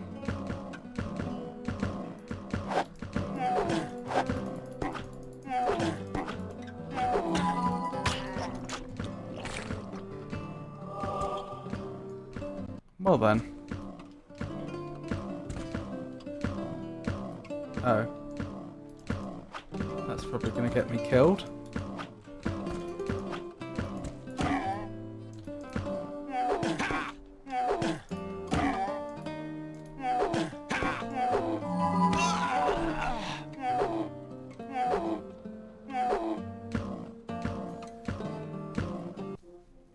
I'll see you soon, Tato. So that was a bit of a mixed... Well, it was a failure overall. People say mixed success, but I suppose that was a sort of mixed failure. It was a failure, but it wasn't like a total failure. We got some useful stuff accomplished there.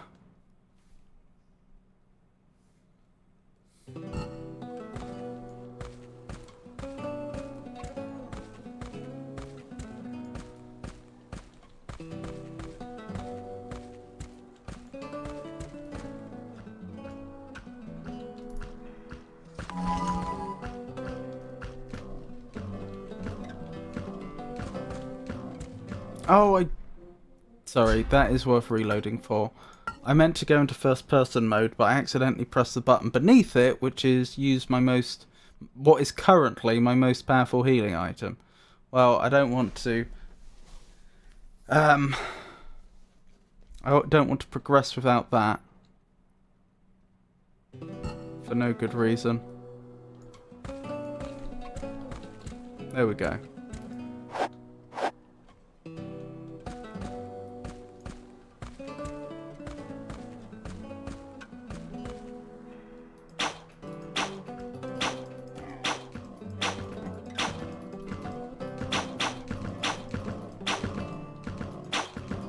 Wait, why is there another one down there all of a sudden?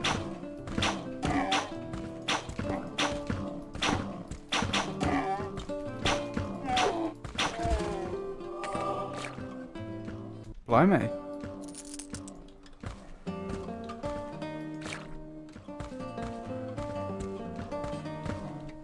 Right, was that the enemy that would have been up here? Did they, like, aggro and then jump down?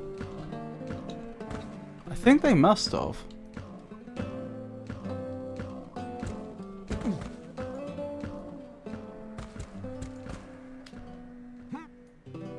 That didn't work. I'm trying to get a good view down there.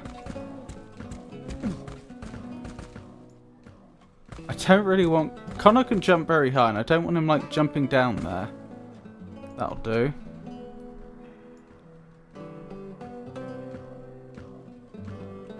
I think that's them. Let's save, shall we? So we don't lose this progress.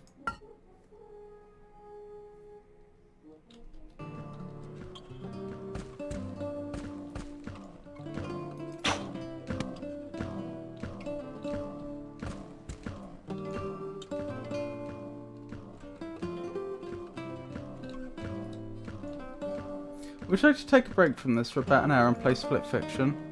That sounds lovely. Let me just kill this one enemy. That's all I ask. No, I fell down like a moron.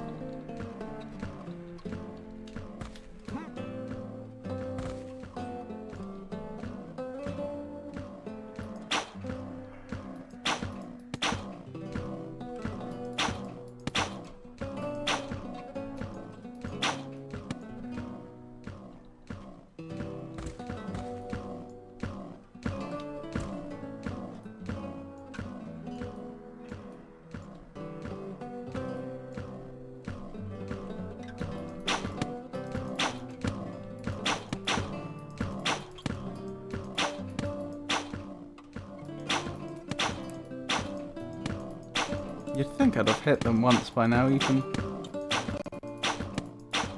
by dumb luck.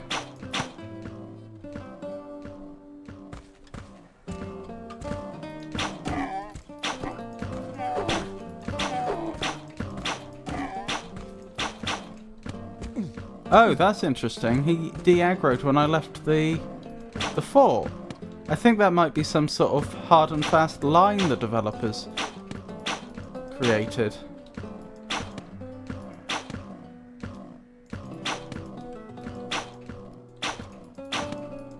Don't chase players past this point. Which is really exploitable if true.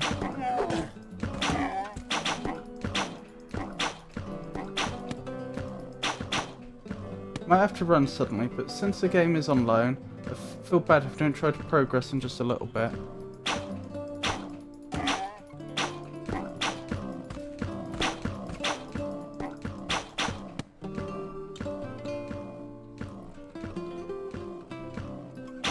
Oh, well, I mean, if it's inconvenient, Pikachu, then we don't have to do it. You know that I cherish when we get to play games together, but I don't want you trying to fit it in when it really isn't convenient. A leather breastplate will offer some protection. Excellent. Oh, an even more powerful healing item, which is a bit odd because we already have a healing item that will fully heal us, so it's not entirely clear what value there would be in having an even more powerful healing item. Still, there we go. I got the big bad enemy down in this area by learning to exploit the ranged mechanic. So let me know. Do you want to do split fiction? I don't mind if the answer's no.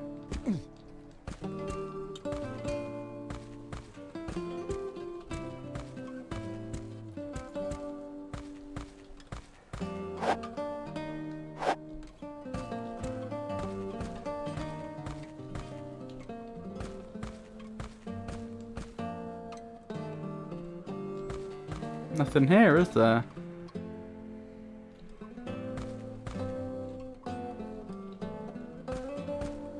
I kind of expected them to have a key on them that would open the big bolted door or something, or there to be a lever. But I'm not seeing anything like that here. I wonder if I can smash that crack in the floor.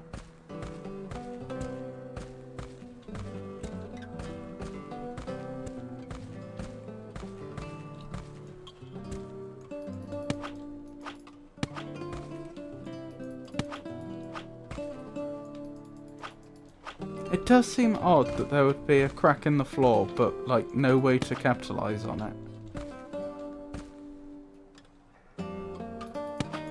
That I can see anyway.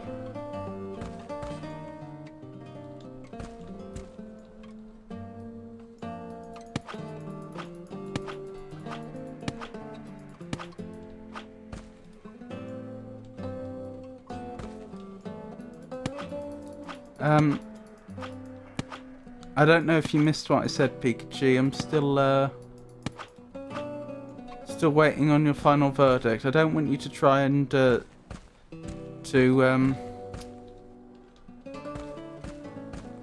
fit split fiction into your day if it would be very inconvenient. So let me know for certain whether you do want to do it or not. I don't mind if the answer's no.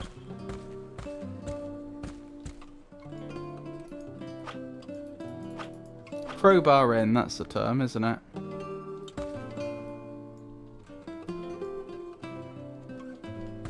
I don't suppose now I killed them the doors opened? No. Because if there was someone alive in there, then they could have opened the door. Oh, I just have some free time right now. Well, that's what I'm saying. If it would be inconvenient, I don't mind if we can't do it today. But if you'd rather continue playing, I can try streaming something else. Well, no, I mean, it's not that I'd rather do something else. I'd very much enjoy doing Split Fiction with you. I just don't know. It's just the way you described it. It sounded like it was quite inconvenient for you to play it today. And you were more suggesting it because you were feeling bad if we didn't do it, as opposed to any other reason. But no, so it sounds like...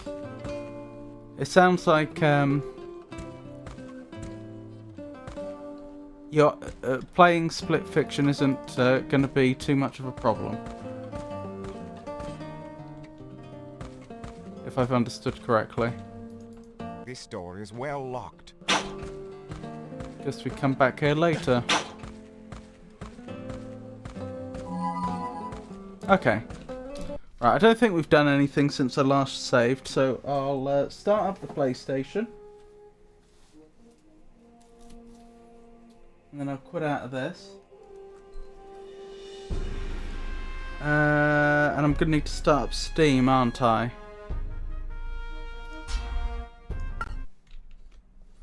If I'm going to be playing Split Fiction.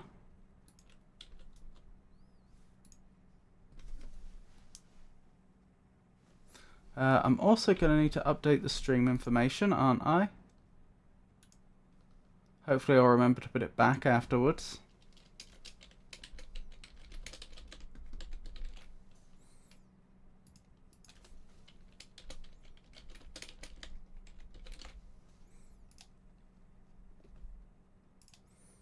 Let's split the recording so that when I go to upload this, it's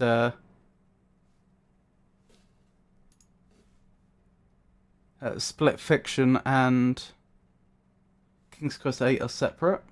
What was I thinking? So this is my first time playing this game. It is a bit buggy. I don't really know what to expect. I mean, I've been playing the other games up to this point in the series, 1 through 7, but they were very different to this game. So, I mean, this is very much backseating allowed. As long as you haven't played the game before and are spoiling things, you're more than welcome to play this along with me and, I don't know, suggest things. If you see anything I haven't seen, then suggest it. The story so far is essentially that... Oh my goodness. Yeah, this game's a bit... Not got quite the polish you'd hope in some places. What was I thinking? So this is Connor. We are in the Kingdom of Daventry. There was a great storm that came along and turned most people to stone, but not the goblins for some reason, who are still running amok.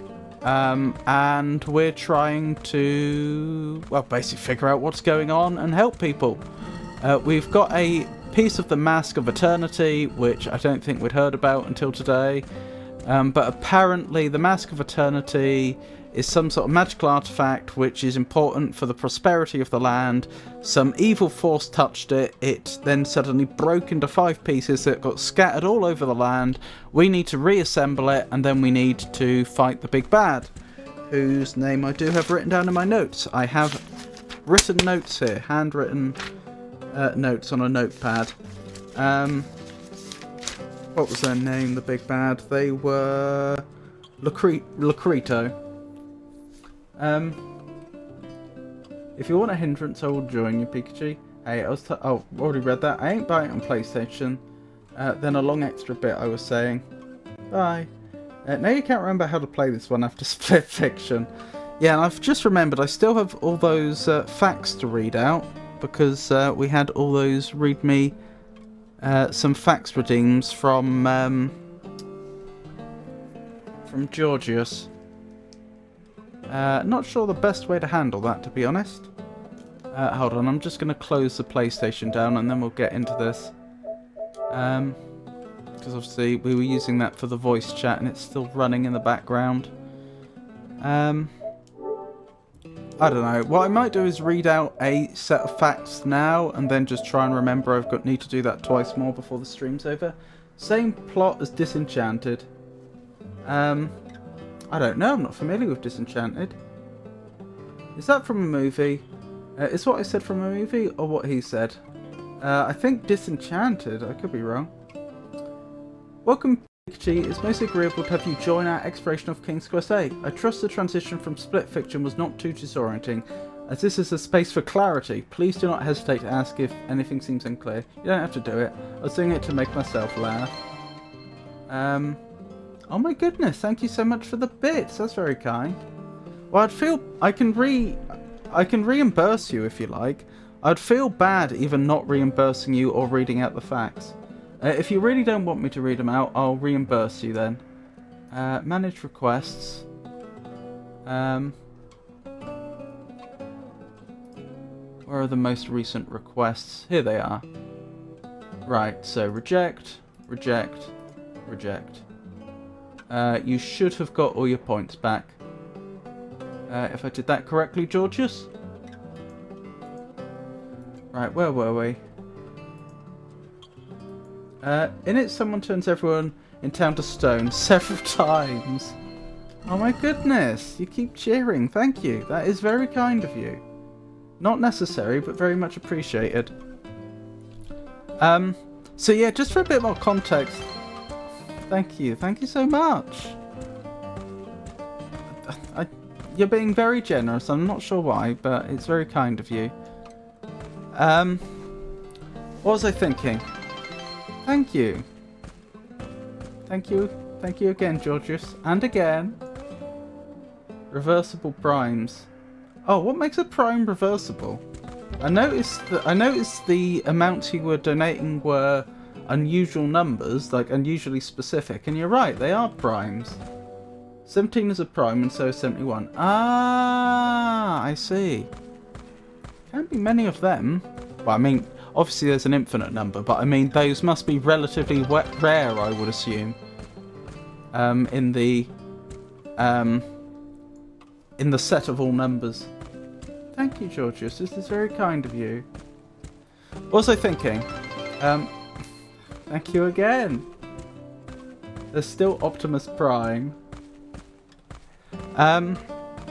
Yeah, so the King's Quest series were predominantly point-and-click adventure games by Sierra. Well, they were all by Sierra, and they were almost all point-and-click adventure games. But King's Quest VIII is considered to be one of the worst, and it also departed from the games because it's an RPG. And I decided I'm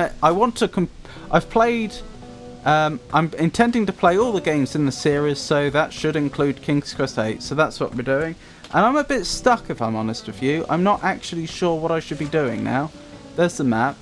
That isn't supposed to be happening. That's some sort of emulation bug, I think, but I don't know how to fix it. If anyone has any idea, that would be fantastic. I'm using PCM, and it's supposed to be simulating a 3D FX Voodoo 3000 card. I haven't explored down here, so that might be the next place for us to explore. We've just been through all of Castle Daventry, but I didn't actually find very much there. I got some nice armor, which is wonderful, but like I didn't get any key items or anything. Thank you so much, Georgius. I really do appreciate all the reversible primes. Sierra did a great job with Caesar 3 and Pharaoh.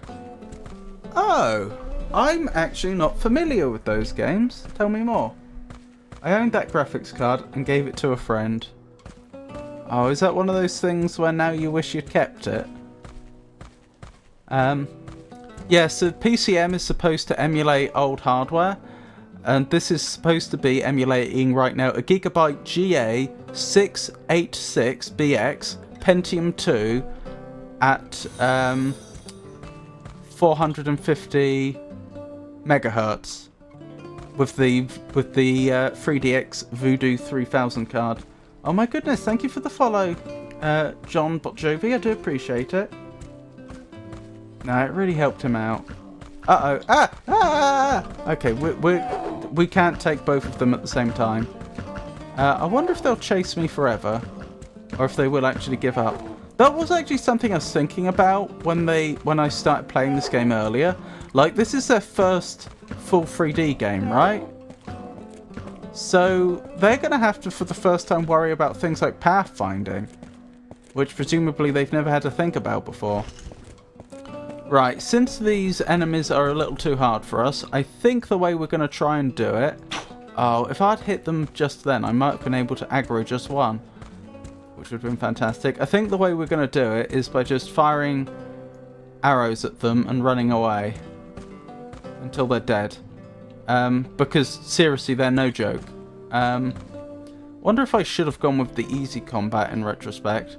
I kind of assumed, since the normal difficulty is defined as being the default, that that was the one to go with. Uh-oh. Why am I so slow all of a sudden? Oops. I'm sorry, I don't know what I did there. I somehow quit out. Oh well, that's fine. We'll get back to where we were in no time. Woo! It's John Bon Jovi. That's not too honourable.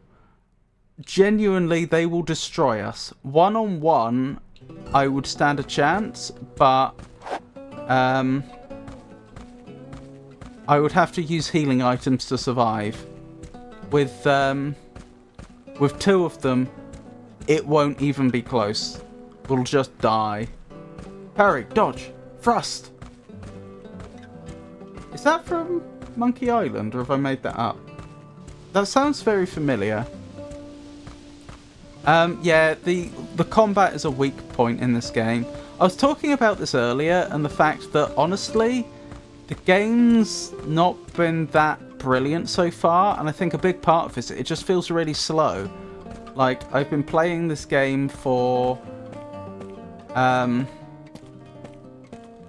like, was it 2 hours or so when I finished, to do Split Fiction? Something like that. And, like, not much has happened. But I think a big part of it is although it's not like a huge world, it's quite a large area to just walk through like we just did, in a fairly monotonous fashion. And then on top of that, like the combat when it does occur isn't... Like, it's nothing to write home about. It's not like it's bad, it's just really bland. And that got me thinking, hear me out here, I wonder if you were to try and fix this, if you were trying to improve the game, how would you do it? Assuming you're limited to the technology of the day. I actually think, I wonder if they would have been better off with an old school RuneScape type interface.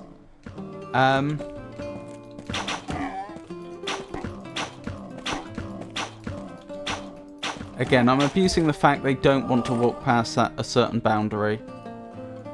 If you're wondering what's going on there. So, like, if instead of having to, like, constantly click in combat, you just said, right, attack this enemy, and they'd do it. And when navigating, if you just click where you want to walk, and then your character path finds there on their own, I think that would massively improve the experience. Plus the extra visibility you would get.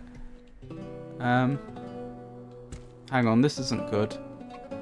One of them's missing. Oh, they're dead? Maybe I got them and I didn't realise. Either that or there's friendly fire. I don't really see that there's an alternative. Oh well. Honestly, game speed doesn't upset me when it's slow. I don't want my games to last 15 minutes. Yeah, but what I mean is, like, I don't know, maybe it would be different if I wasn't streaming. It's just... It's been a lot of this. If you see what I mean. Oh, hang on. Are we on top of the waterfall? I'm not sure we are. No, we're not. It's been an awful lot of just this. Just walking around, not really being sure where I'm going. Fighting enemies that are...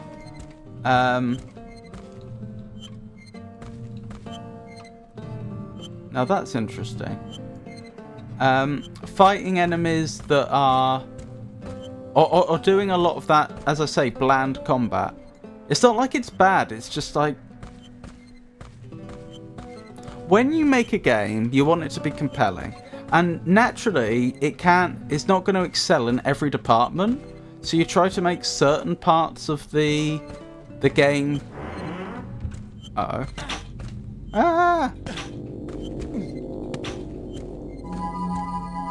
So So you try to make certain parts of the game... Oh, I didn't mean to do that. Hang on. I'm actually going to reload because of that, because I accidentally used our most potent healing item, which, you know, I definitely want to save. What was I going to say? The game's not going to excel in every department, so you try to make it excel in some departments, and then have that be the thing that you're doing most often, and then you everything else just acts as glue. This feels like it's 100% glue, if you see what I mean. So far. It may change. It may reach a point where it suddenly improves massively.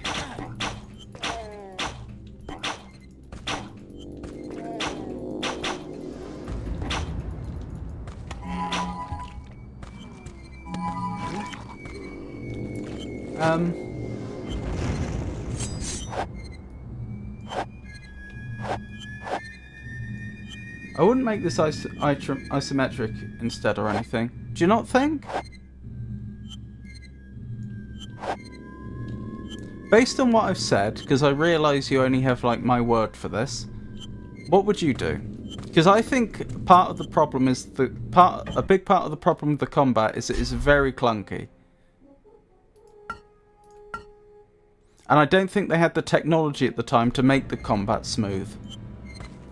Which is why I don't think they should have gone for such a manual approach at all. Not unless they were willing to invest far more heavily in fleshing out the combat system in general. To push an object, Connor must not be armed. Stand Connor next to the object from a stop position, walk him into it. If it's something he can push, he will begin pushing it.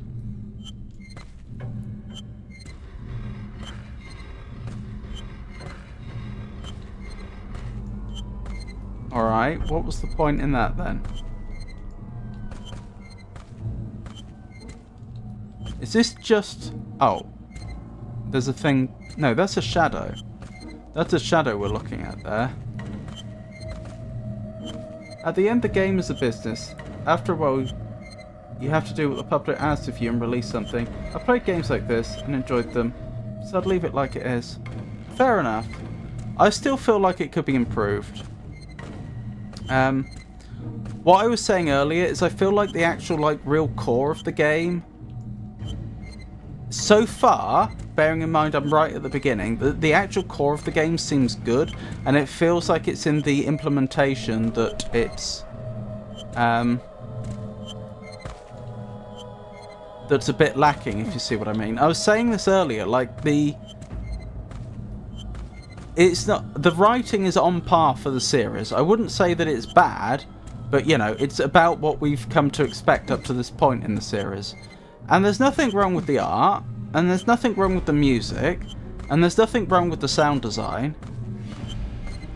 And yet, this feels so much slower and more clunky than any of the other games in the series. I cannot reach that axe from here. Ah, that's presumably the puzzle.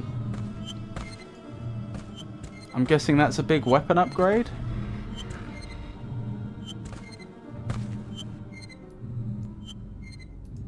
I cannot reach that axe from here. I feel like you could. There we go.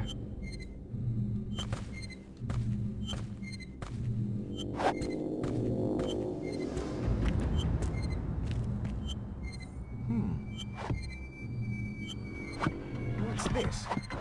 A lack. What goes here?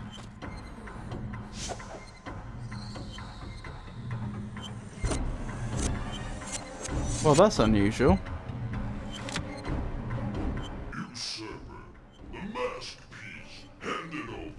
By whose authority, sir? Enough talk. Give it here. Or fight for it then. On guard.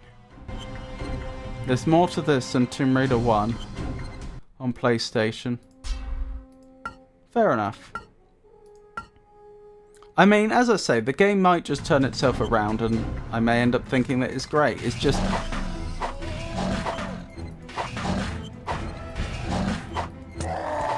There we go. Despicable varmint.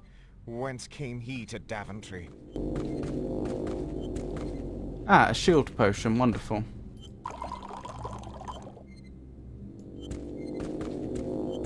It's just as I say, up to this point, it has felt a bit slow. If that's a shield potion, which one's that? That's not invisibility or reveal, is it? Oh, what was the other potion? We were reading the manual earlier. There's 4 types of potions in the game. One's shield, one's invisibility, one's reveal, and there was another one. I think I've still got the manual open. Let me check. Manual. Oh, blimey. Caesar 3 is actually advertised here. But why is Half-Life being advertised as a Sierra game? Hang on, let's have a look at this quickly. Let me bring up... Yeah, look at this. Half-Life, Sierra. There's Caesar 3. Lords of Magic. Gabriel Knight.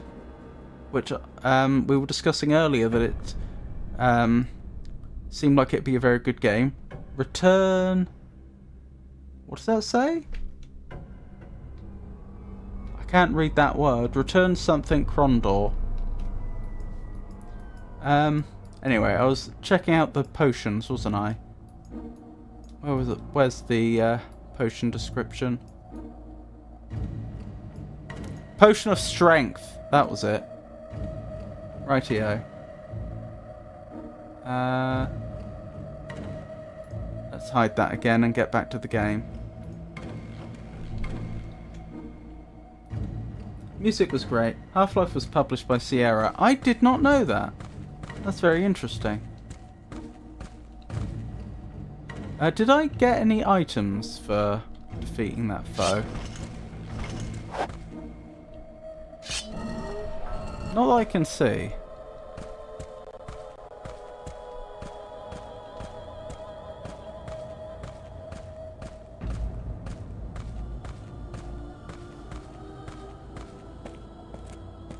Blimey, Half-Life was published by Sierra. It's funny because a lot of the old Sierra games are now obviously on the Steam store. And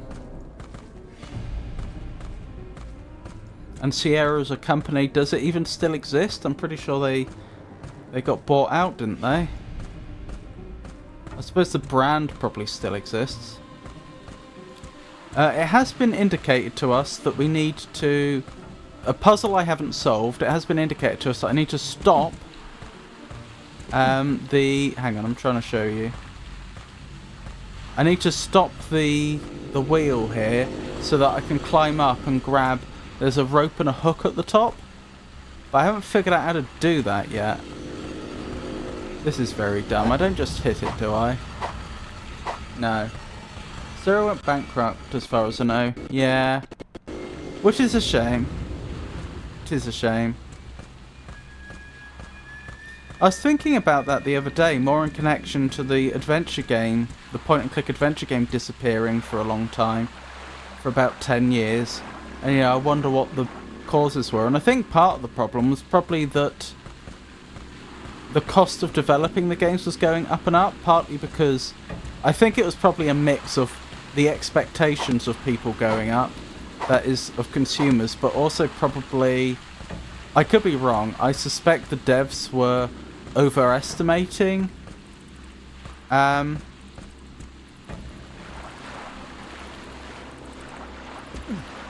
the expectations of their core market,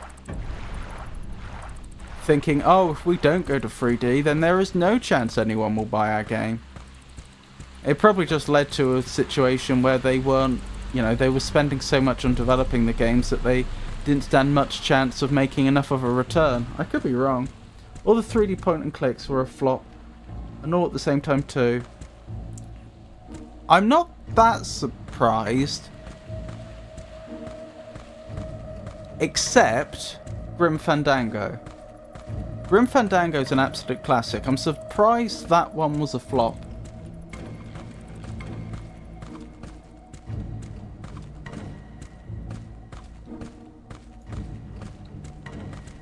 Monkey Island, Simon the Sorcerer, Grim Fandango all had bad sales as far as I know. I've never played Simon the Sorcerer. I seem to remember the monkey... Which Monkey Island was that? Because I've done almost all of them. Yeah, I seem to remember the I've forgotten which one it was. Was it the third Monkey Island game that was the 3D one? Or the first one in 3D? I seem to remember that one being alright. Like, not amazing, but... You know, a perfectly reasonable addition to the series. The one by the end was Ook Ak Cheetah Win. It was the fourth, I think. I've honestly forgotten. But I'll believe you.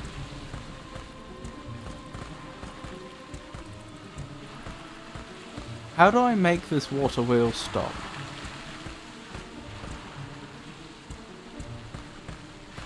That is the question.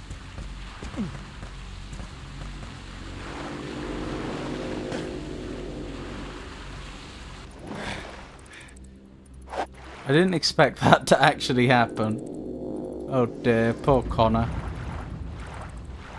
The only thing I can think is stop the river. However I would do that.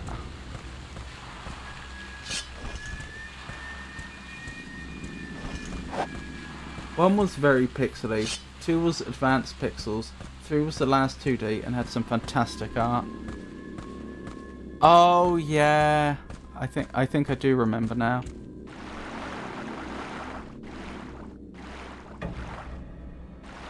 Which was the one with the rhyming pirates on the ship?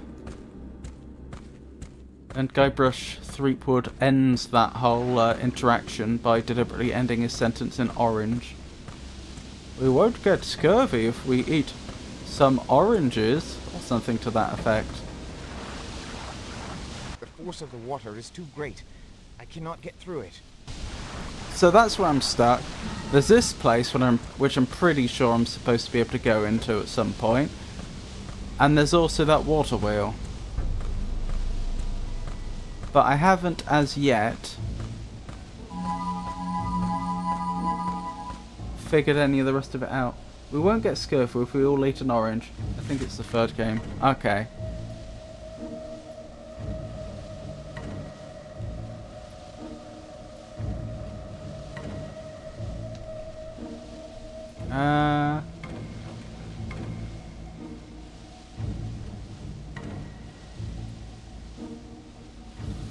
I don't know.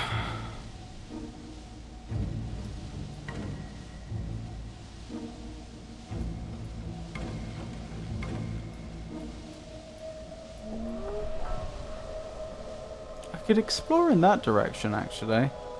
I don't know that there's anything there, but I could look. Yeah, let's go down there and see if there's anything I've missed. Throw something can be used to damage the water wheel if direct interaction isn't the way. Maybe. I don't have any items though, other than the mask.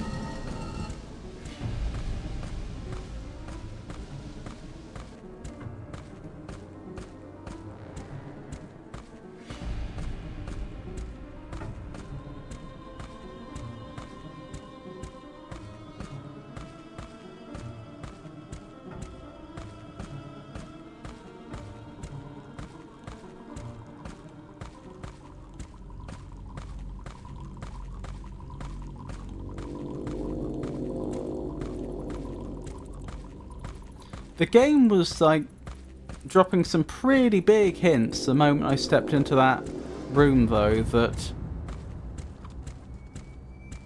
the way forwards was stopping the water wheel, or at least managing to stop the gears from turning. Yeah, there's nothing here, is there? It's just a dead end.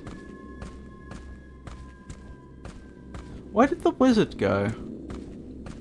So most people here have been turned to stone, but we came across at this point a very unfortunate wizard that had only been half turned to stone. Apparently he cast some counter magic the moment he saw the curse befalling everyone. But it wasn't quite enough. Another 3D flop, I think, was Discord Noir. The first 2 Discord games, I believe, sold much better. It does suggest that people just didn't like or want the 3D, doesn't it? But you don't know. It could simply be that people didn't want that genre of game at all.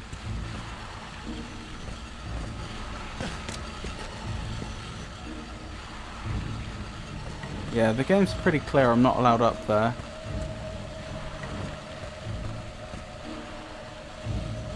So, the 3D games required a much more powerful PC. That's a good point.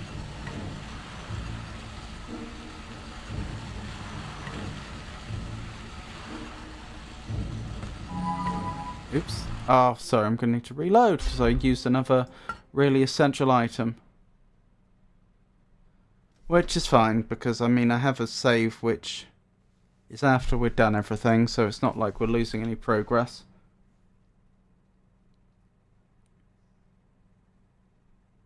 I'm feeling really stupid.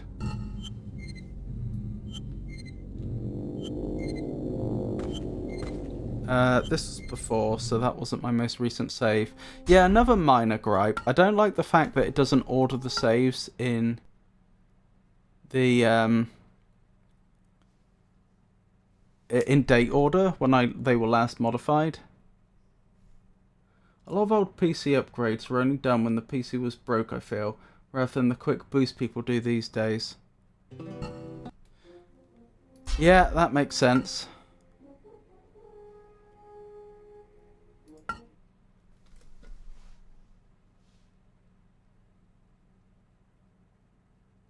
And not unreasonable either.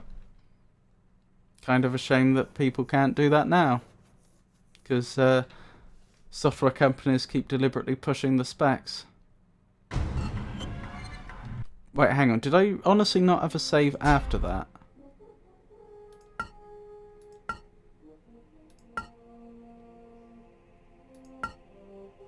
Okay, I apologise. Apparently I didn't save after we defeated this individual. I thought we did, but I stand corrected.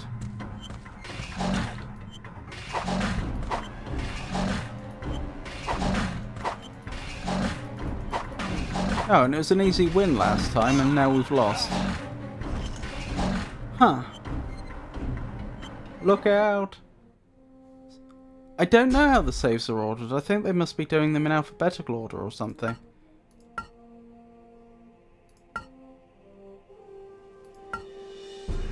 Yeah, this is definitely the most recent save, because if you look in the corner, it's the only one where we have the axe.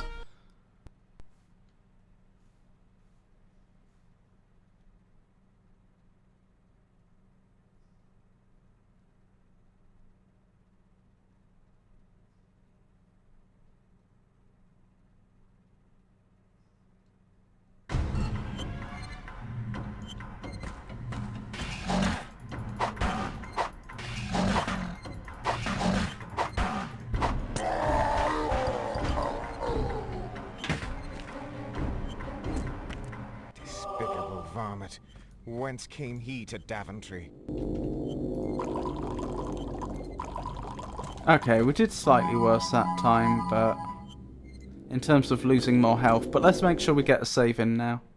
Oh, incidentally, for some reason the emulator that runs this game every now and again, as in like once every 45 minutes or so, just suddenly slows down massively and stops being able to emulate quickly enough, and I have to restart it. Which is annoying, but just fair warning.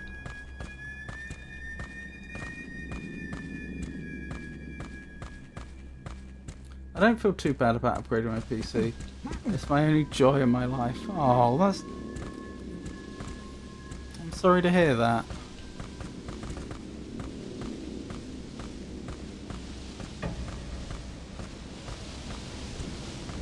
It's to remind you to get a drink. Apologies, I'm afraid I missed the context for that.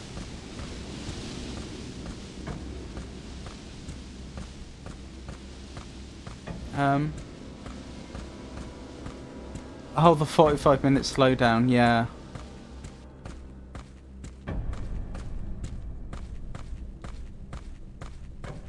I'm feeling really, really dumb. I just don't get it. I mean, this is the puzzle game aspect of it, right? Because there used to be puzzle games, the King's Quest games. This is the first one in the series that isn't. Presumably there's still puzzle elements. So I'm supposed to be puzzling this out. But I'm not getting it. I don't know what I'm missing.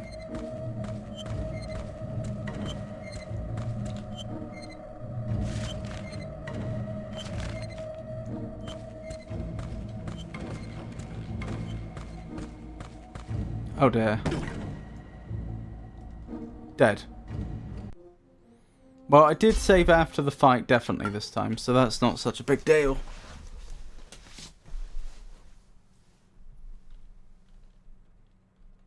As Gaming with Dean mentions, parry, dodge, thrust, the most fitting description for the sort of careful engagement required in these adventure games. It is indeed gratifying when a title offers sufficient depth to warrant such consideration rather than concluding too swiftly. Clarity in gameplay mechanics, much like in a conversation, is always appreciated.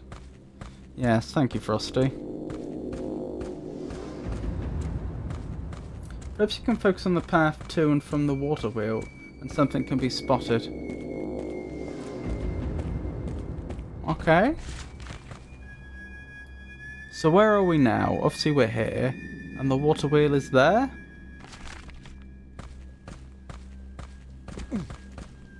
So the path will be through here.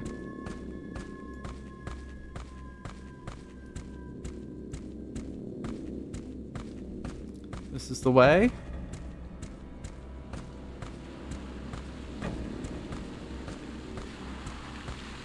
Can I chop a tree down? Oh my goodness. Because I have the axe.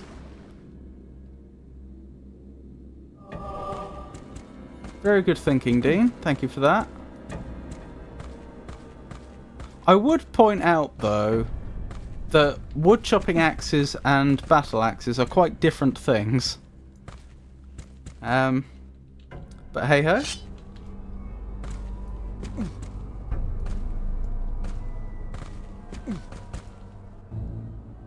I suppose it's fair to say that if you had a wood chopping axe and you did intend to do someone a mischief, you could certainly do so. Right, so now we get the hook, presumably. Excellent. Because we've read the manual, we know what that does.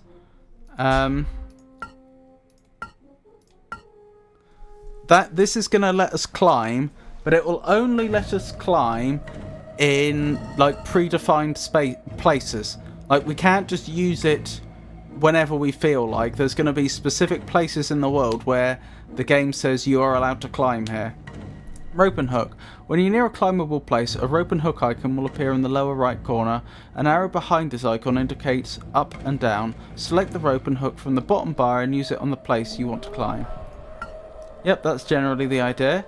So I think, to state the obvious, clearly I'm supposed to be climbing to the next location. The only problem is I haven't spotted a climbable place yet. So I don't know where I'm supposed to be using this. Way to go, puzzling. Thank you, Pikachu. Pikachu attempts to sink into the shadows, but the lights are too bright and the conversation too interesting. They are not successfully lurking.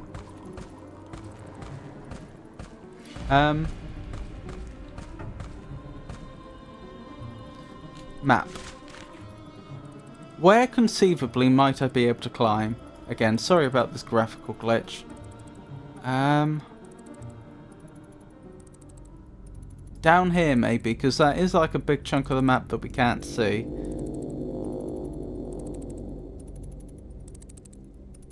I don't know, I can't... It would make sense in a way. But I can't think of anything down that way that's... You know...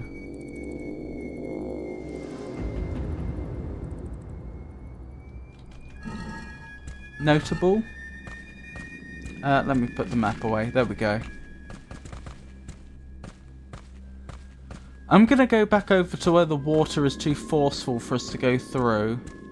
I just want to check that I'm not allowed to do any climbing around there. And if you happen to see anything in... Oh, honestly, everywhere has a roof. This is true. I don't think I'm allowed to do that though. Just to I check. am not near anything to climb. There we go. So if you see anything that looks climbable, do let me know. There is supposed to be an icon that will appear on screen. I think in the bottom right? But I may be misremembering that.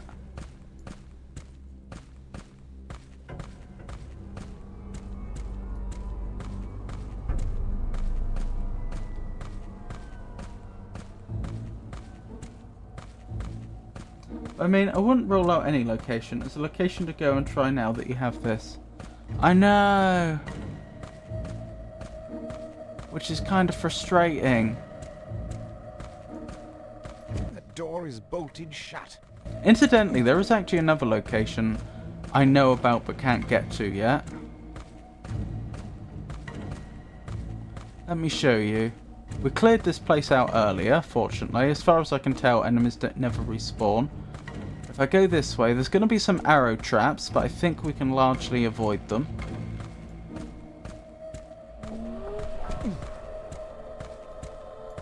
This door here.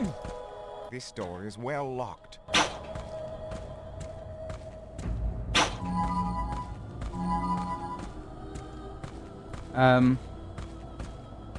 That's going to be the throne room. This is Castle Daventry.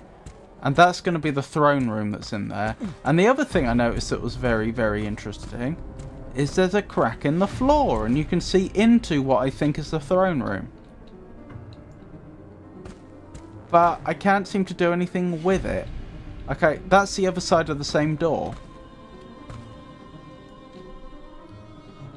I am not near anything to climb. It's very odd. There's just, as far as I can tell, no way to interact with that.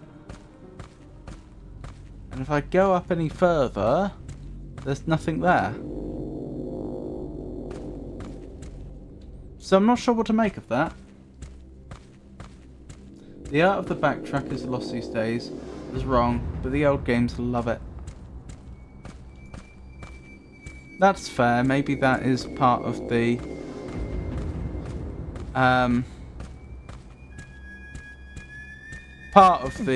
issue I take with this game. I'm not a huge fan of backtracking. I mean, I don't mind backtracking when it's done well, but doing it well, in my opinion, means taking out a lot of the work. I don't enjoy the process of exhaustively searching areas I've already been.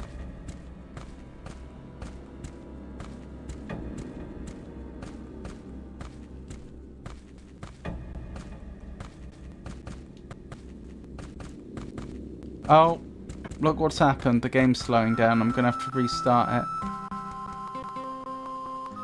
It's not supposed to sound like that. Hold on. Let's save.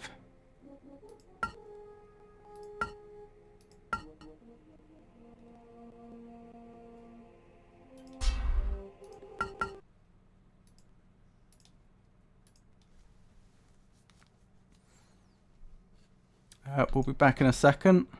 Fortunately, this doesn't take too long to do. I mean, it shouldn't be happening at all, but it is what it is, I suppose.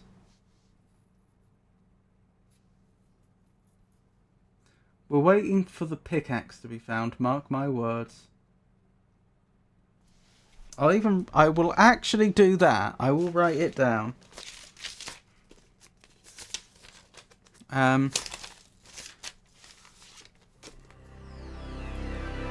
Dean thinks we need a pickaxe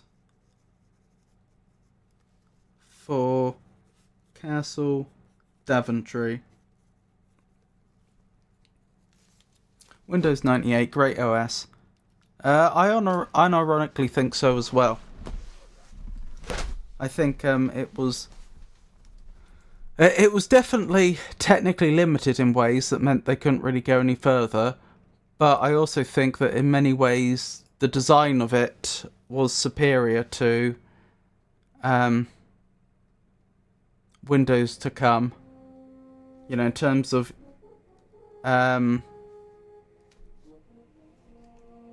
user friendliness.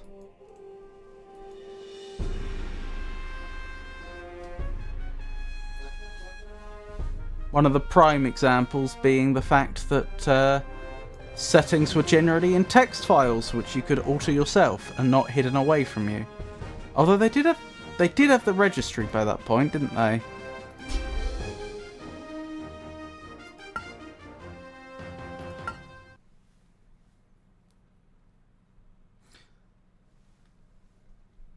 And there was far less hiding important settings deep within menus because they didn't want people messing with it. And it was, of course, much simpler design anyway.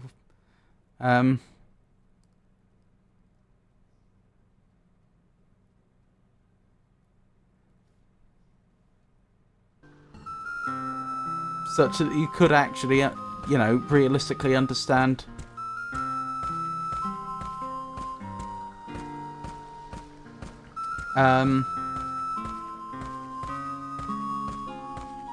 most of what's going on, like from your system booting onwards. That's a unicorn. Good creature. That's had Have its you horn knowledge of the way stolen. to Castle Daventry? I feel I must check upon the security of the king. By the Lord of Darkness, Sir Traveler, 'twould be no use. Verily, King Graham and his family have suffered the same fate as the rest of Daventry's mortal inhabitants. Besides, the road to the castle is now blocked as a result of that vile storm. So you know of no other passage to the castle? But I was just in the castle, was I not? I do have knowledge of a secret entrance, although I think 'twould be best to avoid it. However, I shall tell thee. Behind the waterfall, thou shalt find a passage to Castle Daventry. Is that not I Castle am Daventry? grateful, kind beast.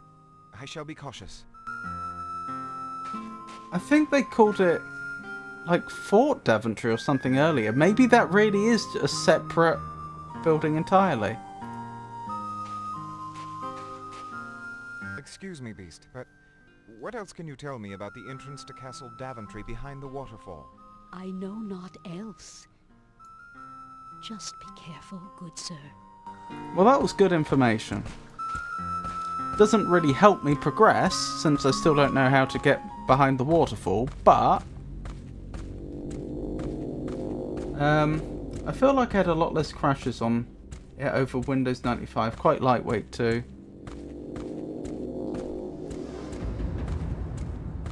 Yeah, I'm afraid my first OS was 98.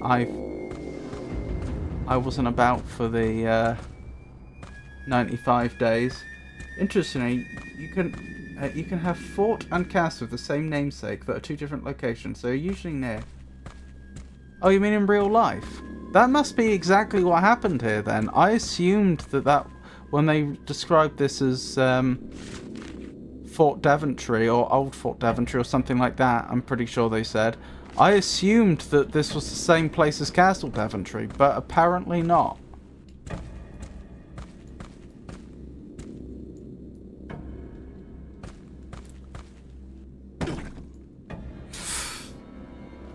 Okay.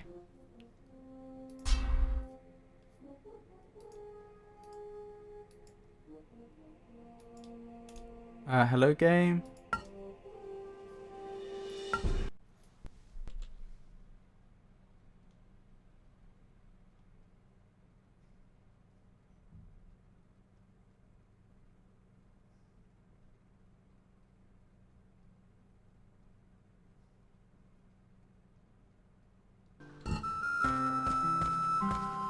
Alrighty then. I still have the rope and hook. Like, that's been the big development recently. I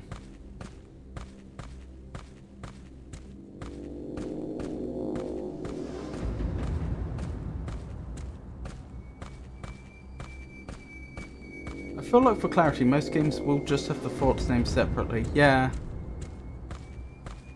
I mean, I don't necessarily disapprove.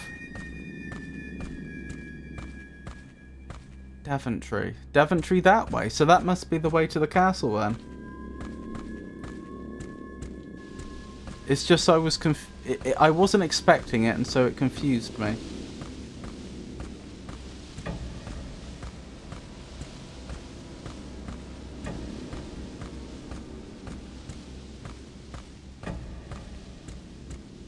Either that or I just misremembered. I swore he said Daventry.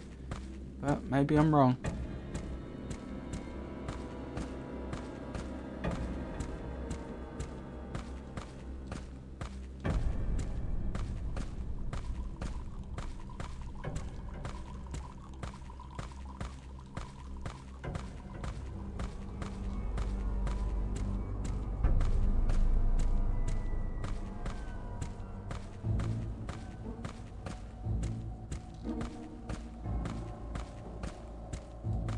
That might not even be the way to the castle.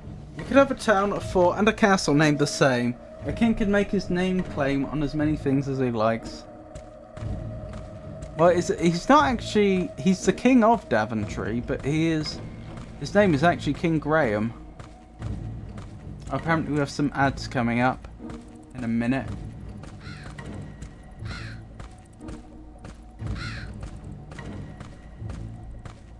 I feel so dumb. Like, surely we're scaling something with this rope and hook. But what? To be fair, I've never been into the church, have I?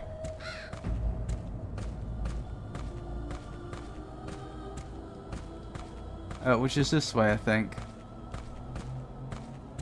I'd assumed there was no way in. But maybe that assumption was wrong. Is that the church?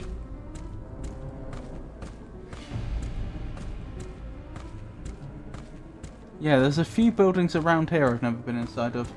Sure, but an ancestor might have named a few things as he liked. This is true.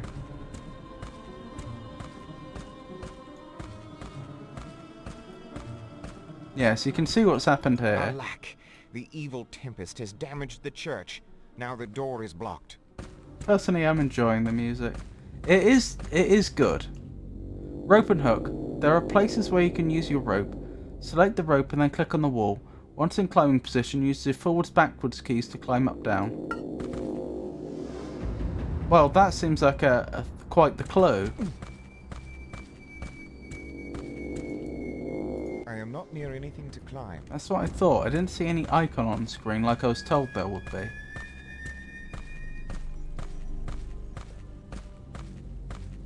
There were a bunch of undead in this graveyard earlier, incidentally. Like, it can't be a coincidence that it just gave me that prompt, right? It could have given me that prompt at any point in the game. Surely it is this location that I'm supposed to be climbing.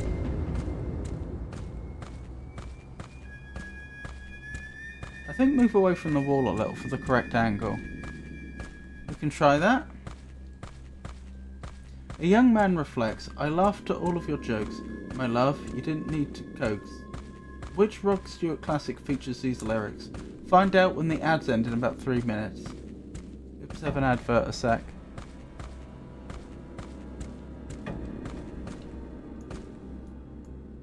I am not near anything to climb. I am not near anything to climb.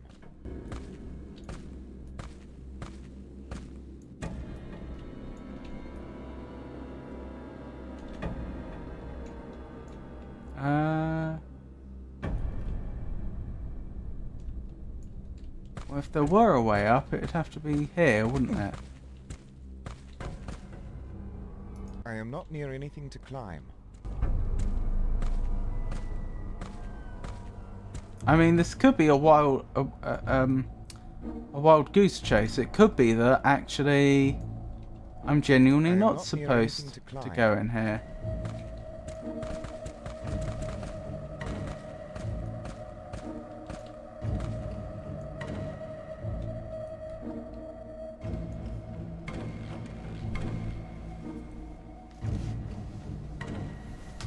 Three adverts so far, still can't see. I won't make any major progress while you're gone. Not that you can hear that. Oh, you're back. Have you played any of the King's Quest games? I missed it if you said so. Welcome back. I've still not figured out how to do it. Nope, this is my first time seeing one. Again, this one is considered to be the exception. It is definitely the one that is considered to be most different to the rest. I am not near anything to climb. I mean, this is something that I was discussing before. Like, this game was horribly reviewed at the time. But is that because it's genuinely a bad game? Or is it just because players, fans of this series were expecting something much more like the games they'd played before? If you see what I mean. Really? It's a pity you missed. El Magnifico's played all the others up to this point. Alas, the entrance is barred. This was the one that basically killed the series as well. They ended up in 2015 trying to do a reboot. But, you know, that's 1.5 decades later. Well, you didn't tell me about it. Clearly you did me wrong. It's very different than the previous games. These lyrics are from Rod Stewart's iconic 1971 hit, Maggie May. Well, this is my favourite one so far.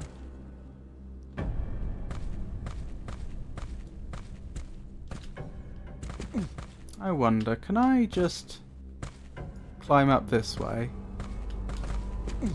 It looks like I almost could, doesn't it?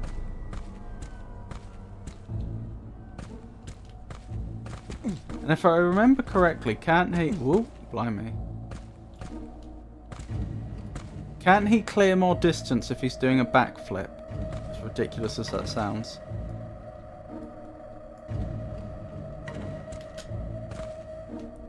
Ah, he did backflip onto the roof. You saw it. I said about being further from the wall because a grappling hook would want a wider ankle, so that's my thought process there. Yeah, but I haven't seen a single prompt. Maybe I need to, like... I usually have hints up for these games. Maybe I do need to look up some hints so that I have some idea what I'm doing. Alas, the entrance is barred. Glad I could introduce you to. Back to Lurk for a bit. That's some more amazing emotes from you, Pikachu. Alright, the fact that I managed to get onto the roof but then we slid right off is a pretty clear indication that if I am supposed to be climbing in here, then I'm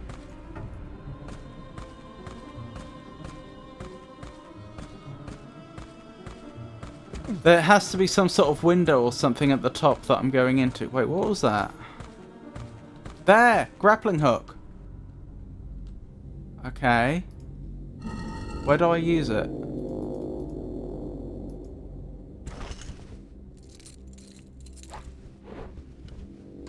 Progress!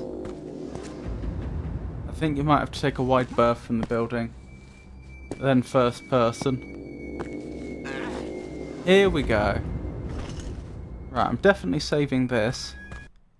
So we don't have to do that again.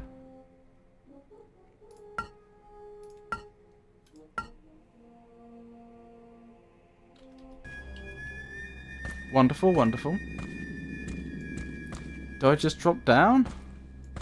If I do, I'm going to be in danger immediately.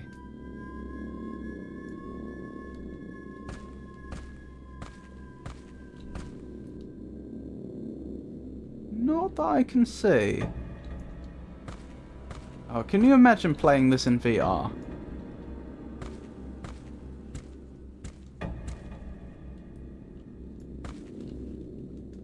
I love this game. Hey Mancy.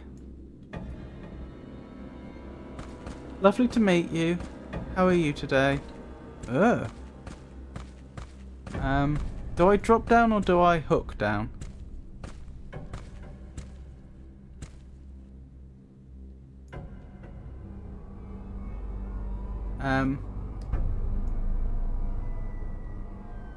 You kinda grabbed me by the hand and pulled me here.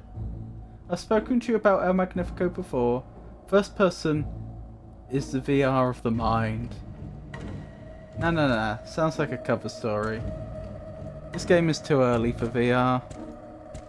Believe it or not, there were actually attempts at VR back in this period. They didn't work. Okay, we're not supposed to just jump down. Or fall down. That's fine. It's weird. I was just thinking about this game, wondering if anyone still played it, and then I searched and found you were playing it. Oh, goodness me. Yeah, this is my first playthrough. So for context, I've played through King's Quest 1 through 7, and this is my first time ever looking at this game. There are some bugs.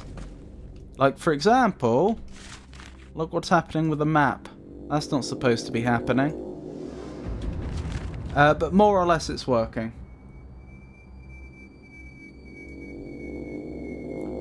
The Virtual Boy did work. That does ring a bell, Virtual Boy. It just started today, Mancy. It's just windy. Any hints are welcome, but not lore spoilers. Yes, yes. That's very well put, Pikachu. First VR system.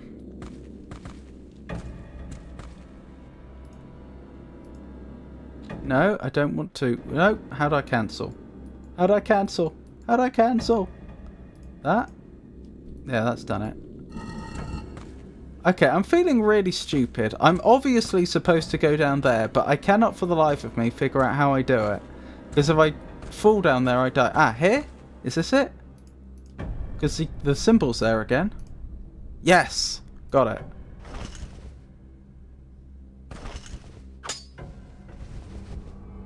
I'm not sure that would work, but okay.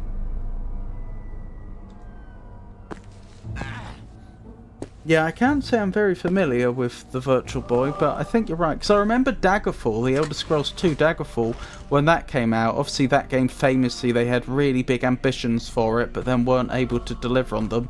One of them was that they were going to bring it out in VR. The evil Tempest has damaged the church. Now the door is blocked. Oh, I wish we could open it now we're on this side. Oh, look how they did the flame. That's interesting. Is that a rotating texture that, like, resets? Or have they done it some other way? What do you think of the other King's Quest games? I liked them. When I completed each of the games, in turn, I gave like a little review during the credits of what I thought of them. I have been thinking maybe I should actually, when I finish streaming all of this, maybe I should actually put together a review of the series and release it on YouTube. I'm not sure. But yeah, the thing is, they're all so different that, like, obviously, I could say things about one of them that wouldn't apply to others. And also, to be perfectly honest, I don't have a brilliant memory, so even now, even though I've only just played through these games, I am struggling to sometimes remember, oh, was that King's Quest 4 or was that 5? Oh no, it was 6.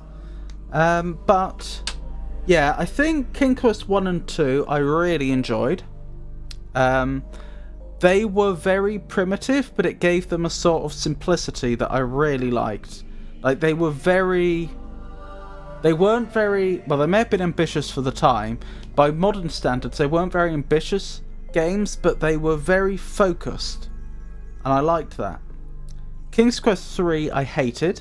And I hated it because of the time constraints. Horrible, horrible mechanic. Don't want time constraints in my puzzle games. 4, that was Rosella's one, wasn't it? 4 was, off the top of my head, I think 4 was alright. Not as good as 1 and 2, but technically better in quite a few ways. And, you know, it was a fun little jaunt through the King's Quest universe again. 5 I didn't like because of all the soft locks. That was really annoying. It was so easy to just accidentally stumble into a soft lock and not know. That was awful. 6, fantastic. 6, I was told it was the best in the series, and I can believe it. Really, really good. Very much enjoyed 6. Wish that had been the model for all the games going forwards. So good. 7, that was not as good as 6. It was alright. It certainly had some charms of its own, and it did things a bit differently to the games that came before it. Well, then again, so did it wasn't the first one to change up the formula a bit, but certainly, like, coming from 6, they made some design decisions that were, you know, notably different. But it was good. Not my favourite, but good. And here we are at 8. 3 was my least favourite. You agree then? The softlocks were so bad. All the Dark Souls games were so good, the first though. I don't think I'll ever forget the feelings and views and struggles, especially doing them all with starting HP only. Incidentally, I've also been playing through the From Software games. So far, that is recently. I began them this year. King's Quest I've been playing, just seeing it for the first time this year, and the From Software games. In terms of the From Software games, I've done Dark Souls 1 through 3 already. I've done Bloodborne already. I'm on Elden Ring, and I have Sekiro, but I haven't played it. And I intend to do Demon's Souls at some point, but I haven't played it. And again, I actually also think Dark Souls 1 was the best of these Dark Souls games. Even though, as I say, I've played them all this year, so I'm coming to it with fairly fresh eyes. Not even a priest is immune to this vile affliction which infects us. I swear, Father, that you shall walk upon our fair land once more while there is still breath left in me. Then 8 is a whole different direction. Indeed it is.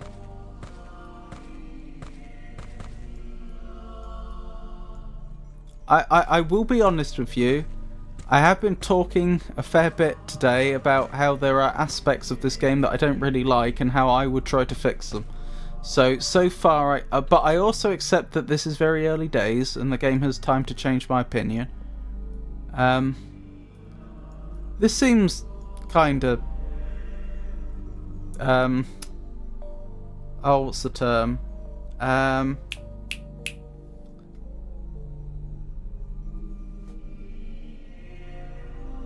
Oh, I can't think of the term. Someone that destroys things of cultural value, doesn't appreciate them.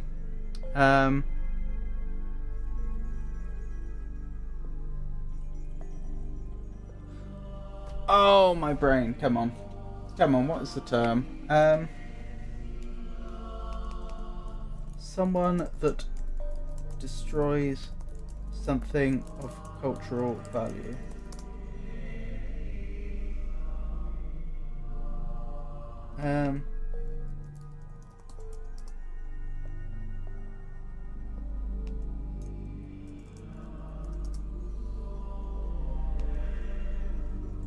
Name for.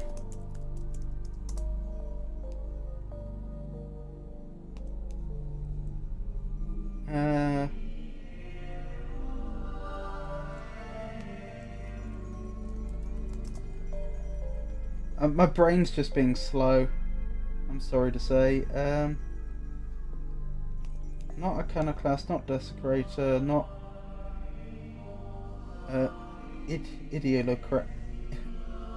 Idoloclast, not Saboteur. Oh, what's the name? No, there's a really common name for this.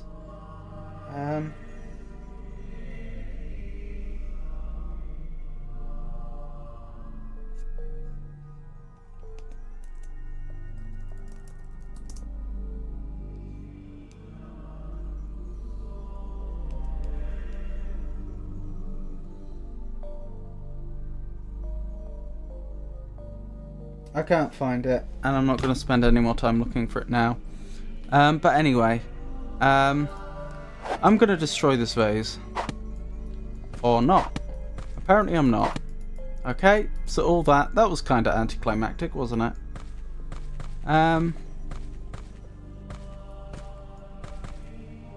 Oof, Dark Souls 3 was the worst one. The other ones are really good. Took me a long time to get into Bloodborne. Really? You think Dark Souls 3 was the worst? Interesting. Most people don't like Dark Souls 2. It appears to be an urn. Oh, the urn points away. We were told It that. appears to be an urn. I'm stuck in Dark Souls 3. Okay. Huh. I didn't realise I could do that. Oh, a portal. Presumably to somewhere new. Is that going to take me to the land of the dead? I've been warned about that place. Time to leave, I guess.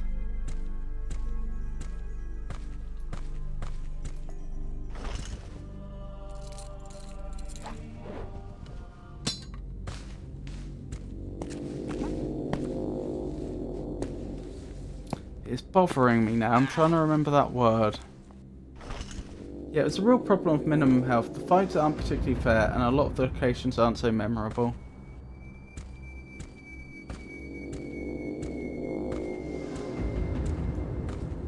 I don't know. I'm not sure I remember. I think I remember a lot of the Dark Souls 1 locations quite well, but that was my first Dark Souls experience. I'm not sure I massively remember the locations in Dark Souls 2 better than Dark Souls 3. Dark Souls 2 did some incredible thing with locations to people that really show a lot of love. Interesting. I did like the fact they tried to innovate.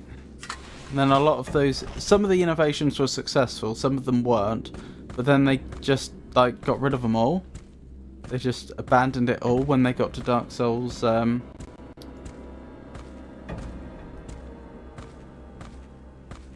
Dark Souls 3, which I'm not sure is a decision I entirely agree with, but there we are.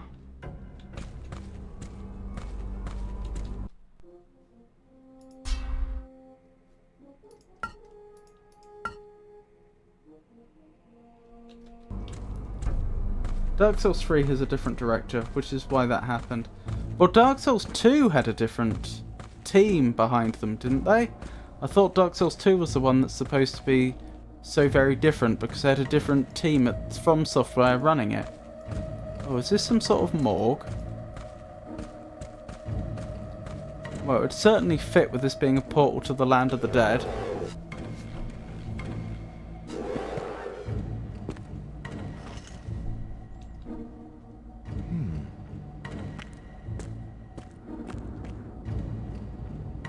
That looks suboptimal.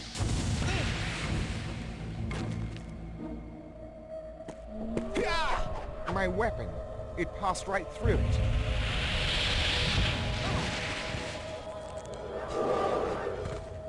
Egad, dark monster. 'Twas neither flesh nor blood. What now? Yeah, I wasn't expecting that to be a dead end. That's a bit of a problem. The odd distract... You watch me. Why?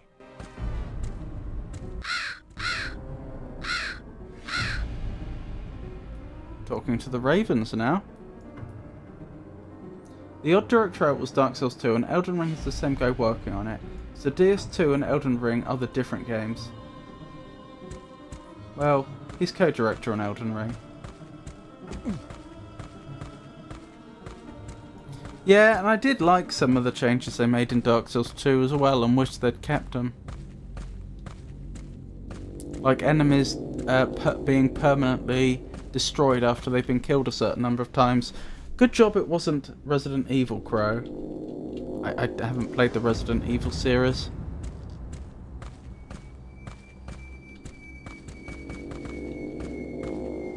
So what now? I don't know what to suggest.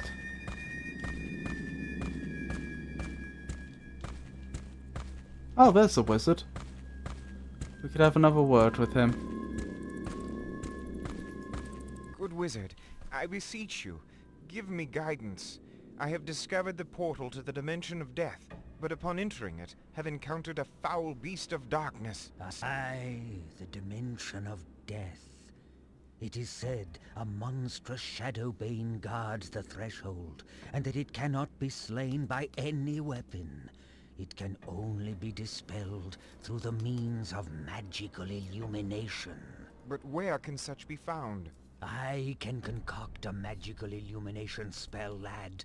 Go, bring me a flame from a sacred place, the ring of a dead hero, and the ashes of a torch. Aye, Sir Wizard. 'Twill be done. Wait, what were those? Tell me again. Pardon me, good wizard, but may I inquire again those items which I must gain and return to you? Seek you a flame from a sacred place, a ring of a dead hero, and ashes of a torch. Thank you. I will, sir.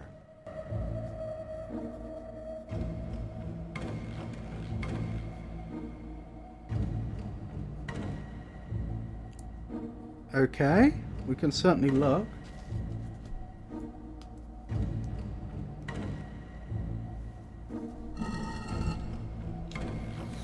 I just added them to my notes so I won't forget. But then how do we progress? Where do we go from here?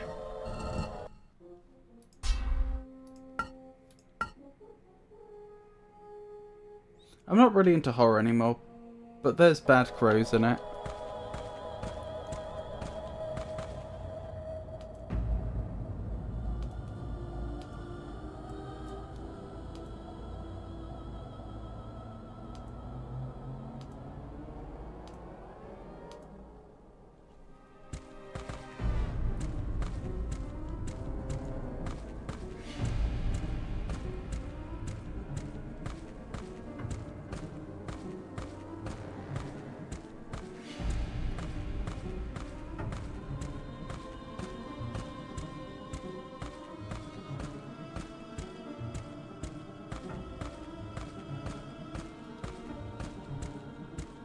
Well, unless something's changed earlier on in the game, I'm not sure what to suggest.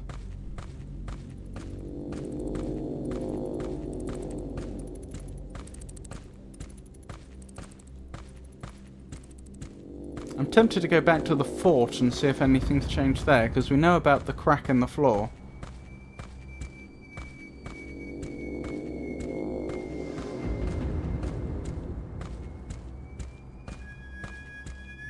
If we're playing for a few more hours, I'll put on pizza. Nobody needs me around at a particular time of day, so I can stay up. Yeah, I mean, I probably won't be doing that much longer, maybe half an hour or so. Because I too need, you know, I'm in the UK, it's late. As much as I'd like to keep playing. Sir Knight, I have found the portal to the Dimension of Death, but unhappily a foul beast of darkness guards it. Would you know how to defeat it? The bane of shadows and death hath no element. I know naught. Okay.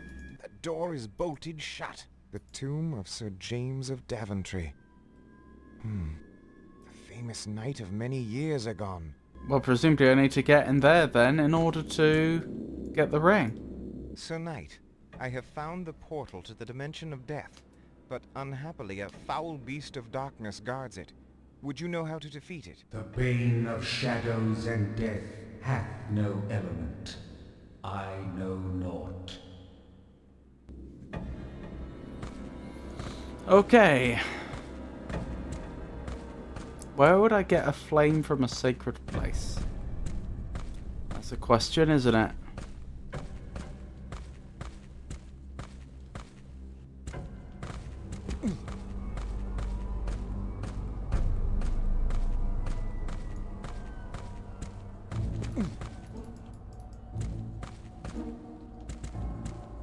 The church?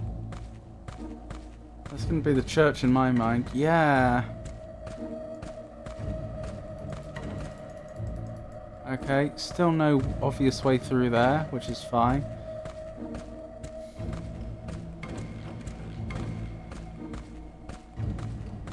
Oh, the candle maybe. There was a candle there, wasn't there?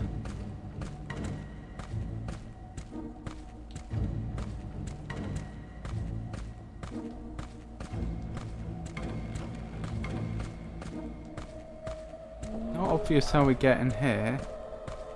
It's not like a side entrance, is there?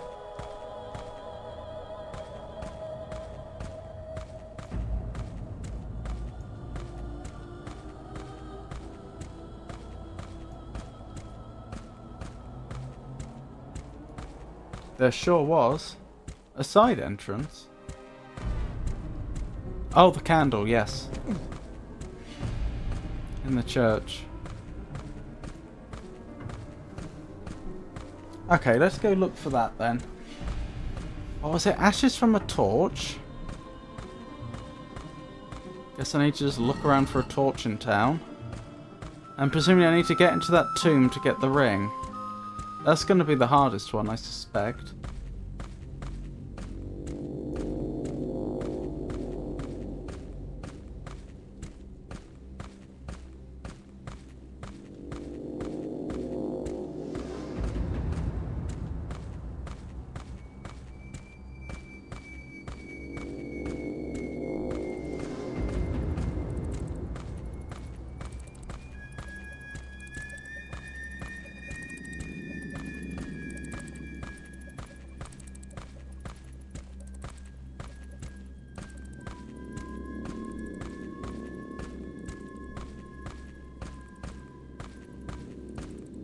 Ashes from a torch, sacred light, I think the church for this, and then a ring from a hero, which sounds like the tomb is correct.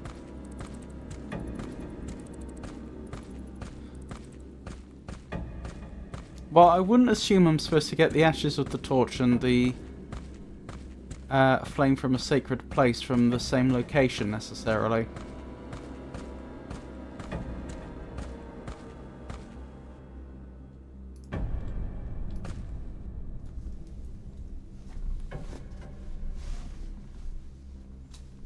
That didn't work. There we go. Is it Philistine I was thinking of earlier?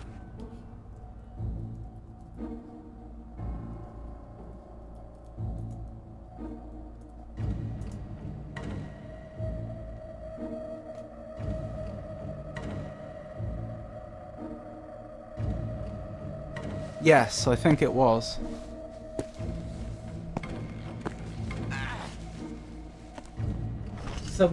Someone hostile to art and intellectual values. Which is slightly different to what I said, but I think it was Philistine was the word I was looking for. Sorry, so I was gonna say, it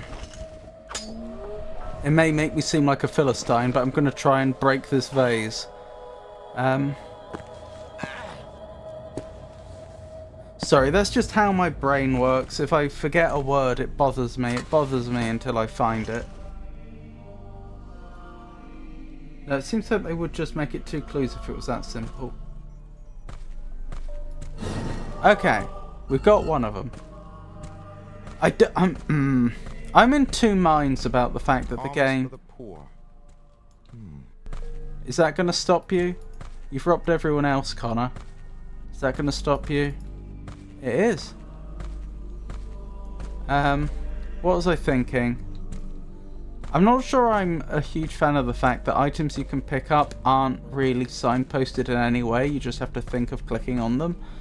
I mean, I'm not quite prepared to say at this stage that that's wrong.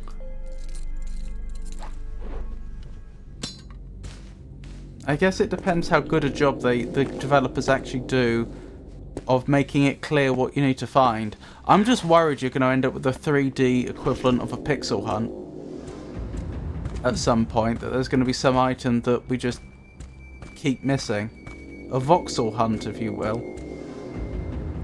Hopefully that won't happen.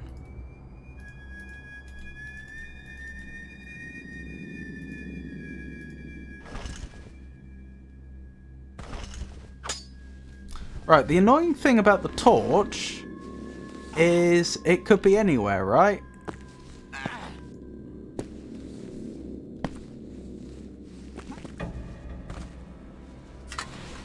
I don't really... There's no obvious starting point to look for the torch from. Seems like a modern mind frame to need it all glowing and such. I'm into it being this way. See, having played the other adventure game, or having played a lot of adventure games in my time, that's where I'm coming from with the... I'm not sure I like the fact that it is not obvious.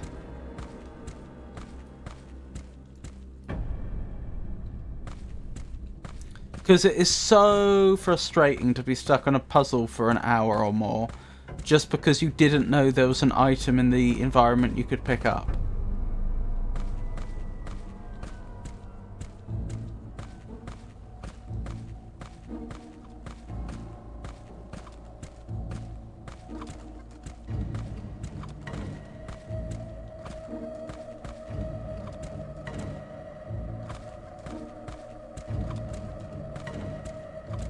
That's why I gave it a question mark. It's a bit of a lackluster clue. Yeah. And see, that's the problem. That's where the problem we were just discussing about. That's not even giving us health. Oh, it is. It's just a very small amount of health. That's where it falls down, because if you're gonna...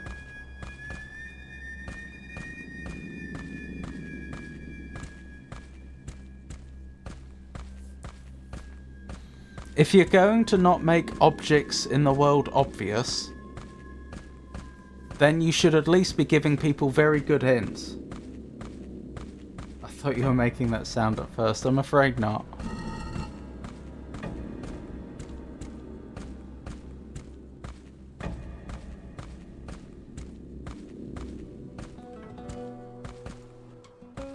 Well, that's not a torch, that's a fire. And no, I can't take the embers from it. This is where we started the game, incidentally.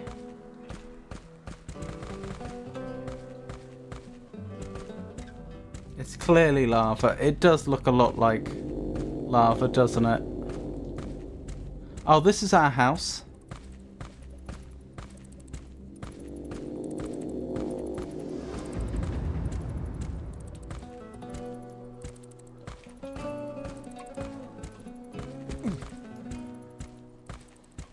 With our lovely lava place. I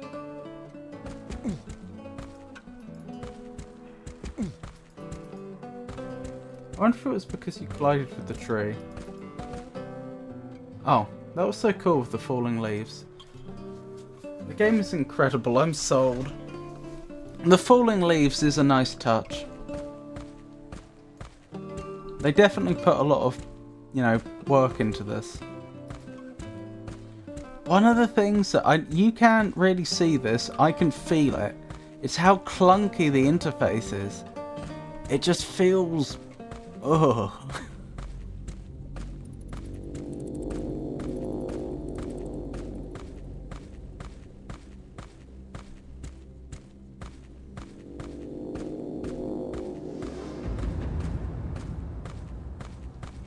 This guy has pelts for days. He is a tanner. That is... The door has been barricaded. That is literally his occupation. We never made it into this building either. Oh, incidentally, we were discussing this earlier. When we clicked on this statue, Connor said something about, oh, he was protecting his house, but he didn't manage to do it. But it didn't protect him from the curse. Poor chap. Seems the alchemist tried securing his house, but couldn't save himself. Exactly. But here's the thing. Those boards have been put on from the outside. That's going to be really easy to take off if you're trying to break into the house. That's going to be more effective at keeping something on the inside in. And if that's the alchemist, what exactly did he think he was going to do after he'd finished barricading the door? Because he's on the outside. Seems to me that he was trying to keep something on the inside in.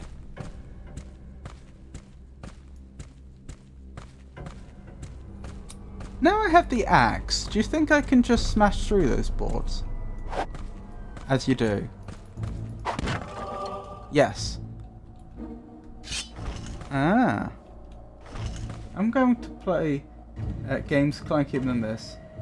And it's not like I have to preserve my audience if they don't like it.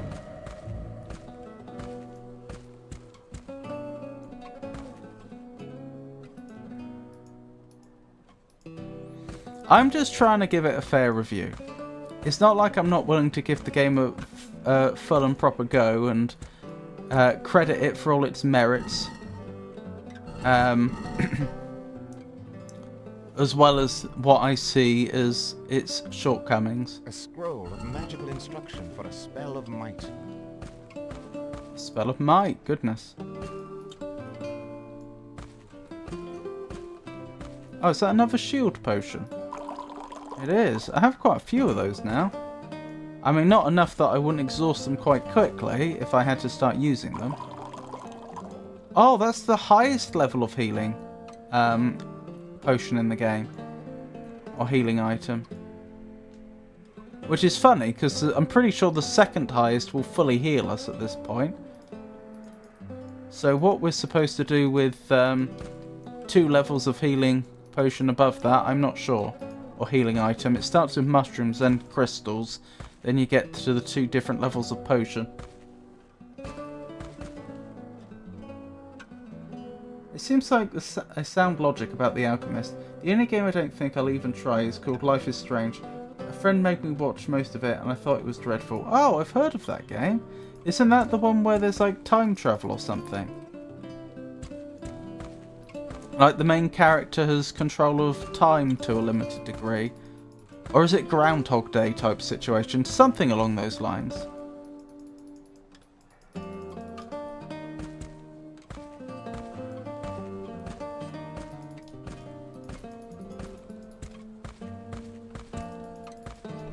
Well, there doesn't appear to be anything else to do in here. So let's put a quick save in and carry on looking for those ashes.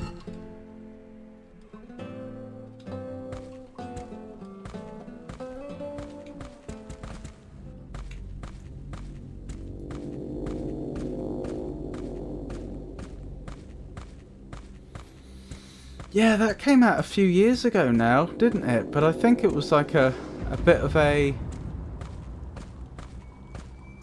smash hit when it came out, wasn't it? Here's the tavern.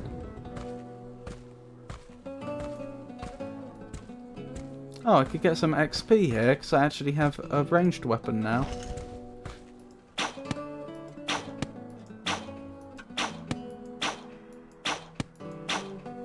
I don't know if I did it or not.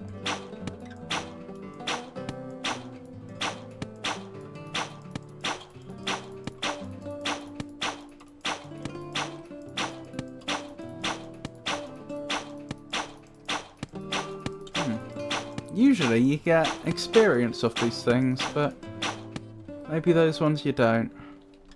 It was something like that, yes, but it was just incredibly heavy-handed and full of characters making a big deal over small problems. I don't like how they didn't realise how good they have it.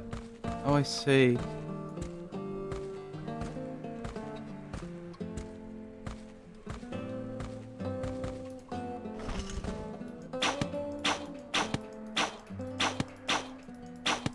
Well, I mean...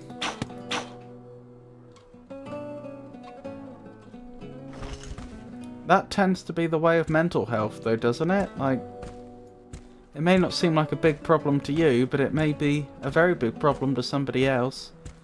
And people are likely to calibrate how serious they see problems as being based on their own lives and experiences. I'm going to have to restart this again. It's doing the slowdown thing. Hey Negan, lovely to see you. Like 14 hours of high school drama rather than anything else. I see.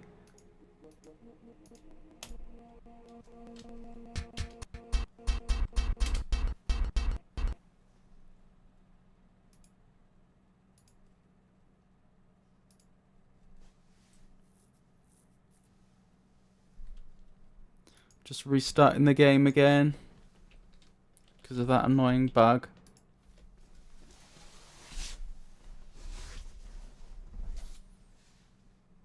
Wow, an old Windows 98 PC. Sort of. It's emulated. But the emulator has some sort of bug where after about 45 minutes it stops working properly and I have to shut the software down completely and restart it. Seems like all the RAM is tied up and not being released. Well, that's the thing. Like, that can't be the RAM on...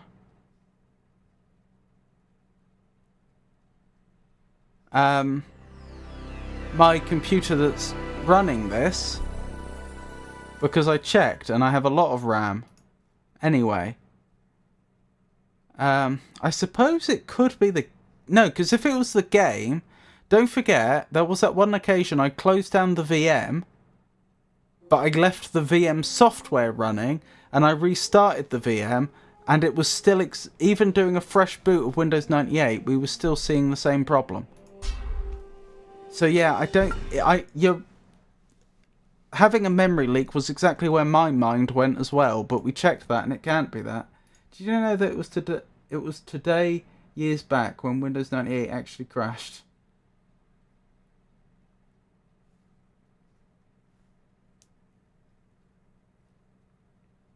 Oh, thank you for giving Negan a shout out, Pikachu. Very kind of you.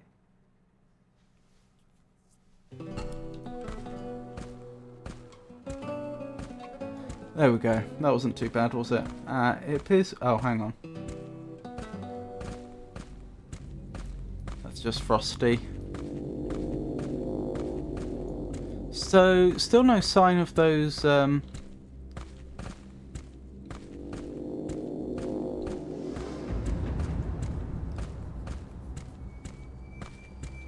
those torch ashes I'm looking for.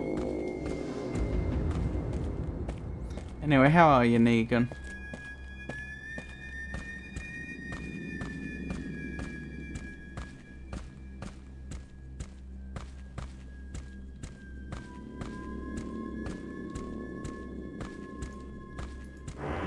Oh, have I not been in here? I reckon I probably went in here, but then... yeah, I have been in here. It's just I ended up reloading before I went in here. So that's what's happened here. Poor woman. It must be torture for her. I must do all I can to free her. It's interesting. A child's drawings. It's interesting how Connor constantly assumes that these people are still conscious. Which, I mean, maybe they are, but what are you basing this on? Mr. Kavanaugh, I am sickened by your plight. I promise to do all I can to save you from further torment. The most prevailing matter seems to be the light potion, which needs 2 more ingredients, which means we do have a direction, but technically you might need to do other things between tasks. Sorry Rob, it's getting late. I need to have my shower now, and I might not be able to see you ending the stream. That's okay, I understand. Oh, yeah. I mean, I don't want to stream super duper late either, but I'm also... it would be nice if I could at least get the light potion done. So that when we start next time, we're in a new area.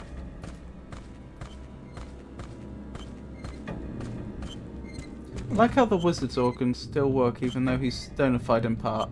Well, technically he should be in trouble. Yeah, I was thinking the same thing.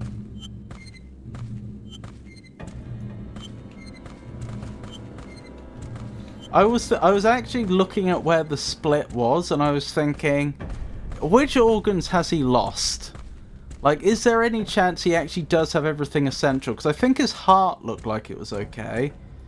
Obviously his brain would be, because that's in the head. He probably had some lung. Obviously no digestive tract. Well, technically some, but you know what I mean. Like, it's substantially gone.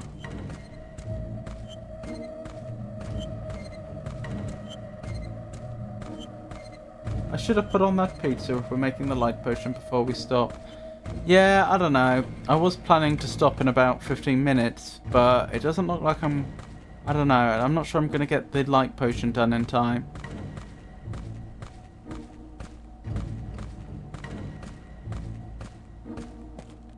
I remember being in primary school ages back and playing Bugdom on the Apple Mac PCs. Oh, I think I remember that. I think I remember exactly that. As in, when I was in year 5, because I was in a 3-tier system, so I went to middle school in year 5, them having these Macs, and there was this game where you could play with this little bug that could roll up into a ball, I think, and roll around. And I remember there being levels where you're in a garden, and there were giant people's feet slamming down, and then in boots, and then there was another level where you're entering a beehive, and there were lots of aggressive bees and so on. The real horror is the game Granny's Garden? Interesting. Well, I'll take suggestions from chat if anyone has any idea on how to make this light potion. Thoughts? Can I take this stuff? I thought I tried before. Yeah, I'm not allowed. It was a game I just wanted to play all the time on breaks. Yeah, I don't think we were allowed. I seem to remember it was one of those things where they had it there, but like, we were never given the opportunity to play, as silly as it sounds. To the point where you're like, well, why did they bother putting it on the PCs in the first place? When I say never, clearly it did happen at some point, or I wouldn't have seen the gameplay. But you know what I mean? Like, it was a truly rare occurrence.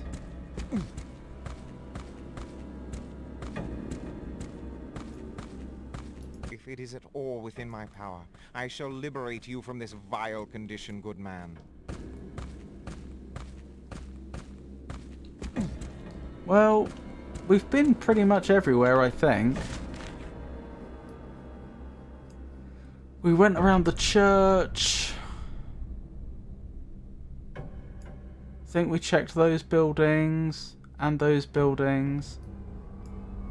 Certainly checked those buildings and those.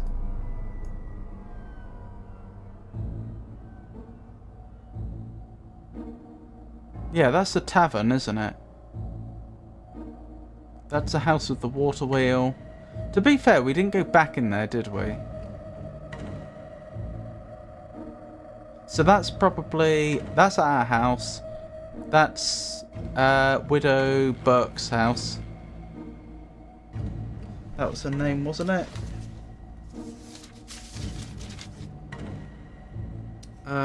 Widow Burke. Yeah. I mean, we went in there.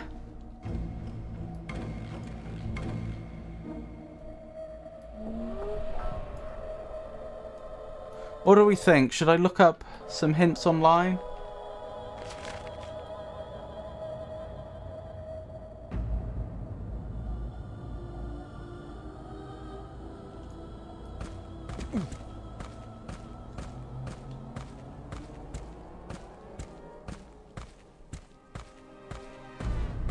Hints online. Yeah. There should be. I mean, they usually are for, oh, they have been for all the other King's Quest games. Boo?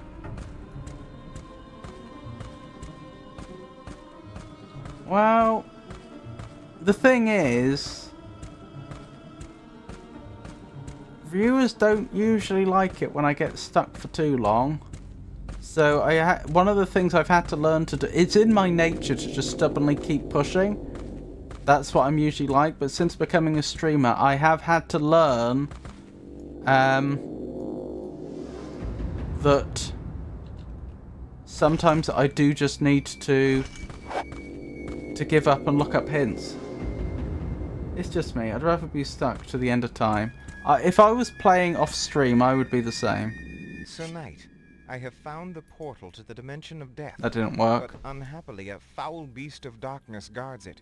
Would you know how to defeat it? The bane of shadows and death hath no element. I know naught.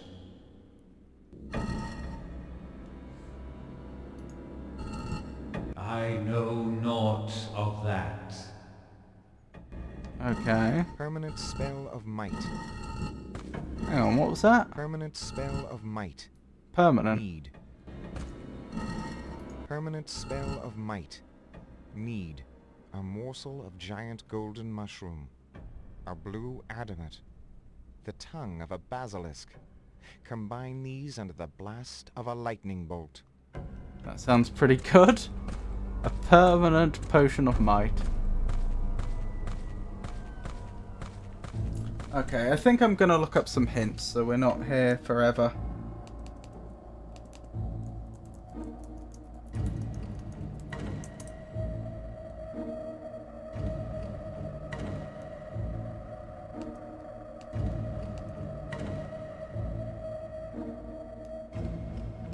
So, Kingdom of Daventry.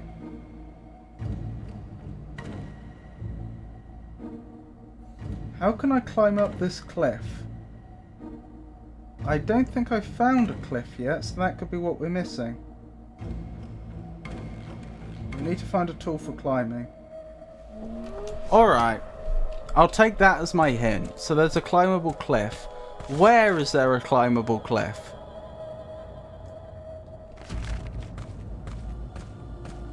Like, this is quite a big game area. Cliff can also be a name for a man. Yeah, thank you, Dean. Very helpful.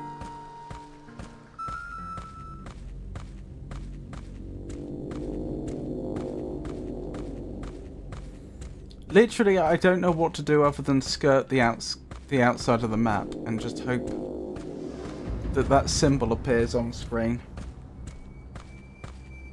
Whenever I play these adventure games, I always say the two most common ways you will get stuck is if there's an item you don't know about in the world that you can pick up or interact with, or if there is an area in the world you don't know you can get to.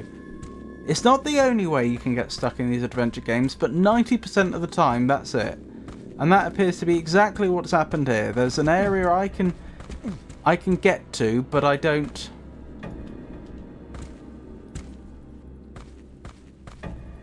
know about it. The truth is the best help, I say. Like, genuinely, I haven't a clue where said cliff is. Nothing's particularly stuck out to me up to this point. It's like, ooh, hey, there's an area up there. And we're dead.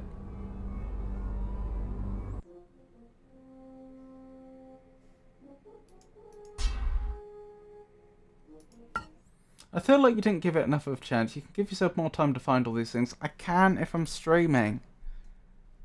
Believe me, I am like you, and I have literally just like had streams where like for 3 hours I've tried to solve a puzzle and I've refused to look up help.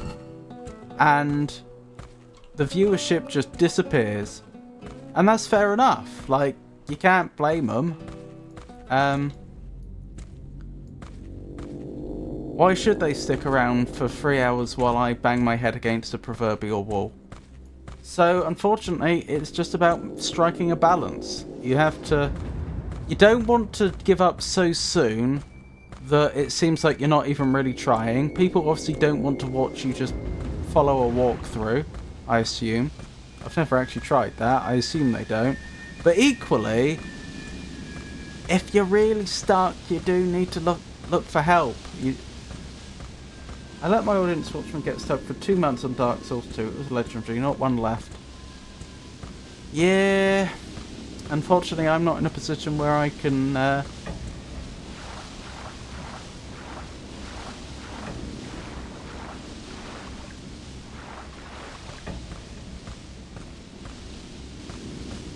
Was that it?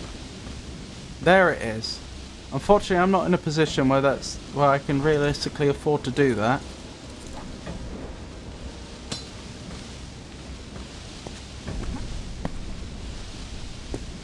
But do note, I could have just kept looking up more and more hints, but I didn't.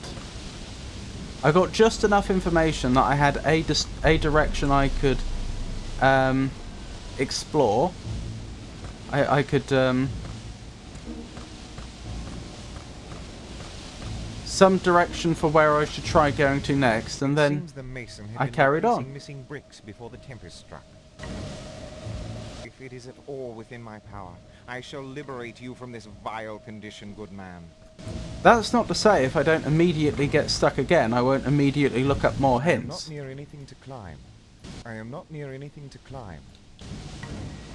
But you know, I am trying my best to strike a balance. So it wasn't a guy called Cliff after all. Indeed. Oh no, that's back down. I didn't want to do that. Wait, then what was the point in going up here?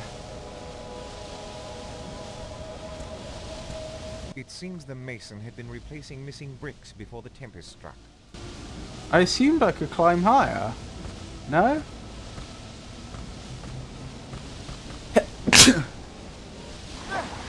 Oh dear. And I'm dead. Well, that wasn't a great start.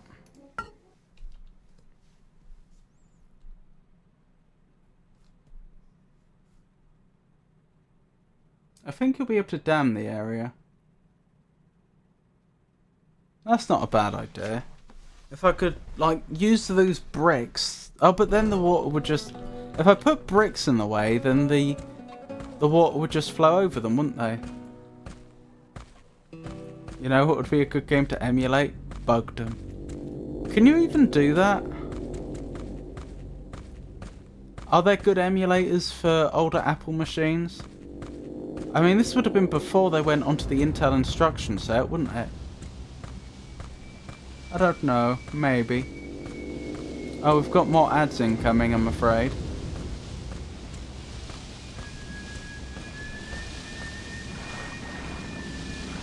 Here's the question. Is this the cliff they were talking about? Because I would argue this isn't a cliff. This is clearly man-made.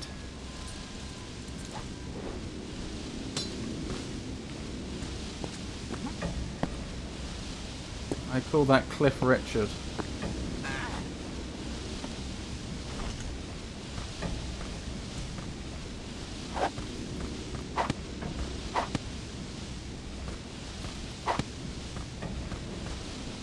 So you're still looking potentially for a man named Cliff.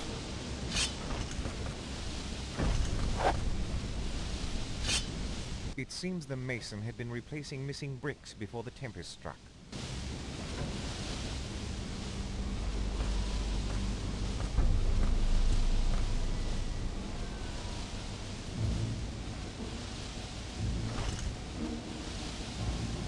Yeah, the game's not letting me get any higher, is it? To state the obvious, there must be a reason I can get up here.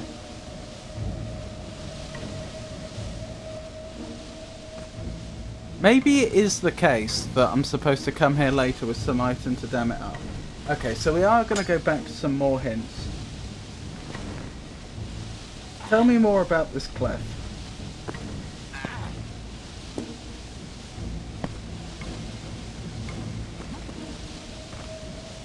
Oh, I can't.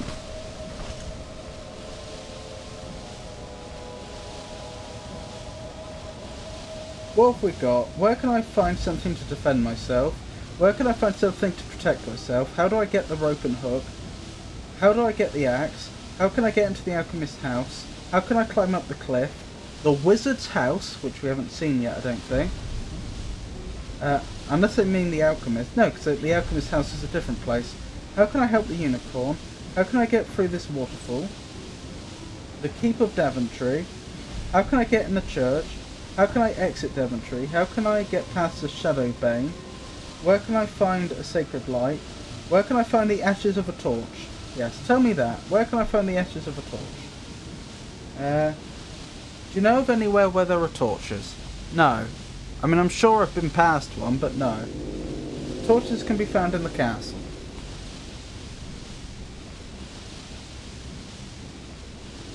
Which castle? The castle we were in earlier?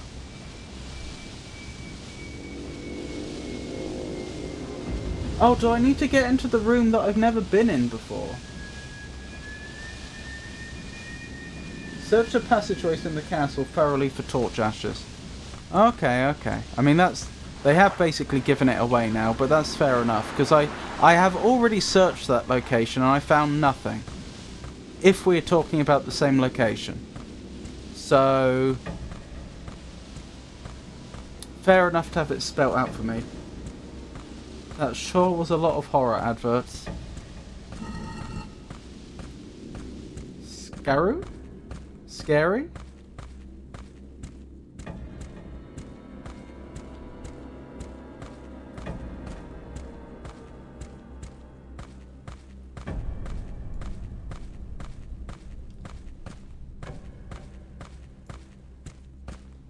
Okay, so we're looking for torch ashes. Is it just on the floor and I missed it?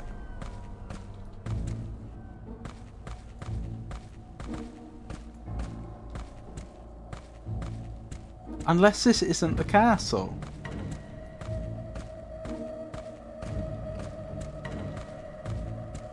That must be it. Oh, I bet I'm supposed to be able to reach Daventry by now. And I can. Or I haven't found a way. I mean, that would explain it, wouldn't it? Just a big area that I don't have access to yet. But should have.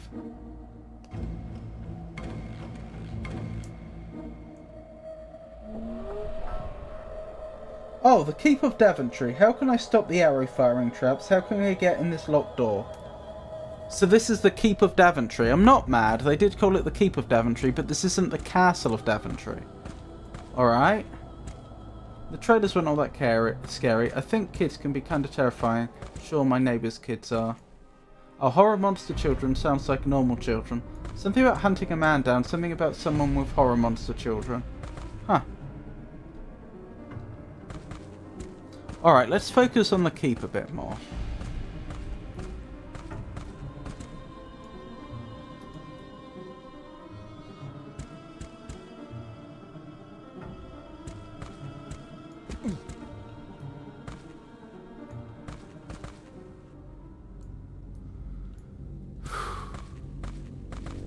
Because I feel like I've missed some important points here. If it's supposed to be possible to stop the arrow traps, then how? What have I missed? The stonework looks a bit different there. This wall looks a bit different. Here we go. Oh my goodness. I mean, the wall does look a bit different. I'll give them that. But, like, in this... I don't know, maybe... I feel like I was lulled into thinking that was nothing just because of how old this game was, you know? Like...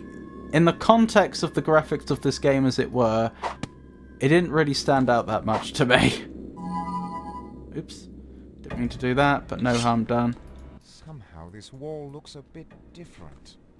Alright. That gives us something to go on.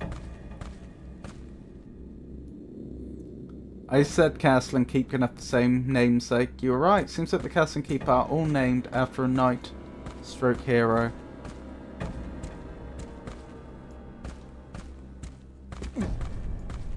Push? Yeah, alright, we can try that. That is a good idea, Pikachu. What?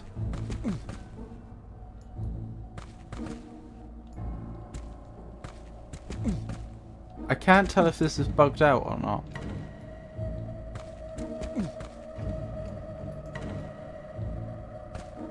This doesn't seem right, does it? Hold on, let me... Oh, there's a chest there? Somehow this wall looks a bit different.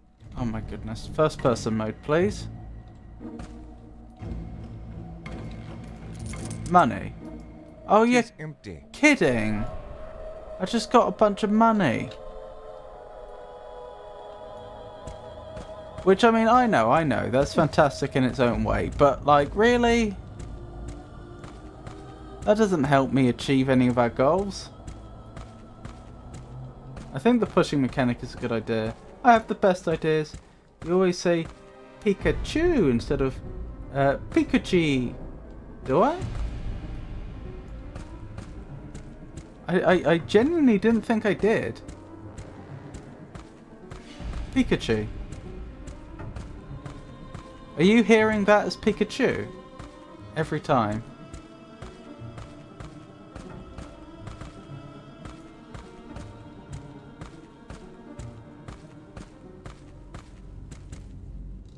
Pikachu instead of Pikachu.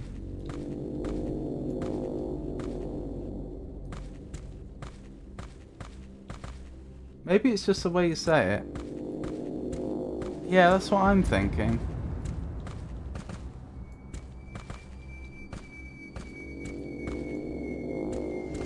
Just the inflection.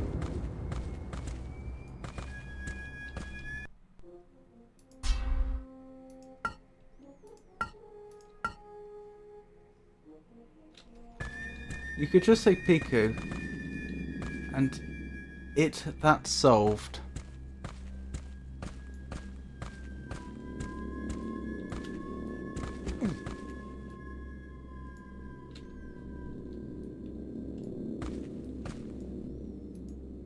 Still no idea what to do about that.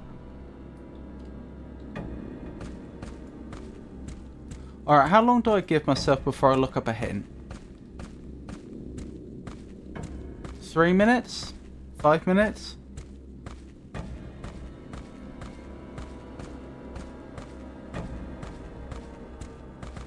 I know I can get onto those beams over there, but I'm not sure if there's any point.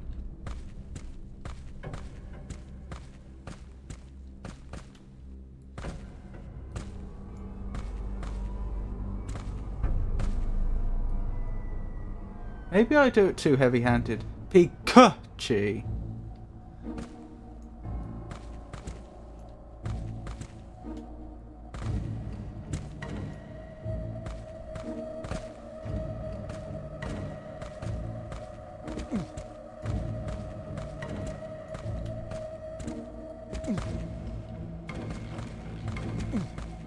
Hang on.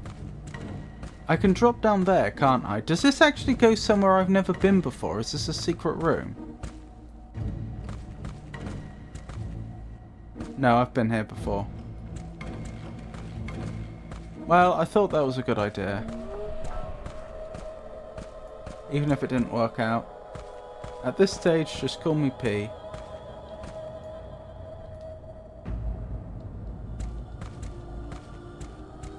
Well, there's clearly light coming from that room, so I'm guessing they have torches. Okay, I thought for a moment one of the doors was open, but it just hadn't loaded in yet. It popped in as I approached.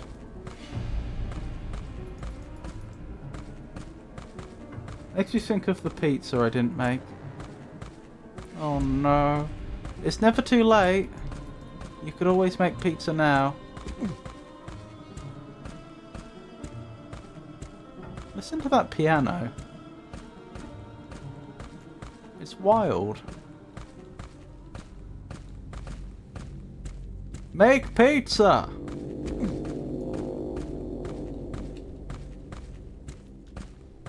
The Pikachu has spoken.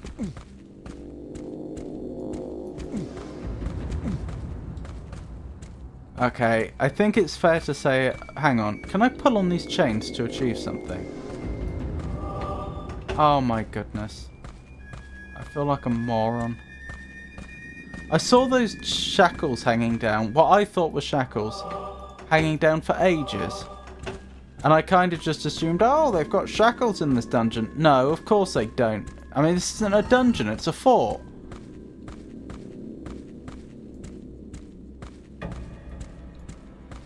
Right, that's how we stop the arrow traps. Still doesn't help me get through the door. This door is well locked. I don't know, this game's starting to grow on me a bit more. Now we've reached this stage. I think when we were just exploring and doing the combat, you know, it wasn't quite as compelling as now that we're actually solving puzzles. Simply, not because there's anything wrong with games that are exploration based or combat based, just because in my opinion those aren't this game's strong suit. Chains always do something. Both of you are night owls. Oh, yeah, but then I have no one that wants to hang out. Just sitting here alone in the dark with a pizza isn't so great. I'm sorry to hear that. I wish I had a clear time of day I was awake. I'm a nothing.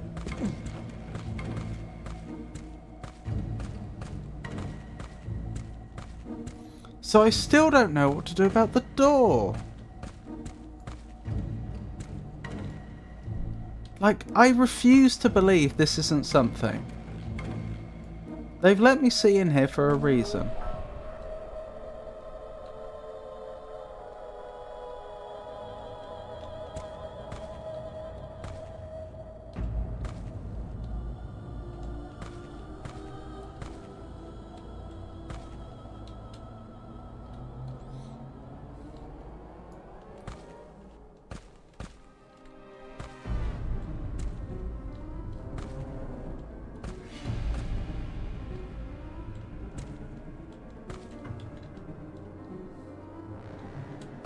Any ideas, chat?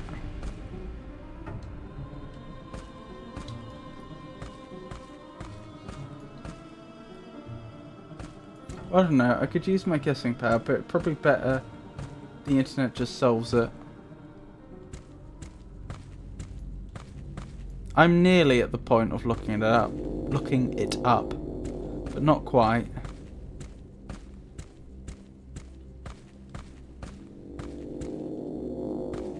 I'd go to all the other places in the game and just look around for days. This door is well locked. The thing is, it is locked and I don't have the key. Either I have to find the key,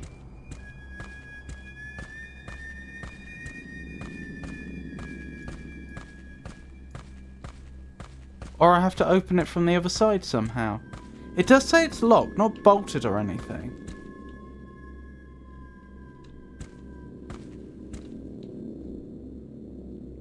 There was an extra strong enemy up the top here, although I think they fell down. Or came down or something.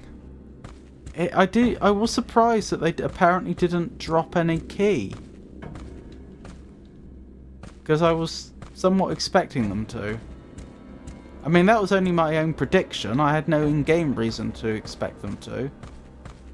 This might not be the thing you even have to do now, as alluded to earlier. It's not uncommon for games to give you other things to do between main tasks.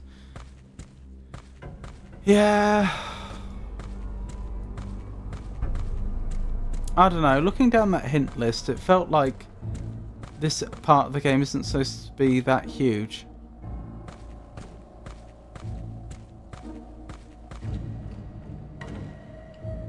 Right, you're the strong one, aren't you? I think. One of those two.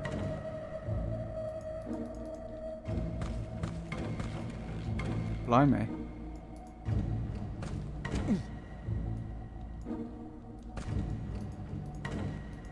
Alright, I'm gonna look it up. How do I get in this locked door?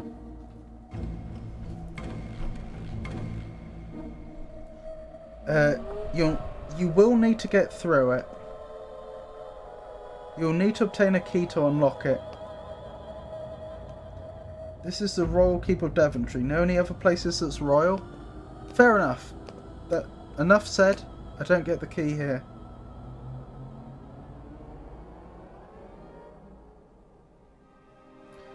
What else can I look up?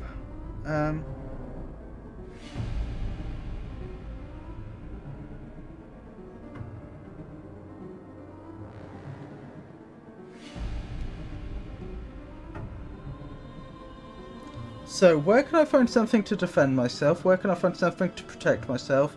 How do I get the rope and hook? How do I get the axe? How can I get into the alchemist's house? Which I've already done. How can I climb up this cliff? Again, which cliff? The wizard's house. Tell me more. What about the wizard's house? Where is the wizard's house? How can I open the celestial globe? How do I use a reveal magic potion? What am I supposed to do with this bell? I don't know where the wizard's house is.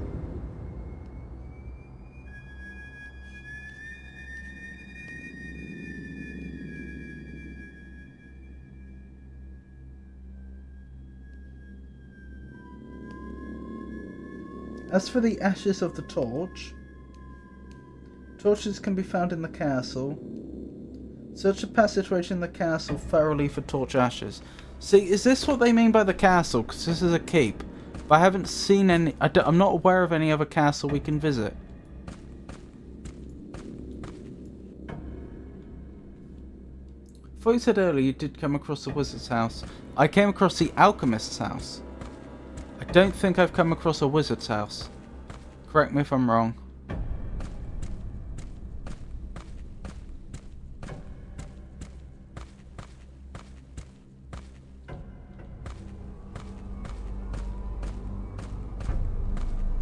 I am very, very thoroughly searching for these ashes.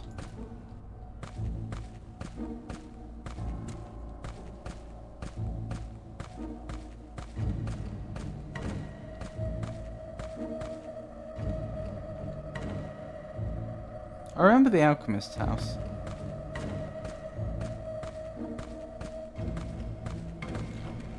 If we look at the map quickly, this is the keep. I've not been up there. If that is actually Castle Daventry, maybe that is where I need to go.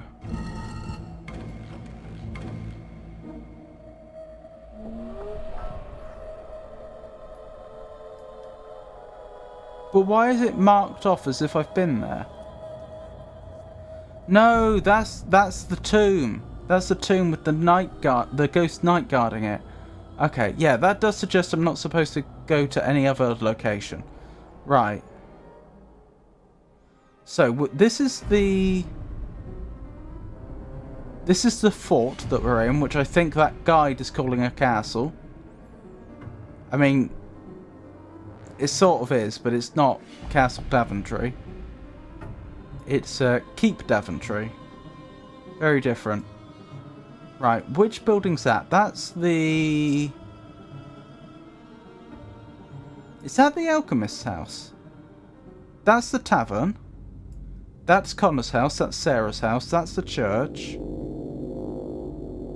That's the farmer's house.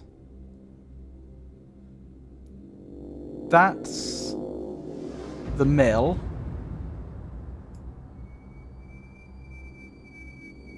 That's the other mill.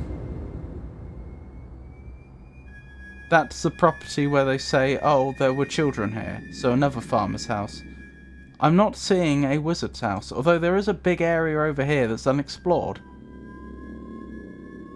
Maybe I need to explore that further. Oops, I didn't mean to do that.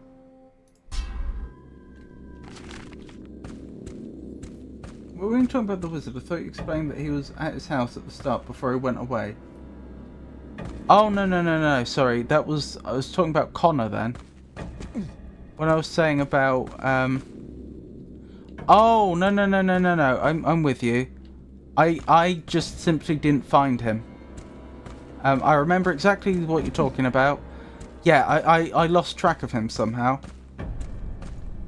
I don't know how I managed that. I thought we were where he was standing, but I couldn't find him. And I said, oh, that's strange, he's gone. But no, I was mistaken. He was still there because we found him again later. To be fair, it could be a pile of sand in the corner, and there's nothing new is over there.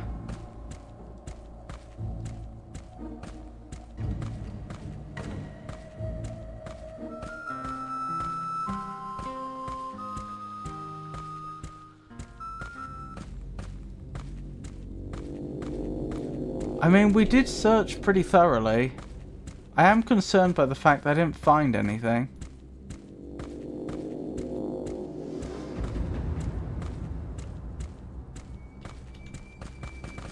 Oops.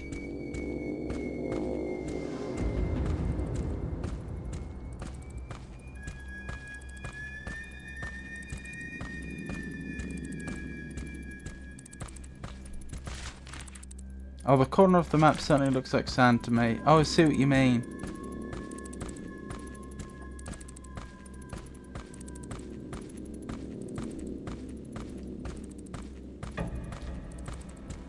Well, it's currently under a fog of war.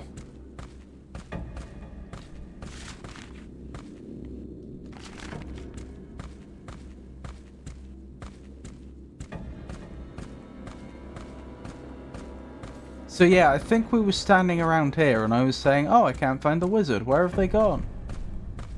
But they're actually just over there.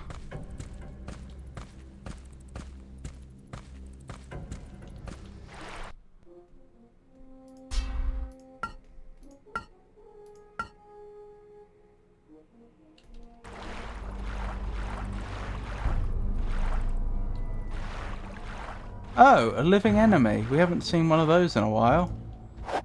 It's a good sign in a way.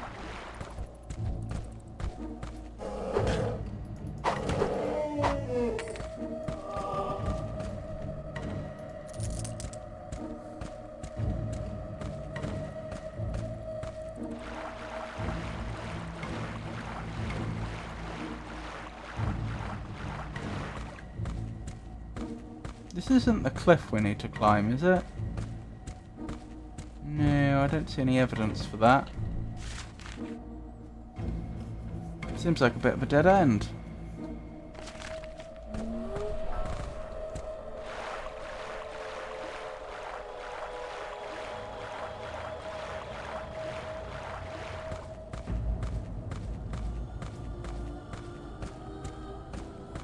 You killed John, he wasn't even doing anything. He did attack me.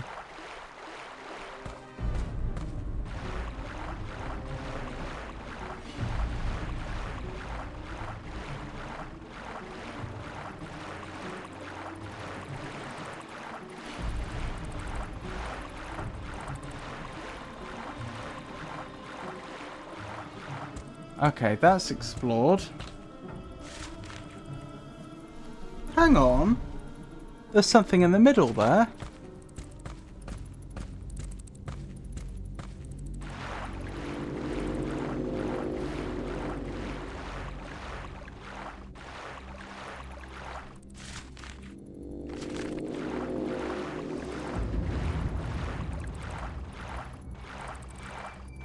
Hello. This is new. This will probably be the wizard's house. An odd structure. It is indeed. Well, this counts as progress.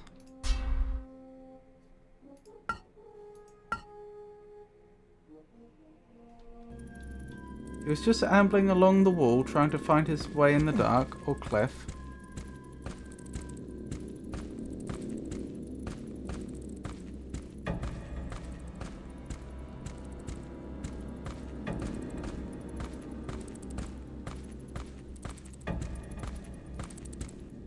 Ah, I can use the hook here.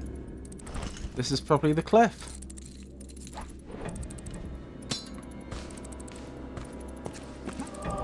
Imagine risking your life on a hook like that. That must be terrifying. I wonder if this is how the wizard gets in.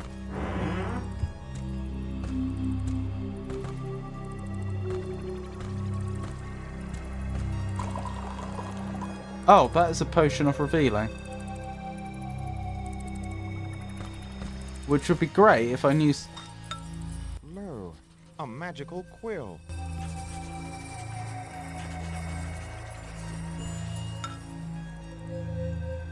It must have nothing more to write. It must have nothing more to write. When Jupiter converges with Leo upon the firmament dome, the astral light will expand thy knowledge and unmask for thee the revelation of hidden things.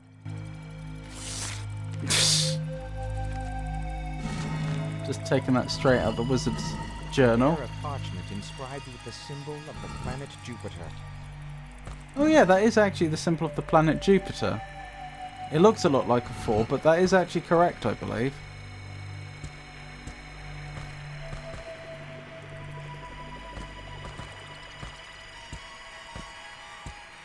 What is this? A celestial globe? What is this?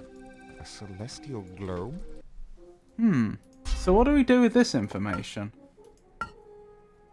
I think this is a cliff, not the wizard's house, to clarify. I had no idea about the GP4. Yeah, I don't think it is... If you actually see it written down, I don't think it is drawn precisely like we would draw a modern 4, but it is very similar.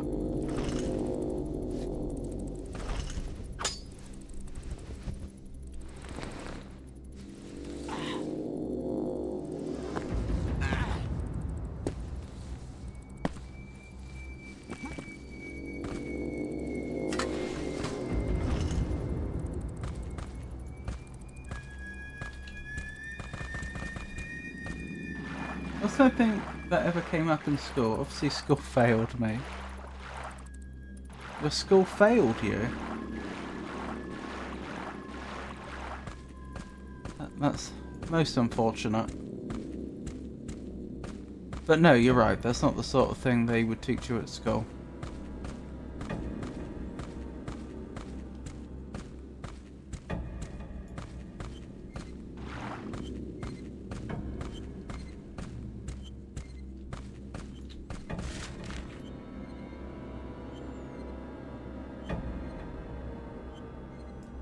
I'm just trying to think where we want to go now. Probably over to the wizard and show him the page. I mean, we've got a potion of revelation now, so I think it's obvious that I'm supposed to reveal something somewhere. Although it does raise the possibility that there are soft locks in this game. So I used that potion somewhere where I didn't need it. Presumably that's game. Like I'm not going to be able to finish the game then, you would assume.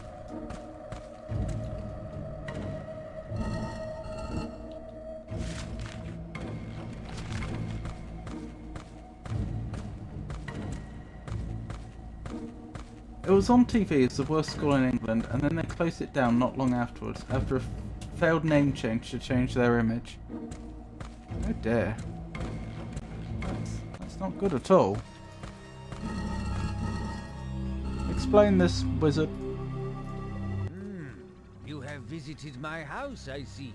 A torn page from my spell book. Well, regardless, it appears to hold a spell of revelation. Yes. You have visited my house, I see. A torn page from my spell book. Well, regardless, it appears to hold a spell of revelation. Okay, but I was hoping for a bit more. I bear a parchment inscribed with the symbol of the planet Jupiter. Okay, I don't...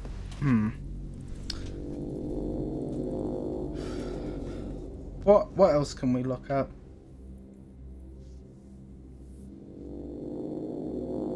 Well, if we go back to the ashes problem, we can be pretty certain that they're talking about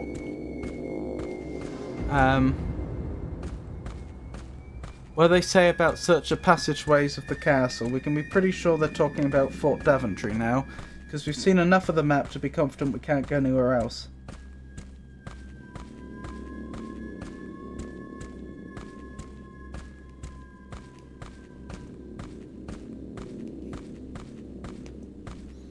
What? Hang on. Before I do that, didn't they say to find the key, have you been anywhere else royal?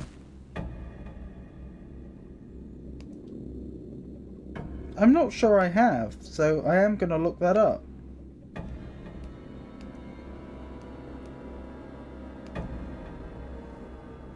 You will find the key somewhere in the castle of Daventry. This strongly suggests that... Okay, so I do get to go to the castle as distinct from the keep. Okay, so the guide isn't mistaken. How do I get there? There's not even room for it on the map. It would be through there, I believe. At least I think it would.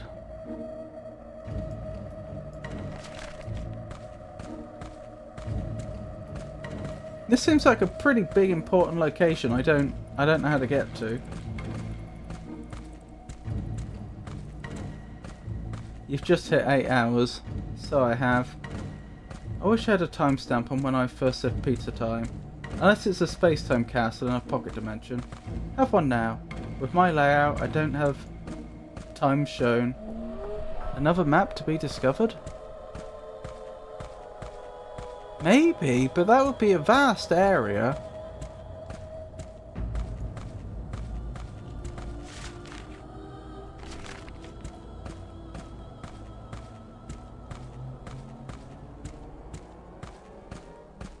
It's 4:32 PM.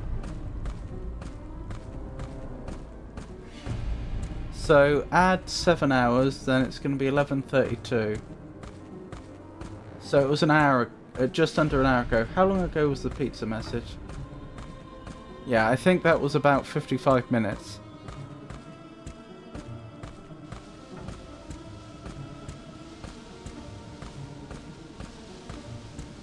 Hey?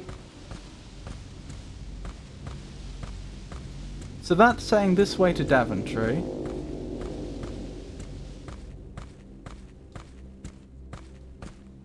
But then there's no way through here.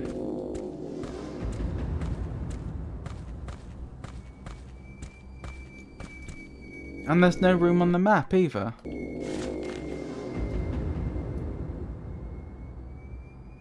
I'm feeling super duper stupid, but I can't figure it out.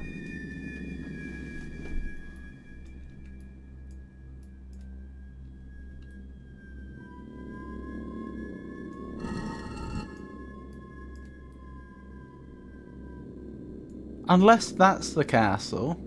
But no, we know that's a tomb, we were told. Oh my goodness, this is annoying.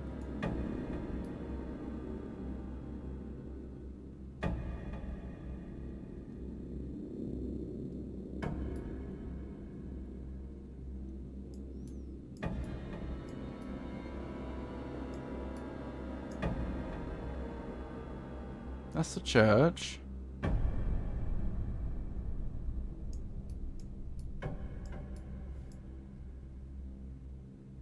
All the castles are friends we made along the way.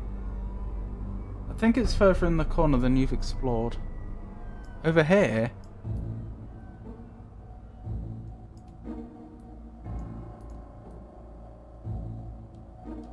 Oh, come on, Zoom. I am lightly protected by leather. Good to know.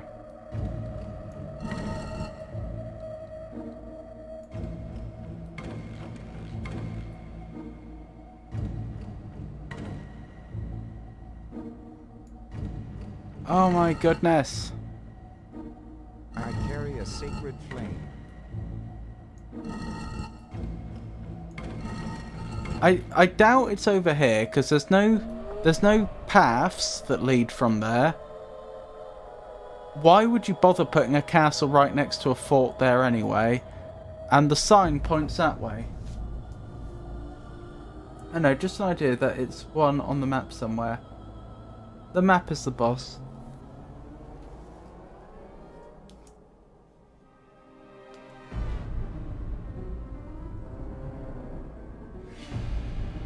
Maybe I have to go...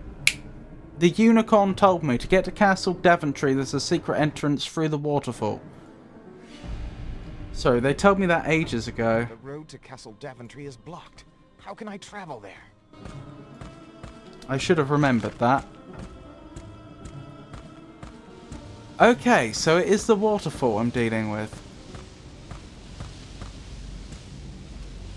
That's then going to presumably give me access to everything else I need to finish this area. How can I get through the waterfall? You need to block the flow of water. Alright. That's my hint. We had discussed doing that before, hadn't we? But I couldn't figure out how to do it. I think it's fair to say I've exhausted the current area in terms of items and what have you. Oh, can I push this? Do I use the push mechanic? No. Yes. Oh my goodness. Excellent. It worked. It did sort of work, I have to admit. I was thinking the water's just going to go over it, but no, that's a fair point I hadn't considered. Block one side. I sure did say that immediately. Oh, did you? Did I miss that? I'm pretty sure you said about blocking the water immediately. I remember that. But not about pushing the bricks over. But that's just my memory.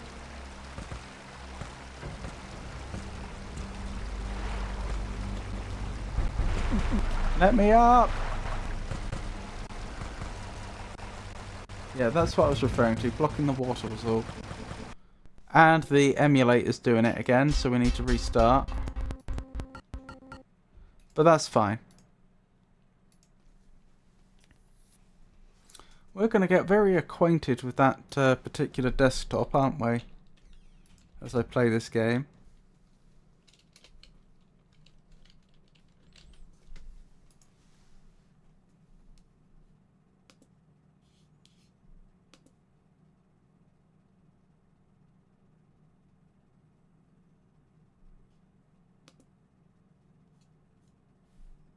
Oh, sorry. I thought I'd already started it. And I was just waiting for it to boot.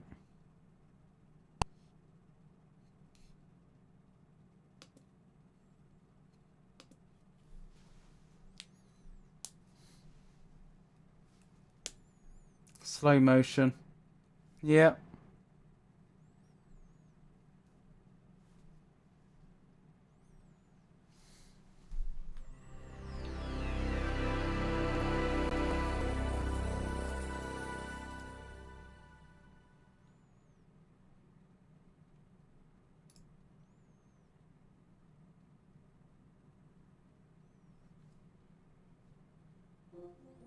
Oh goodness me, it's getting late.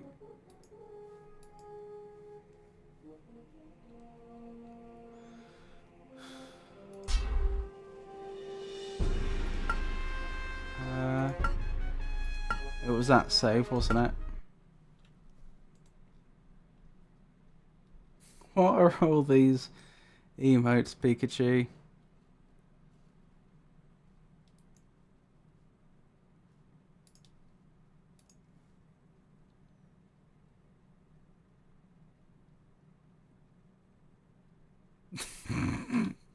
Pikachu.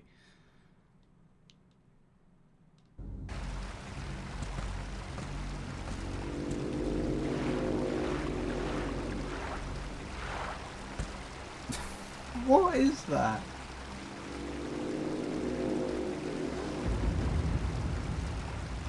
Just a happy dragon, is it? Oops, what did I do?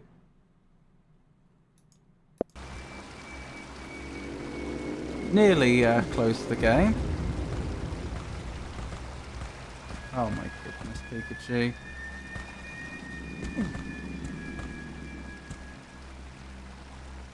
Oh, did I? Oh, I think I accidentally clicked on the jukebox.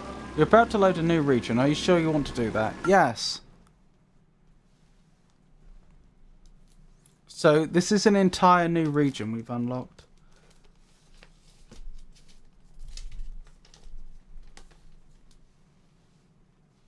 Copying files to hard drive. Wait, is it going to do that every time I enter a new region?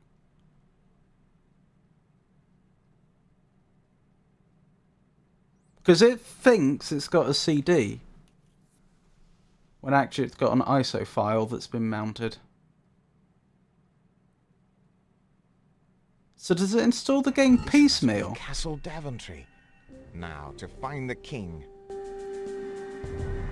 Well, that's progress. Well, may I say, I don't think we're getting the potion done today. This seems like quite a sizable new area we've unlocked, which is fantastic. But I think I had probably better call it there. Since it's almost 1 o'clock. I've been streaming rather longer than I should have been. Still, that's okay. First of all, let me check if there's anyone I should be raiding. Oh my goodness, Tenten Kati's still streaming. Okay, we're gonna raid her. What was I thinking? Thank you for joining me, everyone. My next stream is gonna be tomorrow. That's gonna be more Deep Rock Galactic with Bex. Currently, we're thinking that's gonna be at 6:30. GMT. So as far as I'm aware, that's when it's going ahead. Stream after that's going to be Monday. That's going to be more Elden Ring. Then Wednesday, we'll be getting back to Daventry and doing more King's Quest 8. And then Friday will be more Elden Ring plus Split Fiction. Is that right, Pikachu? Oh, goodness, you're still here, Kara. Thank you for sticking around. I think I have some more people to thank, but I don't have any more space. Which is unfortunate. Yeah, that is unfortunate. Just a second, let's see if I can do something about that.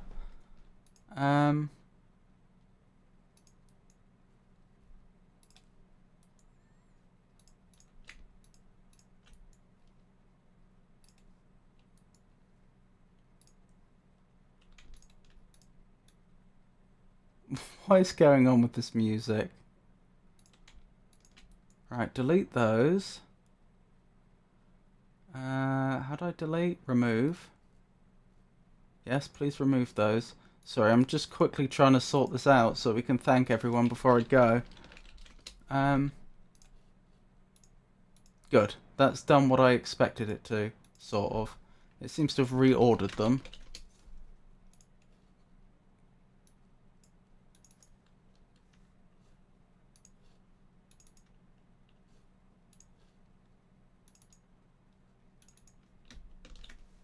Good.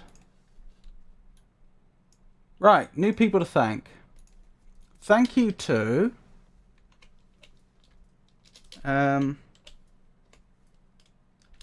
Unholy Quinn. To... Migwa Badua.